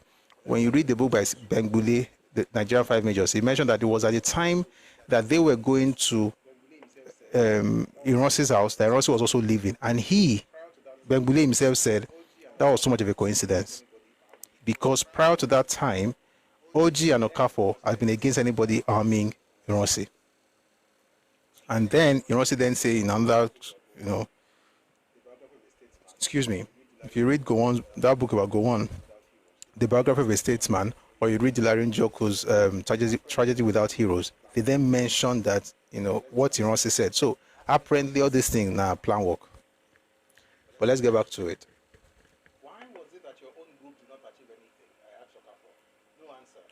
Why was it that your own group did not achieve anything? I asked Okafor. No answer. I returned to the main group at the officers' mess. Okafor came along with his bad news that General Rossi had not been found at home when he went there. He was said to have gone to another party after Malari's, but he had since surfaced at the Dodam barracks and succeeded in raising troops against us. claiming that he did not know what was happening.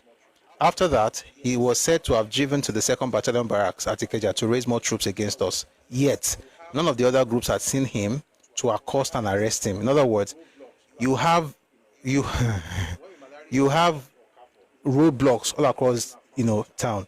When Malari escaped Okafo, Ifajuna found him and killed him.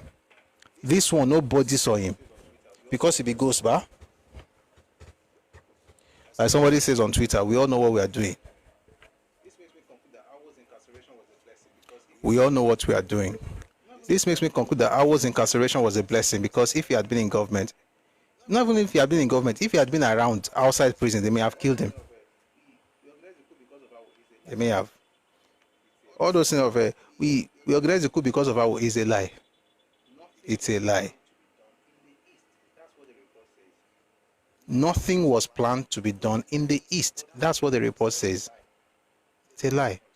Even this guy, he bought it. He bought the lie. Let's continue. So he says he was said to have driven through to the 2nd Battalion barracks at Ikeja. So he went from the island, drove all the way from the Dam barracks to Ikeja. All the roadblocks, nobody saw him.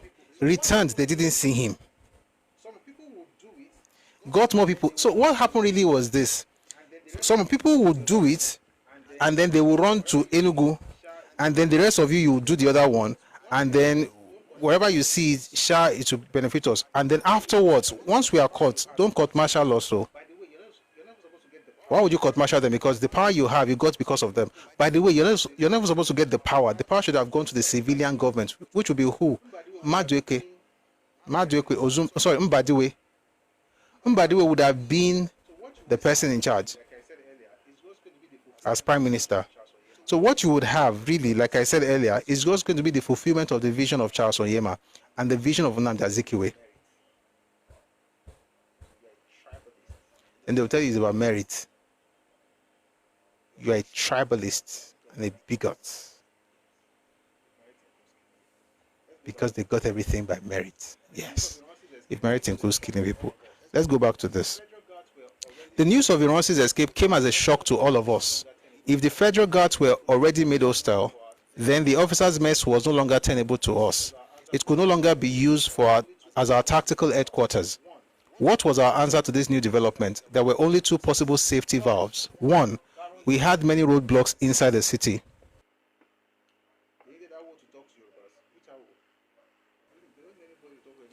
They needed Awo to talk to Yorubas. Which Awo? They don't need anybody to talk to anybody. Who did they need to talk to? The Northerners? Hey, yes, Kini. They don't need Awo to talk to anybody. They don't want to kill it. You know what? I beg. The news of Ironsi's escape came as a shock to all of us. If the federal guards were already made hostile, then the officers' mess was no longer tenable to us. It could no longer be used as our tactical headquarters. What was our answer to this new development? There were only two possible safety valves. One, we had many roadblocks inside the city.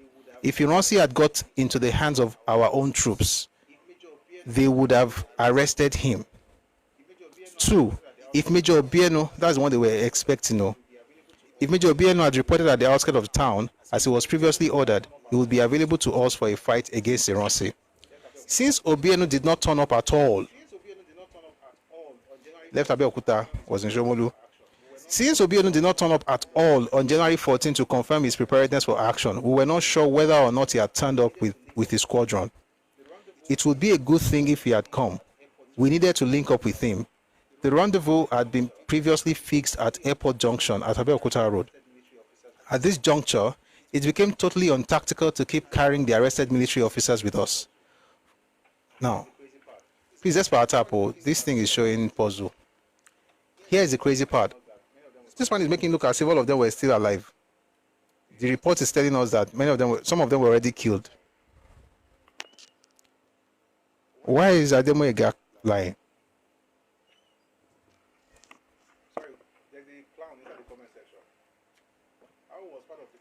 Sorry, there's a clown inside the comment section. I was part of the coup, otherwise he would have been killed in the prison in Calabar. You don't have brains. No, you do, but it's sawdust.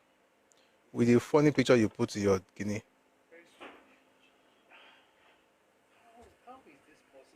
Very stupid. How is this possible? The generality of the people think the exact same way. Somebody is in prison. You are saying that the reason they didn't kill him inside prison was because he was part of the coup. Meanwhile, no reports, not by even the people involved in the coup were actually people from the east. Civilians and soldiers alike. I said it. Guess what? I'm not even just saying it. It's in the report. Special branch report of April 1966. Civilians were involved, and we know those civilians. We know their names. We're going to get to it. We already mentioned it earlier, Sha, but maybe we'll go back to it. Spoiler alert. They're your people. Please let me change the audio source, please.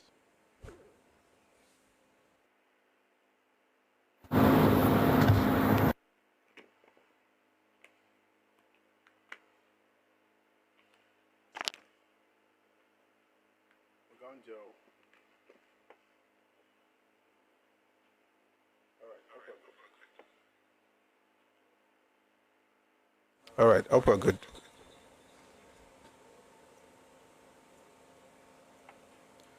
Okay.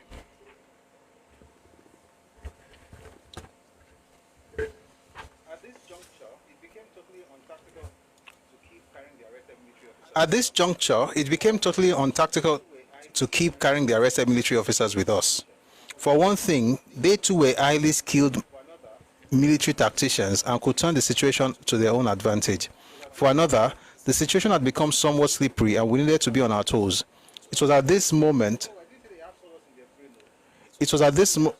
sawdust in their brain. No, I didn't say they have sawdust in their brain, no. I said he has sawdust for brains. The only thing inside his skull is sawdust. And sawdust inside brain is still better, and that means there's brain. Sawdust is now somewhere there. No, there's no the only brain there is sawdust. But there's no way people are just constantly unable to be accountable and responsible for anything in this life. Always shifting the goalpost. Be a fishy. At this juncture, it became totally untactical to keep carrying the arrested military officers with us. For one thing, they too were highly skilled military tacticians and could turn the situation to their advantage. For another, the situation had become somewhat slippery and we needed to be on our toes. It was at this moment that those officers were taken away and shot. It was also at this point that Lieutenant Colonel Agema, who had only arrived in Lagos late on the 14th, bringing down Sardauna's last message on the walloping of the West, was arrested and shot. After all this, Ifajina, Okafor, and a few young officers left the officers' mess for the place of our scheduled rendezvous. They still had the arrested Prime Minister with them. They were soon followed by Anfuro and carried a few young officers with him in two private cars. Chukwuka followed in a Land Rover. He too had some young officers with him. I trailed behind them in a Land Rover, followed by a 3-tonner. I had some young officers and many soldiers in the 3-tonner. The bodies of the fallen officers were there, and so also was the arrested Federal Finance Minister. As we drove through the township, I asked at the checkpoints if Ironsi had been sighted. The first was at the Dumota approach to the Old Carter Bridge. Yes, indeed. They had seen a staff car when they were just setting up the roadblock.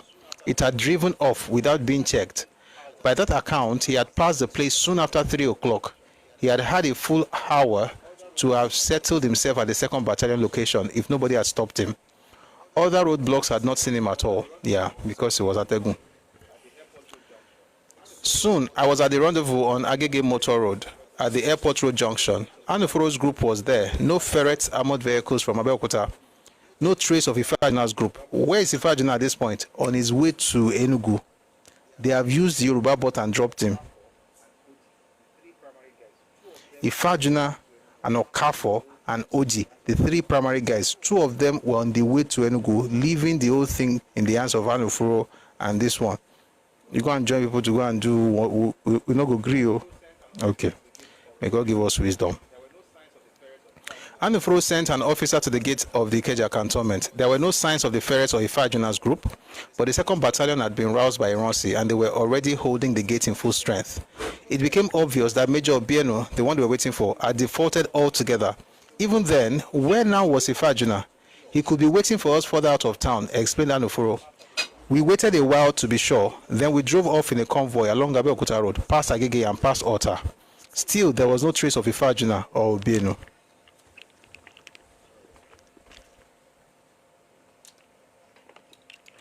Sorry.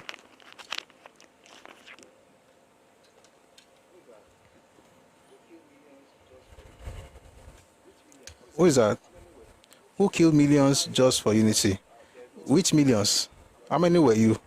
Any lie about numbers, there's no, you are not serious. Millions. Where did you get millions from?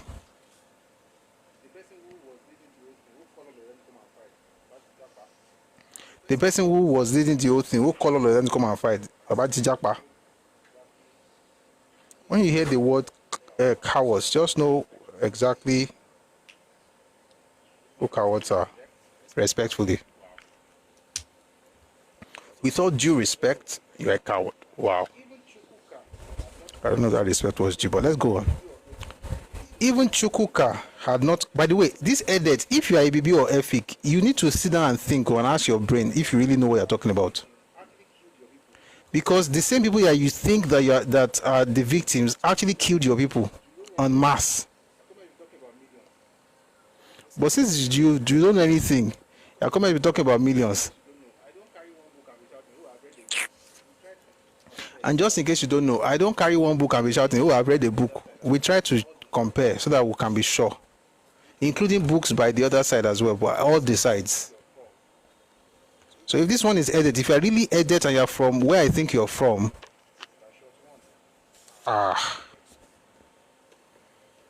you are short one, oh, to your people.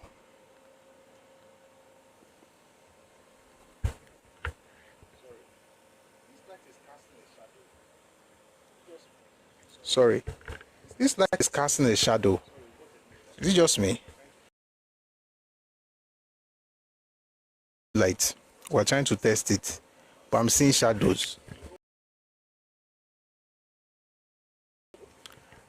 The whole SE popular in 1960 was 8 million. Nope. They were not up to 8 million in 1960. In 1967, there were 7 million Igbos. In 1967, there were 7 million Igbos. There were 5.4 million Eastern minorities. That's all of them put together. 5.4. So they were not up to 8 million. That's why when they tell you that, oh, they have 7 million people die, ask them how many people even did that Igbo land. That's one. Number two, the most generous figure put the casualty, again, to be clear, whether you have one person dying is too much. A person dying is too much. But we also have to be very careful of clowns like this. Meanwhile, please let me block this edit. I don't think he has anything for brains. The thing you should be asking yourself is this. In fact, let me just finish what I'm saying, because you're not necessary. The most generous number, or the most generous estimates, I should say, was 1 million as far as casualties were concerned. And that, when you say casualty, they're saying Nigerian soldiers who died, Biafran soldiers who died, Nigerian civilians in the Midwest, in the West, in the East, the Eastern minorities, the Igbo people, everybody put together. The most generous estimates put the figure at 1 million. The most conservative estimates put it at 300,000 people, all in all. So it's between 300,000 and 1 million from Nigeria, from Biafra, from East, from West, from South, from everywhere. That's what's inside book. This 5 million, 7 million, 21 million, the only place you can hear it is Radio Biafra after they finish drinking Hero beer. Asking for source now, I will tell you that I don't feel like I give you.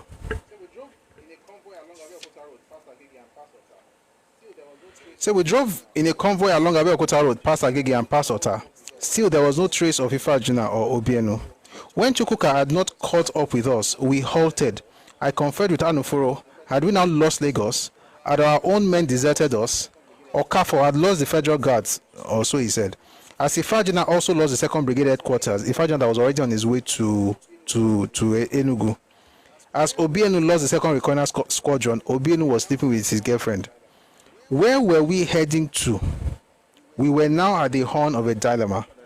I feel sorry for this gentleman. It was Anufuro who came up with the notion that even if Obienu were not to be found in Abeokuta, we could still get a squadron for our use. In that case, why didn't we drive down to Abeokuta? And if Obienu was there, we might persuade him to come with us. I agreed.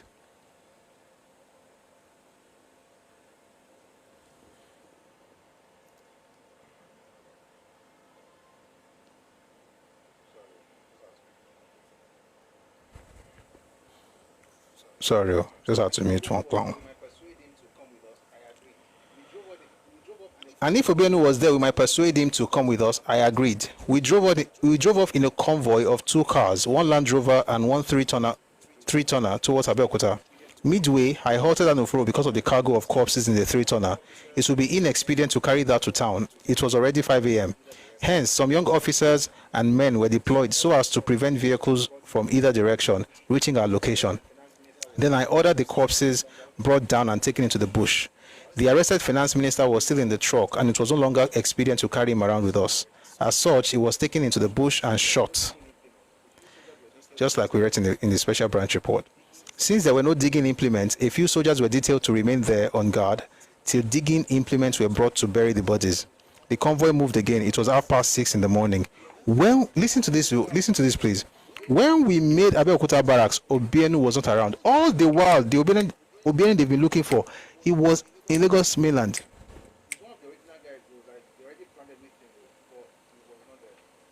He's one of the original guys, though, like they already planned everything, but he was not there. He was hiding.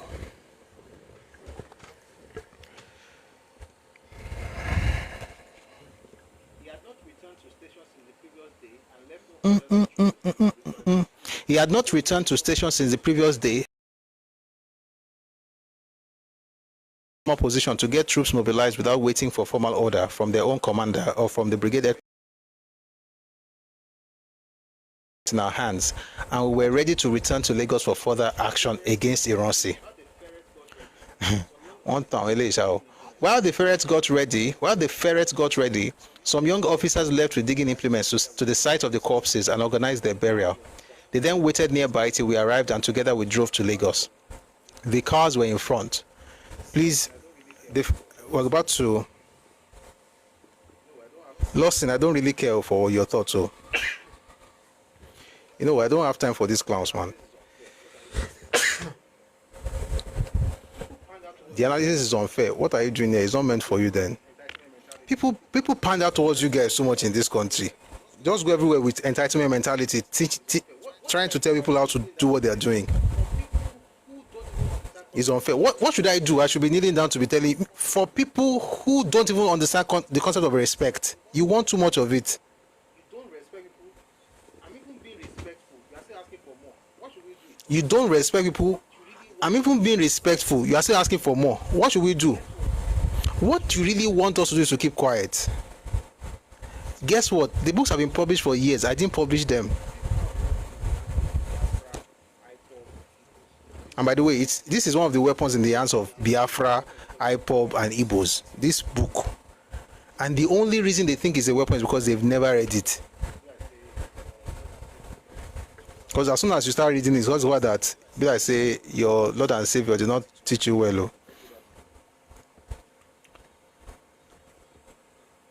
Let's go back to the book. Gosh, man. All right. The Land Rovers and 3-tonner were behind. The ferrets followed. Anufuro and I rode in the ferrets, each of us commanding a pair of them.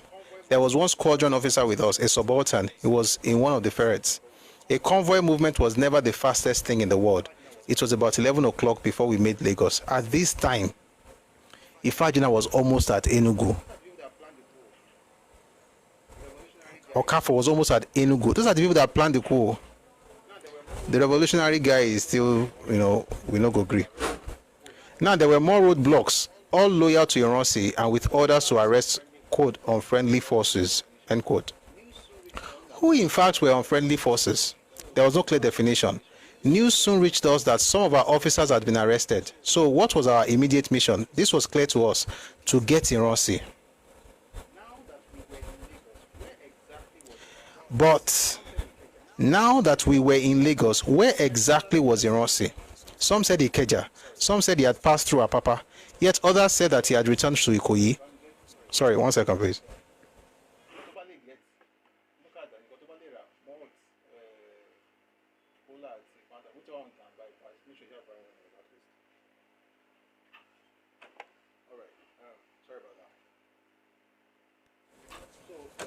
All right, sorry about that. So they're going to now go and look for Ironsi. This one is going to do Jackie Chan. Soon we were in Ikoyi. So, okay, sorry. So this was quite clear to us to get Ironsi, but now that we're in Lagos, where exactly was Ironsi? Some said Ikeja, some said he had passed through Apapa, yet others said that he had returned to Ikoyi. While the young officers in the cars were sent around to bring us news, soon we were in Ikoyi. I observed that the NBC was now occupied in bigger strength. I approached the gate and was told that a certain broadcast had been made in the morning, and that since then nobody had been allowed to go in. The GOC was not around either. A little further away, there were new troops at the entrance to the officers' mess. The troops had orders not to allow anybody to go in, but again the GOC was not there and had not been seen around. Once more, I conferred with Anufuro. We considered the effect of shooting our way into the NBC to make a broadcast to the nation that the army had taken over. This would immediately bring about an open clash between us and the reactionary forces of Ironsi. The only objection to this was that we did not have revolutionary troops with us, and it would therefore be unwise to start an open fight. On the other hand, we could not contact Kaduna or Enugu since we had no access to army signals network, and the public telephones had been disrupted. We decided at once to leave Lagos for Ironsi. It was quicker to make Enugu than Kaduna from Lagos. As such, we decided to drive to Enugu in the ferrets, so that if our own troops had been successful there, we would contact Kaduna. Nothing was even happening in Enugu, but this man didn't know. Why? Because they told him enough to fight, not enough to know exactly what was happening. Now it was already midday. Ironsi was not yet located, but it was known that he had summoned troops from Ibadan. No news about Enugu and no news about Kaduna. The young officers who were formerly with us were now flung afield. Some still fished for news for us. Some were back in their units, and others had already been arrested by troops loyal to Ironsi. Most of what we knew were heard by interrogating the troops around the NBC and Federal Guards officers' mess. They freely answered our questions, assuming that we were on Ironsi's side, because we simply sat on the ferrets as if newly summoned from another station.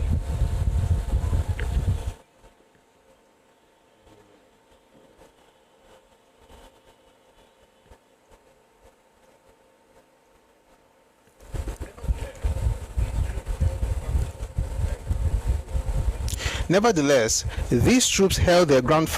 Guys, please, Facebook, YouTube, TikTok. If you see me take a pause like that, it's because I'm trying to mute some of these irritants. They're just constituting nuisance in the comment section, so that's why it's distracting. So sometimes that's why I pause to do that. All right. So let's get back to the book.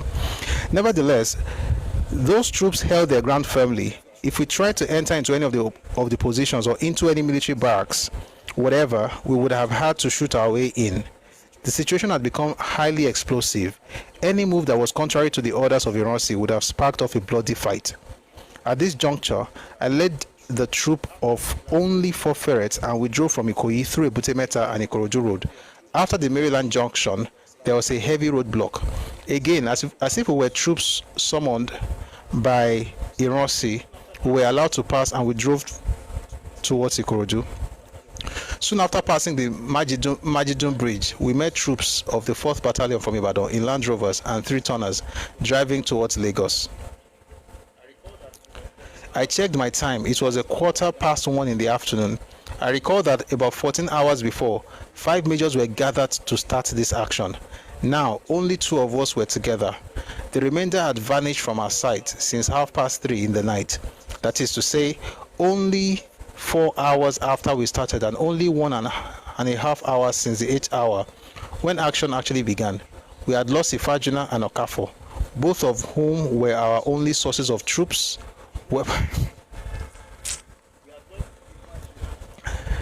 Sholog money. We had lost Ifajuna and Okafo, both of whom were our only sources of troops, weapons, communication, and confidence. If we did not have those two in place, if we do not have those two in the first place, in view of the strategic post that they were holding, we would not have started at all. Is that Banjo? No, this is Ademoyega. Banjo was not part of the coup now.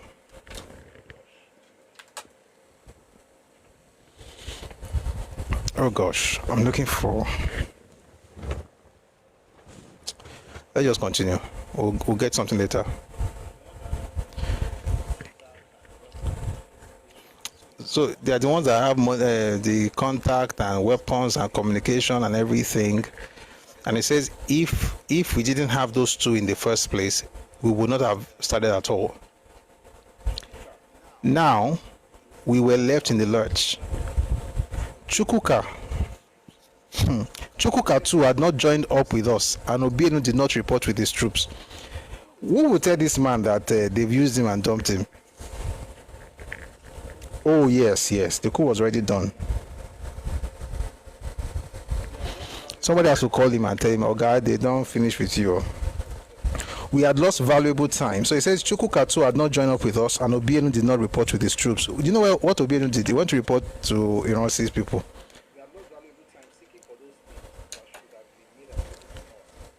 We had lost valuable time seeking for those things that should have been made available to us, and which we previously believed were available to us.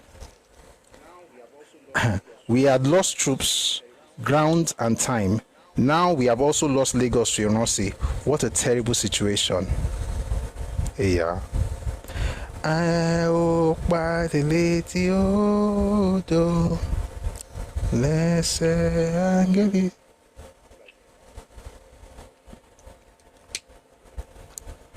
I like singing that song. It reminds me of Beria. But they will meet somewhere. We drove on through Shagamu to Ijebu-Ode. The erstwhile rioters of that area were still surging towards the road in hundreds and in various locations along the route between Lagos and Ijebu-Ode. They carried twigs and chanted war songs in continuation of their political uprising against the finished government of Akintola. As they surged forward and saw military vehicles, they hesitated to give a fight. They moved off the road and were silent. They broke into their war songs again, running into the bush. A young officer in one of the ferrets made to shoot at the crowd, but I forbade him, thinking in my mind that these people should be dancing and rejoicing because their enemies had been seized and eliminated. But meanwhile, it was hidden from their eyes. By the time we arrived at Ijebu-Ode in those slow-moving ferrets, it was 3:45 in the afternoon. We stopped at the first petrol station to refuel. 4 o'clock met us at the petrol station. Meanwhile, 2:30 p.m., Ifajina was already in Enugu at this time. He was already eating lunch, having meeting with Okpara.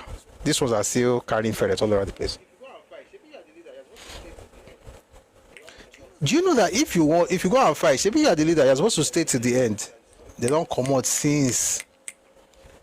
This is what you hear, and then you hear somebody say that some people are cowards. By the way, hi. I'm adding one more name to the list. Okafo. You carry people, say you more go do something, promise them everything. In the middle of this thing, you can't run, come out, go and go.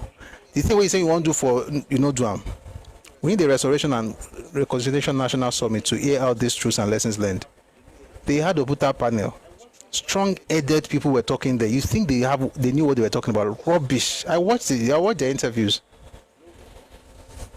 Somebody will call them the defiant ones. No remorse. Constantly asking for people to do something to make you feel better. Meanwhile, you're the one who should be apologizing.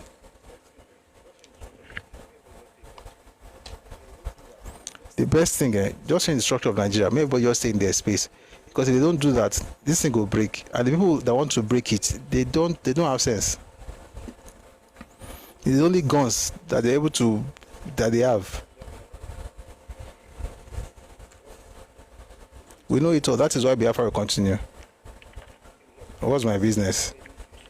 Does that affect? I don't think you guys understand. You don't have any usefulness to any. Well, let me not. My guys are a bruku.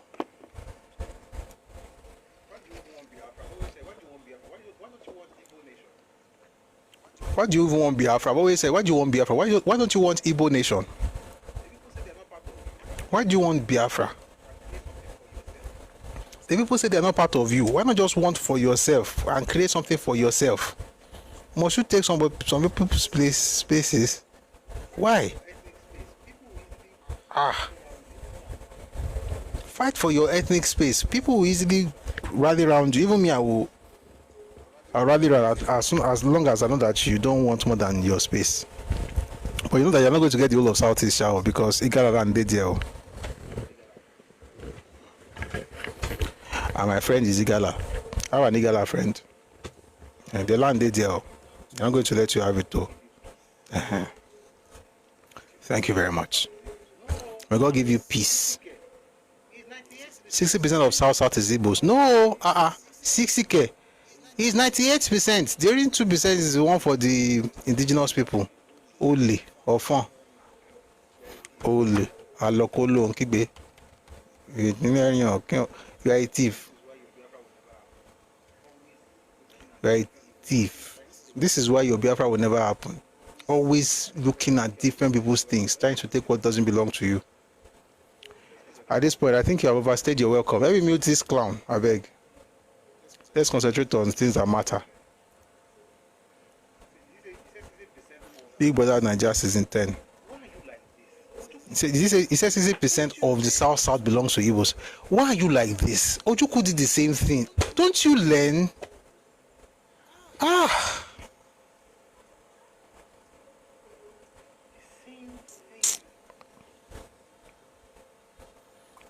The same thing.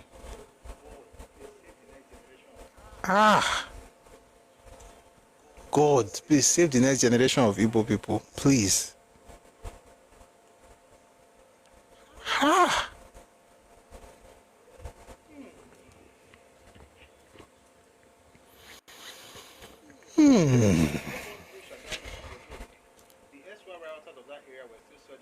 We drove on through Shagamu to Ijebu-Ode. The SY rioters of that area were still surging towards the road in hundreds and in various locations along the route between Lagos and Ijebu-Ode. They carried twigs and chanted war songs in continuation of the political uprising against the Finnish government of Akintola. As they surged forward and saw military vehicles, they hesitated to give a fight. They moved off the road and were silent. They broke into their war songs again, rushing into the bush. A young officer, please power tapo. A young officer in one of the ferrets made to shoot at the crowd, but I forbade him, thinking in my mind that these people should be dancing and rejoicing because their enemies had been seized and eliminated. But meanwhile, it was hidden from their eyes. By the time we arrived at Ijebu-Ode in those slow-moving ferrets, it was 3:45 in the afternoon. We stopped at the first petrol station to refuel. 4 o'clock met us at the petrol station, and a radio was tuned aloud therein. Then a dreadful announcement was made. There has been a mutiny by a dissident section of the Nigerian army this morning. The Prime Minister, Sabaka Tafawa Balewa, and the Federal Minister of Finance, Chief Festus Okotiebo, were apprehended and then taken to an unknown destination, end quote. As soon as the squadron subaltern heard this announcement, he felt horrified. He summoned the drivers of the ferrets and, without saying a word to either Anuforo or me, led the 4 ferrets towards Lagos. Anuforo was first to observe this. He rushed out of the station, commandeered the first available car, and pursued the. He soon overtook them and tried to halt the leading ferret commanded by the subaltern, but the young officer used the ferret to damage the car. He cocked his gun and pointed it towards Anuforo, ready to shoot, so the latter allowed him to go. After that, Anuforo commanded another vehicle and drove back to the petrol station where I was waiting. With the loss of the ferrets, our Lagos operations of January 15 came to an abrupt end. We could no longer return to Lagos, and with the recent radio announcement, the possibility of getting troops in Enugu had vanished. There was no news from the other capitals. The announcement did not indicate what had happened in Enugu, Benin, Ibadan. You see this guy, see explains that something is happening in Enugu and Benin. I feel sorry for this man. The only course open to us was to continue the journey to Benin and Enugu. If our troops had acted in those places, it would be easy for us to contact Kaduna. So agreeing, Anuforo and I continued our journey using civilian vehicles. We're going to continue from here tomorrow. We'll read about what happened in Ibadan and then what happened in Enugu, and then we're going to spend a lot of time discussing what happened in Kaduna. What's happening?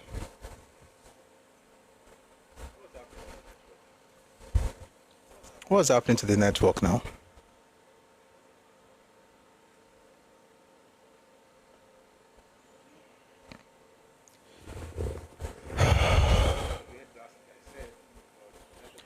I don't know if you heard the last thing I said, but network was misbehaving. Anyway, we're going to continue from here. So that's Lagos. That's all that happened in Lagos. They were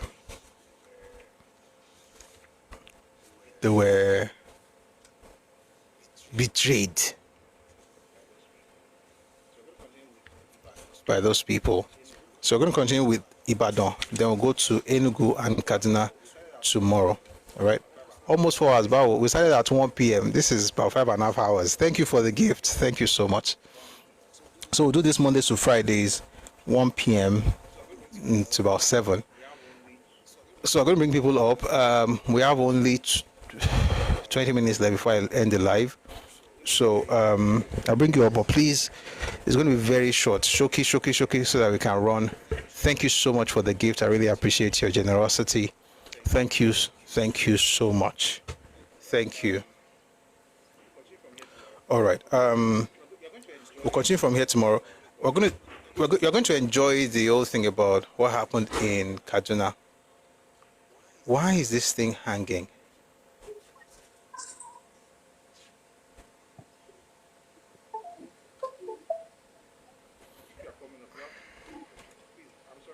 If you are coming up, you have to, Jesus Christ, please, I'm sorry, my ears, it's too, I beg. Please, if you're going to come up, as soon as you get up, please just mute, please, thank you. Who is this? Franca. Who is Franca? Say something about Afonja. Is everything all right at home?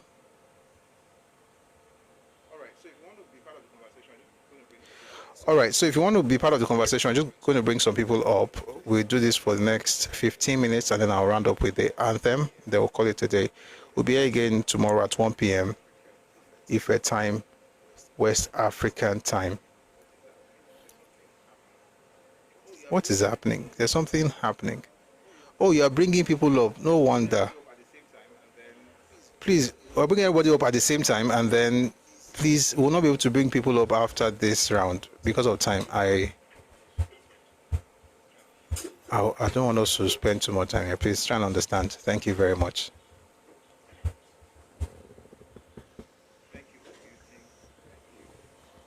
Thank you for muting. Thank you. The video is moving somehow. I don't know why, but I hope you can hear my voice. So let's do it this way.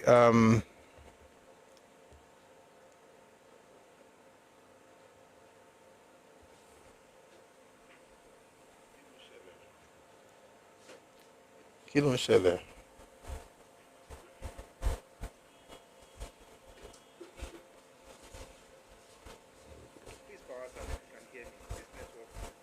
Please power tab if you can hear me. This network, oh shoot. This happens every time, man.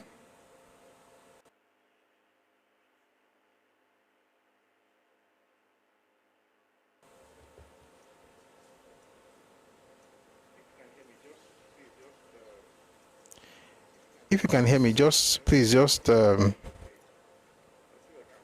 can hear me, but the video is frozen. Okay. I'll see if I can come back in.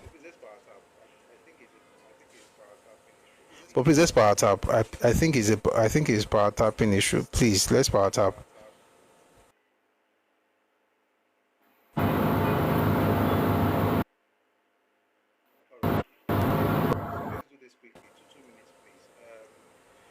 All right. So let's do this quickly. 2 minutes, please.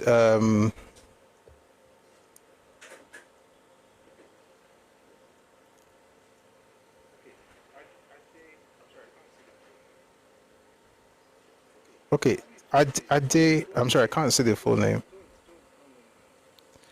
Who is doing this? No, please don't change it. Kilo Shele, don't. No.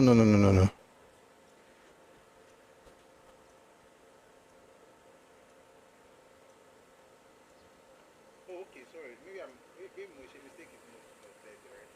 Thank you. Oh, okay, sorry. Maybe my mistake is the most the right thing. Thank you. Thank you very much for your help, Tiwa. You've really helped today. I missed you, Sha, but today at least, yeah, I've made up for not being around all this while. Thank you very much for your help. I appreciate it. All right, Adidotun, let's start with Adidotun. Please, we're going to keep it to 2 minutes, try and understand. Thank you very much. All right. Good afternoon, sir. Afternoon, Thank you very sir. much. Thank you for this opportunity. I'm not going to talk too much, guys. I have limited time. I'm a student of History and International Relations. So, one thing that I've noticed over the years is that a lot of people tend to be, it is natural though, to be biased to our own personal history. But we don't, until when we admit the culpabilities of our own ancestors in certain situations, we will not move forward. Because that's the only way we can deal with situations that have brought us to where we are at that moment. The Igbo people have so many accounts. Some of the accounts were told to them by their grandparents who probably weren't even aware what was happening. I'm sure many of them reading what, if many of them were alive or are alive now to read what you have read so far in the past 4 or 5 hours, I'm sure their position might have changed. But growing up in that kind of environment where you have been fed so much lies by people who don't have, I don't know if you have been to national archives in UI. I've read so many old newspapers. The way the journalists in those days wrote news from different ethnic background, the bias was there was less, very minimal objectivity. So it was obvious that anyone reading news or listening to news over there in the East at that moment when it was happening, they were going to paint it as if they were being victimized. Whereas people here in the Southwest, we feel like, oh, these people are just trying to take advantage. This is what we were able to see clearly because we have more. How will I say? Yoruba people are much more liberal. We are more open to hearing alternative views. The Northerners don't even care. They just want to be in power. So it's not. Thank you. Thank you very much. Thank you very much. I really appreciate that. And it's true that there'll be different perspectives, which is one of the reasons I say that when it comes to history, generally, especially about Nigeria, it's important to read from different sides, different angles. So you listen to all sides and then you make up your mind. And just quickly respond to somebody in the comment section saying, where was Igbo killed en masse where were Igbo people killed en masse? This man you made. Let me just quickly refer you to 2 sources. This will help you. Look for the Nauru speech that was delivered 12th of August 1968. 12th of August 1968 at Addis Ababa, and look out for Dr. Mkeme's statement. He talked about many EBBOs that were unalived by Igbo soldiers. If you look at, there's another book called Ojuku's Rebellion and World Opinion by Neil Graham Douglas, you find how people were unalived in Abonema, parts of River State, and present-day Bayelsa State. One more source. If you read, I'm talking to you, Ken Walke, if you have the capacity to read. If you read Uyinwanlele's book on what happened in the Midwest, you see how the Midwesterners were also unalived and how the Igbos took advantage of the civil service in the Midwest and brought people from Enugu into Midwest to take over the entire space. I'm going to do another session on it one of these days. And then lastly, a book that I think you should also read is Sunset in Biafra by Leche Amadi. In there, you'll see what happened to people in Rivers. In fact, even mention what happened to the Hausas as well. And then finally, Crisis and Conflict in Nigeria by A.H.M. Green. There's detailed report of what happened to the Northerners, what happened to the South, the Eastern minorities, and what happened to the Midwesterners in that book. And yes, that other book, John DeSanjo wrote The Nigerian Civil War, but Crisis and Conflict in Nigeria is by A.H.M. Green. So if you read those things, you will see what your people did. You are not the sole victim of the events in Nigeria. You're also a perpetrator of terrible stuff. Who minority? Go and ask your dad at home. He will tell you what minority means. You're a very stupid person. All right, let's go to the next person. Apologies, please. 2 minutes.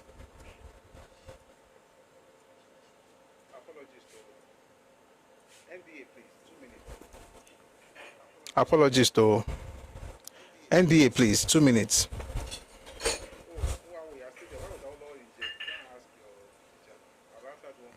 Oh, Nwawu, you're still there. Why was our law in jail? Go and ask your teacher now. I've answered one question. That's enough.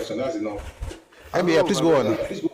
Thank you very Welcome much. on. Yes, my 2 minutes, I want to use it to challenge one view.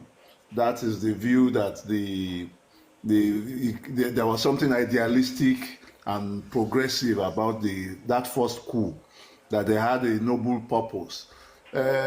Clearly, no matter what purpose they had in any case, the damage that coup has done to Nigeria, if not Africa, makes me think that we should not even grant it that red card or get out of jail card, where we'll be talking about some idealism behind it. That was a coup that failed in every sense, including the parameters that the coup plotters themselves set for themselves. They failed at it, they were lousy, but in that same incident, they have set into motion political disruption in Nigeria. They introduced military rule, which then spread and took more than half of my lifetime, with all the deleterious effect of that, ethnic tensions, violence. It all started from this first Igbo coup. So giving them that leeway where they are trying to do you know what that man was doing in Cuba, revolutionary thing. No, it has nothing to do with revolution. It has nothing to do with progressiveness. I don't buy it, and I don't think it's a justification in any case. Thank you very much. Thank you very much. Yes, thank you. I think that point is really what I want to. Absolutely. So I think it's so the reason I usually mention it sincerely. So I have to mute you. This is back. Yeah. Thank you. So the reason I usually mention the intentions is because I also want to try to make it very clear that in the midst of this chaos, there were two people who, at least, to the best of my understanding, and when you read different sources, you're going to come to the same conclusion. Two of those people who were actually revolutionaries. So you are talking about Adewale Ademoyega and Kaduna Zogu. Those two were revolutionaries. Those two were the ones talking about intentions. When you look at this book by Ademoyega, you will see all the things that he wanted to do, almost like a manifesto of sorts. Whatever it is that was making them do what they were doing, their motivations, I want to also be able to acknowledge those things. However, this is the problem in Nigeria. People would take their own intentions and then transpose it to the rest of the crew. Meanwhile, when you look at what the rest of the crew did, you know they were tribal. By the way, Nzogu himself said this, that he was tribal in the way it was carried out in the south. To not make it worse, while Adewale Ademoyega was all over the place looking for how to move around, Oga, what's this man's name? Fajuna and Okafor had moved to Enugu. They got to Enugu past 2 p.m. At 4, Adewale Ademoyega and Anufuro were still in Ijebu Ode. The point is, what you see is that it was just a case of certain people being used, right? Just being used. The person using you has his own agenda, and you are just this, I have a church mind, Nigeria must be great, but which is what is happening even now in politics. Certain people are being used, and they would denigrate your ethnic group, but they would never insult their own leaders. And you think that's what being a true Nigerian means. Maybe you should think again. We'll go to Obalu for now, please. 2 minutes, and then we'll go to Banks. Go on, Obalu. Good afternoon. Good evening. Is evening here? It's afternoon here. Good afternoon. Okay. Yeah, like you and I open, and I thank you for everything you're doing. I just want to pass this to the Gen Zs especially. For those of us born in the 70s, I've spent almost half of my lifetime, like the other man said, in military era. No, they do follow, no go pay you. This bunch of guys, those ones that have good at in this book, they were just following. They did not know there was a coup inside the coup. People have schemed before they were brought in. And all the patterns that follow were what were put and written down. Okafor and all of them knew what they were doing. Which brings me to like the last one, the EndSARS. Burn Lagos down, burn Lagos down. They were burning Lagos down, and some people's place were kept intact. If you they follow, they open high. That's just all I have to say. Thank you very much, Mr. Oh, sorry, let me not call your name. Thank you, Obalufon. Thank you very much for that submission. We're going to go to Banks now. Hello, Banks. Hello, Banks. Good afternoon. Hello? Yes, go on, please. Yeah, am I on there? Yes, we can hear you. Okay. Yeah, it's just a quick one. I like to say that our major problem from the Southwest is that we have not passed on any knowledge to our young ones because they're going about like sheep, just following these people. These people have a master plan in place. You know, I used to be like that. I used to be thinking one Nigeria. The reality on the ground is these people have a master plan and they're working at it every day. And we're in trouble if something is not done. You know, we're in trouble, real trouble. They're working like the Jews. And that's what I found out. That's my opinion. That's just my contribution. All right. Thank you very much. I think comparing them to Jews is even too much because at least those ones are not.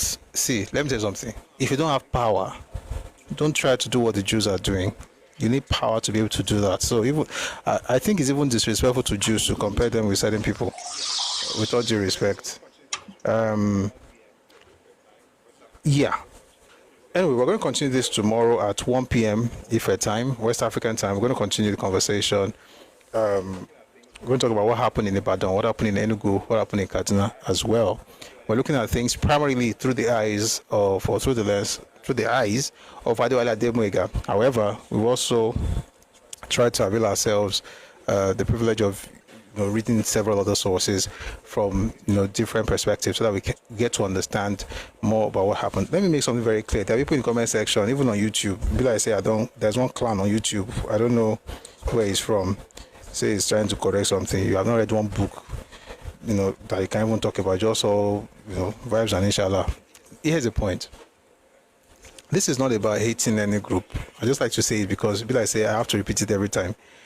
It's just that when you are used to people not questioning what you are saying, anyone who questions you become a hater. It's not so much that the person hates you, it's just that you are not used to being questioned. Also, you have a single narrative, so to hear another perspective is like it diminishes you. But see, the real issue is not the person who is talking, it's you. If you're, Yorubas have a saying, ilé tá bá fi tọ́ mọ èrè ló máa wò. Ilé tá bá fi tọ́ mọ èrè. Who is this one? It's about hating. Stop disguising. If I say it's about hating, what are you going to do? If I say it's not hating, it's not hating. If I say it's hating, what will you do? That's the thing about people like you who don't have brains. If I'm hating you and I say I'm hating you, what are you going to do about it? But I'm telling you I'm not hating you. You are telling me that I'm hating you. Are you the one inside me? Here's the point. What that means basically is this. If you build your house with saliva, right, if that's your building blocks, all you need is the dew to get it down, to destroy it. Dew would destroy the house built with saliva. The point is that you guys live in houses built with saliva, and you see the possibility of a flood. Not even dew. This one that's happening right now is just dew. But what you do in your life is find a way to change the materials that you use to build your house. It's not the problem of dew. The dew will fall whether you like it or not. It's nature. Can be lying for 20 years. One day the truth will catch up with you. It's the nature of the truth to catch up. It's the nature of lies to be caught up with. So your job in your life is not to be telling the truth to stop talking or to stop appearing or to stop trying to catch up. Your job should be to stop being on the side of lies. And the fact of the matter is that a lot of things have been intentionally hidden in Nigeria because of the idea of let's just build this country. But I'm telling you, that is the reason that we have not been able to build Nigeria. We can't build Nigeria when we are living with lies. The person that should be apologizing to you is telling you that you hurt them. Any small thing, you are acting as if you are rabid because nobody has really told you the truth. Your fact is from Yoruba history, yes. This man is Yoruba. Chinua Achebe is Yoruba. You guys don't have brains, though. Somebody has to be telling you. Not all Igbos, but the ones in the comment section. Most of you don't have anything in your brain. So what's this man? Bengbule is Yoruba. That's the thing. You think I'm going to be like you? In other words, I only read the books that favor my. No. Is Bengbule Yoruba? Is Achebe Yoruba? Is Akpan Yoruba? Is Madiebo Yoruba? Is Njoku Yoruba? And intentionally, I've chosen to read more Igbo books even in this conversation because the thing is, even your own books, you don't read them. Meanwhile, most of your books have that lie, especially that one, that last book by Achebe. He's a fantastic writer, but that last book, you don't live such an illustrious life and end it with propaganda. It's a shame. Fantastic writer, but he had to write that non-fiction. And by the way, he has 2 non-fiction. I don't know if he had others, but I'm not willing to read anything apart from those 2. So being able to read is an achievement. Was Awolowo in prison for coup or not? How could Awolowo be in prison for coup? Hey, people like I said, they just manufacture stupidity in your place. How can Awolowo be in prison for coup? Which coup? The first coup that we heard of in Nigeria was in 1964. It was organized by Ojukwu. Awolowo got to prison in 1963. And even him going to prison, when Choemo was going to talk about the facts available to him, he did not. There is no place in this earth where you would find that what do they call this? Automatically accusing, not defendant. What's the opposite of defendant? Prosecuting, lawyer actually proved anything beyond reasonable doubt. He just kept, and then Choemo said, "My hands are tied." Essentially, he had to do it. Where did I even find it? Guess what? It's inside the same book that you guys bandied about. Here. It's in the same Why We Struck. That's why I said the books that you always shout about. Have you read IBB? Have you read Ademwega? Have you read it? Have you read it? The first school was, what was his name? Ojukwu. Brought in Basi, brought in Victor Banjo, went to bring in David Ejo and Yakubu Gowon, was stopped by Foster. The second was in 65, started by Fajuna, Oji, and Okafor. Later brought in Anufro, Nzogu, and Adewale Ademoyega. You guys, you don't like the truth. But guess what? We will not stop telling the truth. Like I always say, the only thing I owe you is respect. I'll respect you. I'll tell you stuff respectfully until you disrespect me. At that point, if the work by 2x4 is because it's got words in here. If you don't understand that, ask a Yoruba person to explain to you. Alright, we'll be here again tomorrow at 1 p.m. We do this every weekday, Monday to Friday, 1 p.m. Ife time, West African time. They don't know the truth, Prof. They only know the propaganda. Okay, so I agree, my brother. I agree. See, even me, we also grew up hearing about the propaganda. But if the truth comes, what do? We calm down and say, okay, this person who is talking, is he telling the truth? We check the sources. And again, there's something I do intentionally. I don't come here just talking. I'm telling you, read this thing, check this one. I'm reading out before I say the things I'm saying. I could actually say those things without, the things I'm reading, I could speak without reading many of these books. I could just talk. But it will seem somehow like, oh, it's just making things up. Okay, so you check. Then you check just to be sure. And then if you know that, oh, this person, I have two things. Number one, if it's a lie, then you're able to say, oh, this person lied, it's not in the book. Number two, let's say it's true, and in your own research you find something that's even superior, then you can present it, and then I will be like, oh, you have a superior argument, let's hear it. And if it's better, which you will not find, by the way, but let's even say you found it somehow, I would have to accept that, see, you have a superior argument. But no, not that you just be coming in and out insulting me, and assuming that they will not listen because you are used to meeting I'm a gentleman, but I don't take nonsense. All right. Anyway, that was a wonderful session we've had today, and I want to thank everybody who made today's session possible and successful. All the speakers who came up, thank you very much for coming up. Oh boy, that was a mistake.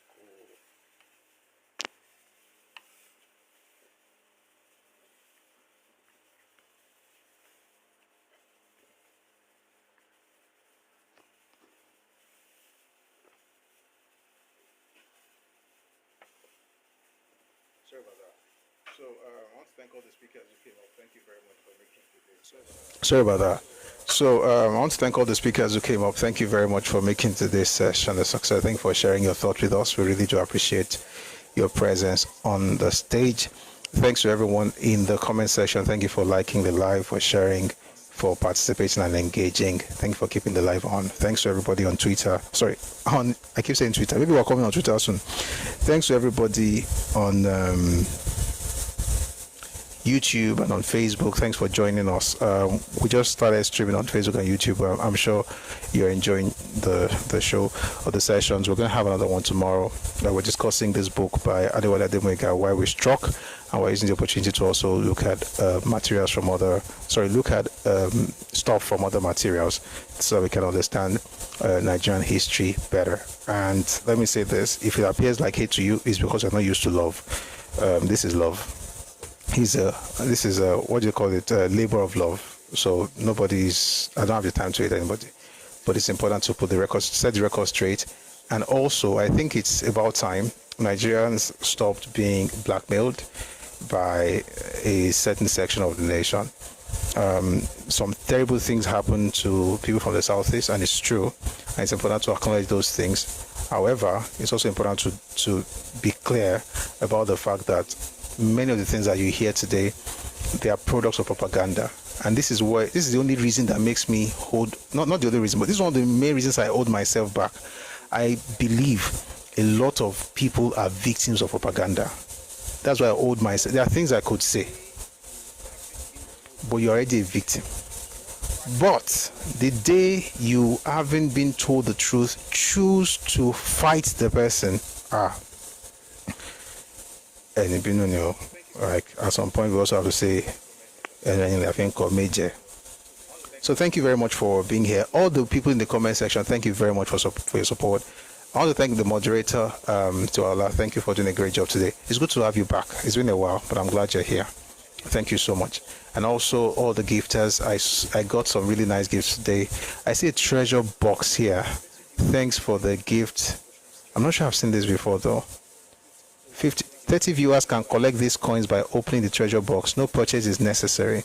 So while the music is thank you UIG for giving us the treasure box. So while the music is going on, I think I can even do it now. Do it now. If you would like to have some coins, just click on it, I guess. 30 viewers can collect these coins by opening the treasure box.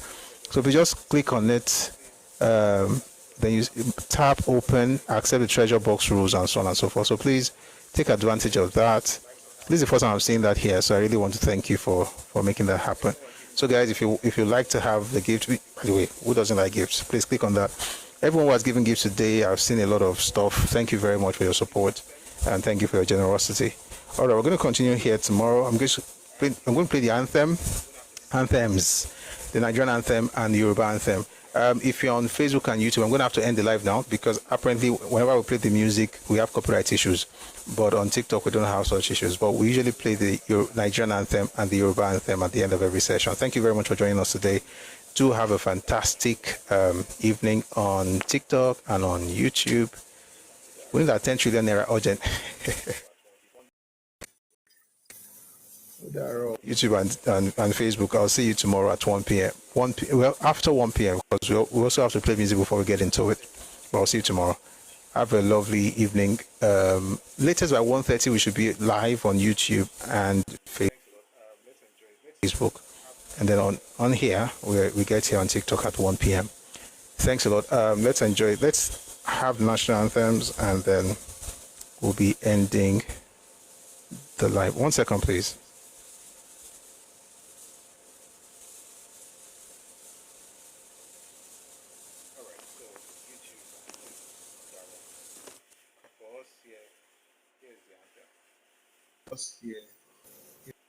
Here's the anthem.